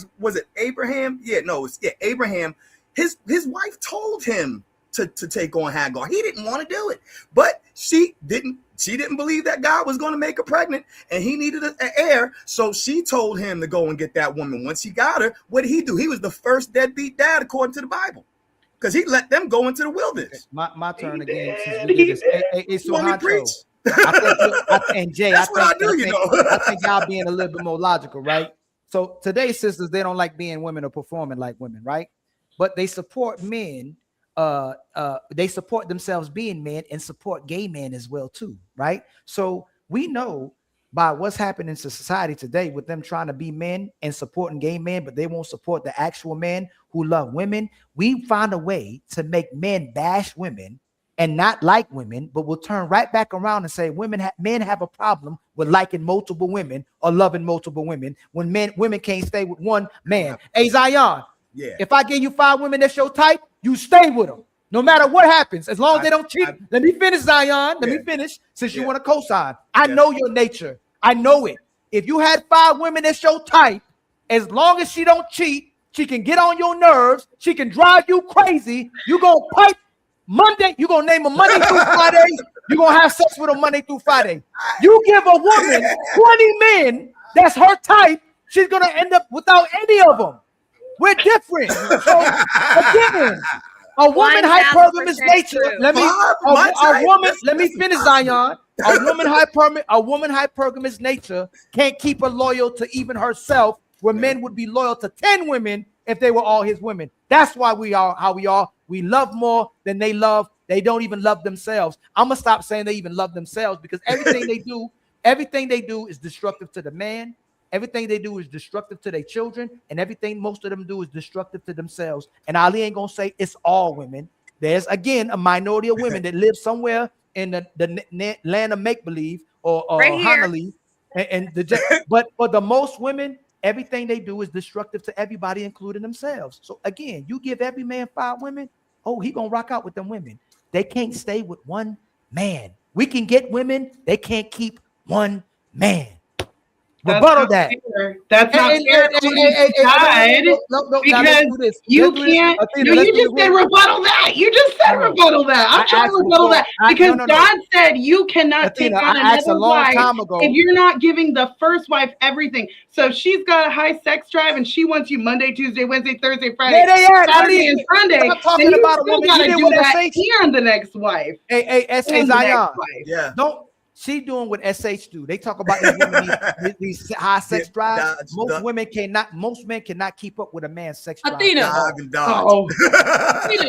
They dodging, right? Athena, I do not. Well, maybe a lot of women who are on they fight logic, like. And remember this. This is why we say they be standing too close to each other, right? Athena is one of the good ones.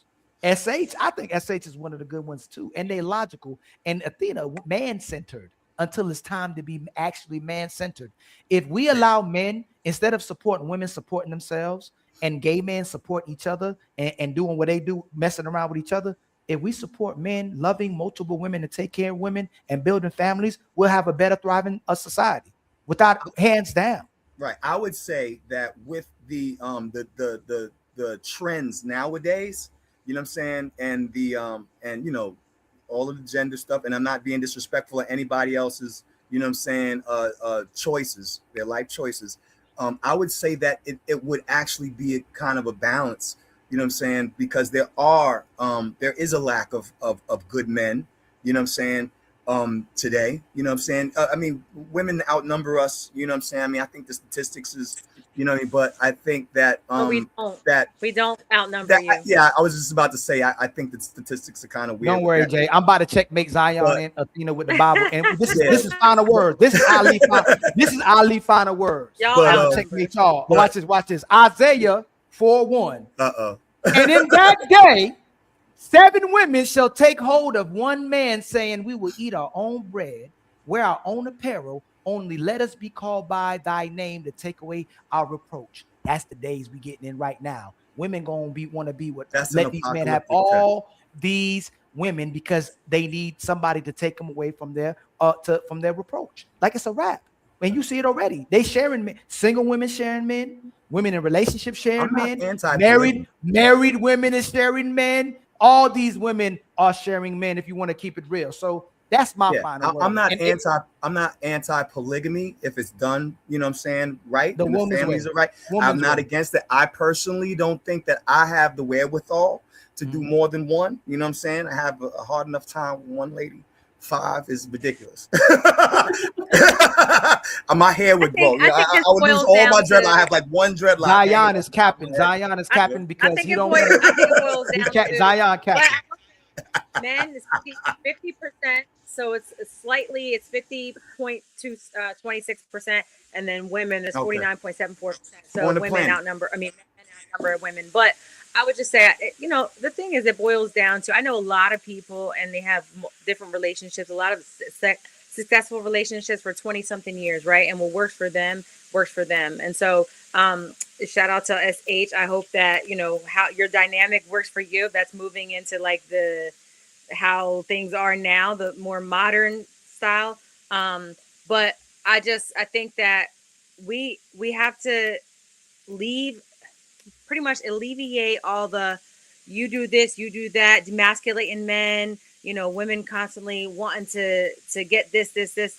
You know, here's the thing. You're gonna experience men that are just going to use you. Because I know, Athena, you had made a comment earlier about like I think it was you, but over time, like dating somebody you don't really know, and then now you're 6 months, maybe a year in, but that's just how it is. Like that, you're going to experience these things, so you're never going to be able to, if you lead, right, and you navigate as if like, oh, all men are this way because the last 2 guys did me wrong, then you're never going to be able to find that person that is going to be the good quality man to, you know, to take your worries away and, you know, build with you. You're just never going to be that.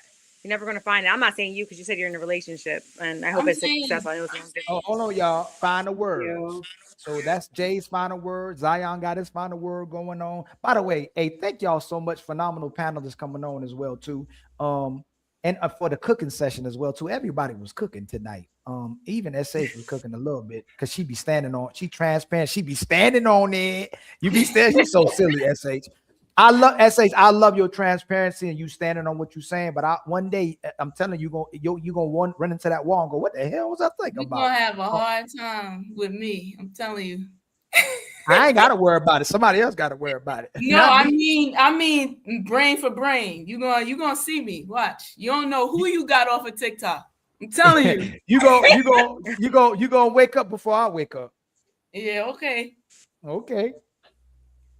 Final words. Yeah, final words. Go ahead. To just Jay's last final words, exactly. And that's why, because you don't know, I would always tell women and young girls to just keep yourself protected, not ever be in cooperation with somebody you plan to make a life with. It's about cooperation, but keep yourself protected. And that means have your own finances. That's all I'm gonna say. You're not going to talk about how the girls can use the men for their money and finances. You're not going to talk about that. I'm not going to use. Then for the boys, I got you, SH. That women don't use men. Yourself too. Yes, yeah, exactly. Because yes. women want to get married from 19. I was talking to Jay's point. Women don't get married now till 29, and that whole time, all they've been trying to do is love a man and submit to a man. They weren't giving that box away. That's cool. Go ahead, my sister Athena. So I guess my last thoughts is morality is very different than reality. So I tend to stand on morality, what's right. I do talk about what is, and that's why I agree with you on most things. I understand what is, but when it comes to morality, I'm not going to contradict the Bible. And you know, I want to toot my own horn, but I understand the reality of how things are. But I also understand my skill set as a woman and what I bring, because I actually do a lot of the things that a lot of women are not doing. So I won't concede to certain things like sharing. And I'm not saying like if a man slips up and cheats, like I'm not going to be like, oh, screw him or whatever. I'm not saying that. I'm saying like there are certain things I know what I bring, so I just would not concede Question to for that. you, So, real quick, even though it's the final word, Athena, and I need the Mhm. answer, right? You conceded that most women use the Bible and God to manipulate men today. You would concede to that, right? oh, absolutely, I would concede to that. Yeah. What makes you different? Because I don't do it for my own gain. Because whenever it tells women to be submissive to their husbands, to be chaste, to be modest, all those things, I also call women out on that stuff. I just go based off of what the Bible says, and I try to judge righteously. I try to say things in a way that's like understanding on both sides, men and women's perspective, because I don't like the gender war. I think that men and women are meant to be complementary and build each other up. And just because we have disagreements, like I absolutely adore you, Ali, and I think You you know I know love you that. too, Athena. I Hey, know. Athena, do you think most men are leaders? I think most men, due to No, Athena. Don't you remember this Ali? Are most men leaders? the average men, no, I don't think Can anymore. most men take care of a woman? I think to some extent, not everyone's meant to No, you be said they're not a leader. a leader in a relationship. Yes. Okay, then yes. I think most men can lead a woman in a relationship. No, Yes. I said are most men leaders in a are most men leaders in a relationship? If they didn't have it, are they most men equipped to be the leaders in a relationship today? Leaders, yes. Not always the best leaders, but not all women are the best at following. So there has to be that give and take. Does that make Yes. sense? Yes. Do you think though, in the men where there's men that can't lead, do you think there's going to be a time and place now in today's society where women have to share men? Yes. Why won't you be the first one? Thank you. Because I got no. because I got property and I don't have to. You ain't gonna sacrifice for the best interest of society, right? Go ahead. Because I got property and I don't have to. I can slaughter a goat. I can raise, slaughter, cook a goat. Yep. So I don't You don't have need that man, right? I know. Go ahead. No, my it's sister. I still need men, but I'm not. You just said you conceding basically to said, sharing. is that what a man typically would do? No, I don't. No, I didn't say I didn't need a man. I said I'm not conceding to sharing men. All There's that a you just difference. said, is that what a man typically does? No, you said earlier most men ain't cheating. I asked, So why should I have to concede to that? Is most of slaughtering goats? Was that a man's job to slaughter the goat? The goats, yeah. The chickens, no. So all you named was a man's position. You said I could do that for myself. That's what you just did, Athena. That's what you said, basically. So I don't have to concede to being cheated on. Yeah. Jesus Christ. My sister Honcho, you the last one with the final words. Athena says she is not sacrificing for the betterment of society. I ain't sharing nothing. I ain't even sharing the controller. Go ahead. I want to say first, thank you for having me here. Hey, Hacho, thank you so much. It's been a pleasure. I just want to say to my young women that I guess didn't have the proper upbringing or just a sense of having a sense of leadership from men. Don't think that everything that a man is saying is just a sense of dictating and just trying to belittle you. I would tell women submission is power. We have to understand what submission can do for you. Being a submissive woman, actually, you have way more power than what you think. Being a submissive woman does not make you a slave. It does not make you're not Cinderella in the basement scraping the floor with a toothbrush. That's just allowing yourself to live in your true femininity, and that's what we should have been in our entire lives. Just being a peaceful woman. Just don't be a complicated woman. If you're not a complicated woman, you'll get anything. And it may be harsh what my dad say, you'll get a lot. Told me when I was like 12, say you'll learn a lot by just shutting the fuck up. For real. And that's gotten me far in life. You don't have to fight. Don't have to fight every battle. I'll be talking to my husband sometimes. I'll be like, let me shut the fuck up. Like, sometimes it's okay to just be quiet. When you be quiet more, you got 2 years to listen more, one mouth to talk less. Sometimes you just got to be quiet and listen. It's okay to sit back and just, just be a woman. We don't always have to be in control of every single thing.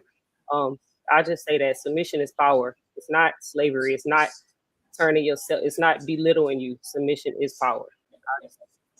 That's Praise God. And Honcho ain't just getting started too. So Honcho, thank you so much for coming through as well. Absolutely. Too. That's just the tip of the iceberg what Honcho did today. I'll see y'all on the next one. Okay.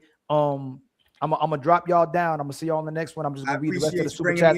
I ain't trying to waste y'all time no more. Y'all did y'all thing. Hey Zion, I appreciate Good night, you for coming. everybody. I enjoyed Jay, it. I thank you for coming through. Honcho, I thank you for coming absolutely. through. Athena, Thank you for having me. thank you for coming through. SH, I don't know what we're gonna do with you, SH. He's tearing them chicken wings up. But I'm so thankful that you was coming through. Yeah, eat them chicken wings, girl. And who made the chicken wings? Also, one more thing. Find chicken. the proper man to submit to, not just anybody, not just the first man. Find the proper one, because I know people gonna be like, "Oh, all men can't lead." I'm not saying all. Find the proper one, and I promise you, life will be so much easier. Find the proper one. Vet it. Take your time. Vet the right person. Have a man vet them. No. How about the biggest? If you wouldn't listen to him, don't sleep with him. How about that one? Hey, that one too. Keep your legs closed. If you won't listen sleeping to with him is submission. don't sleep with him. I'm gonna put my How about application SH? What in you the think chat. about SH? You agree with that SH? She's like, no, I believe in nuance. It's different, like the value that you bring. Boy, you don't even listen to what I be saying, man. SH, why would I bring your side through SH? I listen to you very well, because you SH. wouldn't be saying that. I say people should be selective. I think people should have discipline. Women should be selective. Men should be selective. You told me you don't believe in gender roles, but you be believing in gender roles. No. What I don't believe is hierarchy in marriage is necessary. I don't agree with that. I don't think it's necessary. Okay, That's that's gonna be a whole. I was gonna say that's gonna be a whole. That's gonna be a whole nother man. Shoot, man. Bye, everyone. Have a good I love one. y'all, man. I'll see Good y'all night. on the next one, y'all. Ali is gonna read these super chats, and then I'm gonna let y'all go on y'all merry way. I hope y'all enjoyed the show. I believe Fatty will be here Sunday. I don't know if he's still customizing his new Lambo. I might be being funny. He might be getting a Lambo. But much love for the people that came through. Much love for the support. Much love for the people who disagreed as well too. Much love to the people who say Ali controlling and all that as well too, y'all. Well, we men need to be in control. Yes, say it. Clip it.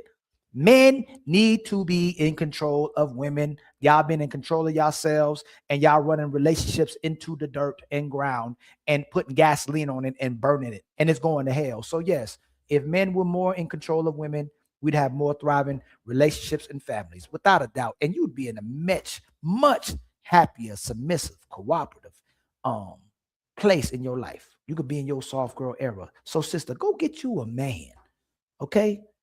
Go get you a man and get you a plan. All right. And I love y'all. Okay. Much love to my brother 30K for gifting The us. Untouchable Empire, baby. And y'all, we just need our help with our cat. We got all our goals met, but the Cash App goal. I mean, at least get the Cash App to 100, man, for the show, please. All right. I try to make sure we support Fatty and Ali. Fatty was like, no, don't support my Cash App. I said, nah, we're gonna support your Cash App as well too, because Fatty did the production, Fatty did the music, Fatty did the art, Fatty did all of it. So I believe that Fatty should get paid as well too. So I want to share the Cash App with him, y'all. So make sure y'all hit the Cash App to help us with our Cash App goals, because that goes to me and Fatty. Much love to my brother Jay Bree Builder with the $2 super chat. Chris Brown, prime example. Most women want him. All right. My brother James Belair with the $5 super chat. Men can handle the truth. Most women can't. Another great show, Ali. And shouts out to everyone on the panel. Salute to you, my brother. Jay looks like Angie Martinez. My brother Boogie reacts. Shout out to Miss Roses and Ali with the $5 super chat. Much love to you, my brother. Zero Fallout with a gifted membership. Much love to The you. Untouchable Empire, baby. My brother Thomas Legacy with the $5 super chat. The thought of being under any authority of a man is offensive to many women today. They hate anything that has control in it when all it says is a woman has to be responsible and have a duty to a relationship. She has to accept that she has to be under control of the man, but she's fine with the man of her having control of the man. She can control the man, but the man can't control her. She can have expectations and hold him responsible to the relationship, but he can't have expectations and a responsibility to the man. That's why what Fatty said was phenomenal for the end main event of the question. Why are women considered empowering for a woman to choose a man based on utility, but it's controlling when a man wants a woman to be modest? That's the reciprocation. I want to be able to serve you, but I want a modest woman for it. Why should you get someone to protect you and be responsible for you and give you the world if you don't choose to be the world? Crazy. Thank you, my brother Thomas Legacy. My sister August, boy, August, man. Congratulations to you, August, too. I think you're having another baby, but congratulations to you. I hope the baby grows up to be very healthy as well, too. And no problems at all. August with the $5 super chat. We want Disney Plus because of your raggedy ad kids. Dang. You got against Mickey Mouse. Yo, that's crazy. What? My sister Smell the Roses. Thank you so much for another phenomenal showing with the $10 super chat. Great show, brother. Thanks for having me. No, thanks for having us. Thanks for supporting us. Thanks for always coming by. Thanks for always investing in us as well too. We're gonna make sure we show you love back always. Smell the Roses. Thank you so much. And my brother, the lie detector with the $5 super chat, she doesn't like hierarchy or the word lead. Ask, can kids ignore her advice to not do something that's disrespectful or harmful to her as a parent? And you already know that's no. They love controlling their kids. They love controlling their men. They just don't want nobody to control them. The Demolition Man with the $2 super chat. SH, do you have a man? You don't listen at all. SH is married, y'all. And honestly, if you want to keep it real, SH is the demonstration of majority of women in the way they think. But I will give her grace. I think she's probably more peaceful and more loving to her man. SH seems like she still got a personality and some type of charisma that a man would enjoy, and they play around with each other and stuff. But she still had that kind of feminist ideology a little bit that she claimed not to have. She calls it equal. You know, women, a lot of women who have that feminist mentality try to perpetuate that fraud of, oh, I believe in partnership and equality, when they really mean they want the man to think like them and do what they want. You know, you got to still do what's in my best interest, and I'm going to do what's in my best interest. Shout out to you, my brother, the Demolition Man. My brother, Super Pete, became a member, and then he gifted us a The Untouchable Empire, baby. And then my brother, Matreon Roberts with a $10 super chat. If cheating on him using his dime, is cheating on him using his dime, is that financial abuse? The lie detector with the $5 super chat. A partnership is not 50-50. It needs an ultimate decision-making power of 51% partner who can break ties on strategic directions, and they want to be the person who makes that call. That's the problem. But they want a man to be a man. So they want to be the man. The Demolition Man with the $2 super chat. He must be a soft man for you to stay that way. Wow. No, he must be a soft man for you to say that. Wow. And then my brother, the lie detector with the $5 super chat. A lot of men end up raising hyper-independent daughters out of guilt of the trouble they used to cause women. He raises her to be strong. He raised her to be a strong, not a wife. We keep pushing this narrative that the man would mistreat women and take advantage of women when we're talking about the minority of men, and even those men were treating those women like they were. And I'll give a minority of those men who are actually being manipulative and try to be deceitful to these sisters. Most men are treating women just like they are. If a woman wants to be a wife, she gonna be a wife. If she want to be a thought, she gonna be a thought. If she want to be in a relationship, she gonna be a relationship. At least be that type of woman. If you're going to be relationship minded, you're going to have a relationship. If you're going to be a 304 minded, you're going to get piped. Let's just keep it real. Sean Rise with the $2 super chat. Would you rather be deeply loved or fully understood? They not here anymore. Would you rather be fully loved? That's a good question. I'm gonna have to think about that. I think I'd rather be fully loved, because I think if you're fully loved, the understanding will come from it. People can understand somebody and not love them. So I'd rather be deeply loved, because I believe that will come with understanding. But I'm gonna answer your question, right? I would rather be deeply loved. There's a quote: the man that knows something knows that he knows nothing at all. If they love me and they may not understand me fully, I would rather them love me profoundly than to ever fully understand me, because most of us fully don't ever understand each other as much as we try. Most of us would not fully understand each other as much as we would like to. You know what I'm saying? We can identify patterns. We can see how people maneuver. We can see how people process information. We can see how people conduct themselves in the real world off these panels, on these panels. But do we truly ever truly understand each other? You know, but we should love each other. But again, y'all, much love to all the contributions. Much love to all the support. We'll see you Sunday. Let me see. I may go live tomorrow. I'm going to start going live every day, maybe 2 to 3 hours, because I like trying to give y'all the 6-hour slots, but I'll start probably going. I'm going to try to go live, maybe do something similar to what Fatty was talking about, probably 2 to 3 hours a day, so we can hit y'all with some more content, right? And I got so many videos, y'all, I ain't put out, man. I just ain't had the time with my real estate business. I'm trying to make sure that's super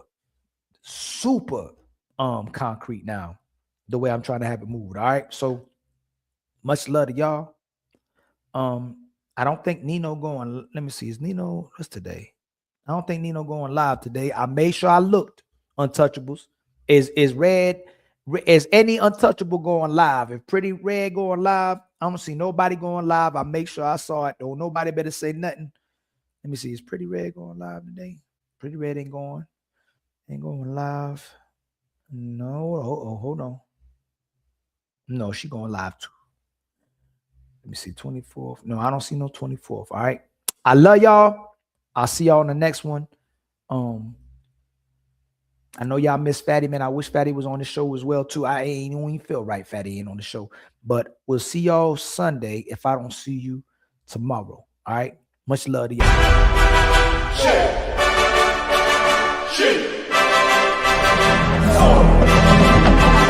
Evacuate the city. Engage all defenses. Get this man a shield.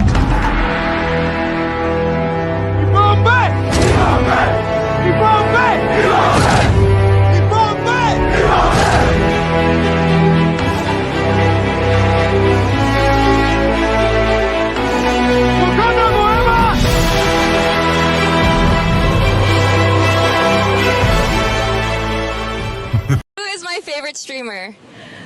Team Fatty. Yeah! I tune into that man Fatty, innit? The man's a bad man, fam. Proper. Safe. Facts, my guy. Alright, shout out to Fatty. That's my primo in real life. That vato is the real deal. Los Intocables forever, cabrón. My favorite YouTuber. You fucking serious right now? Bitch, I'm homeless. Get that shit out my face. So who's your favorite YouTube streamer? Is you dumb or no? It's Team Fatty all the fucking way.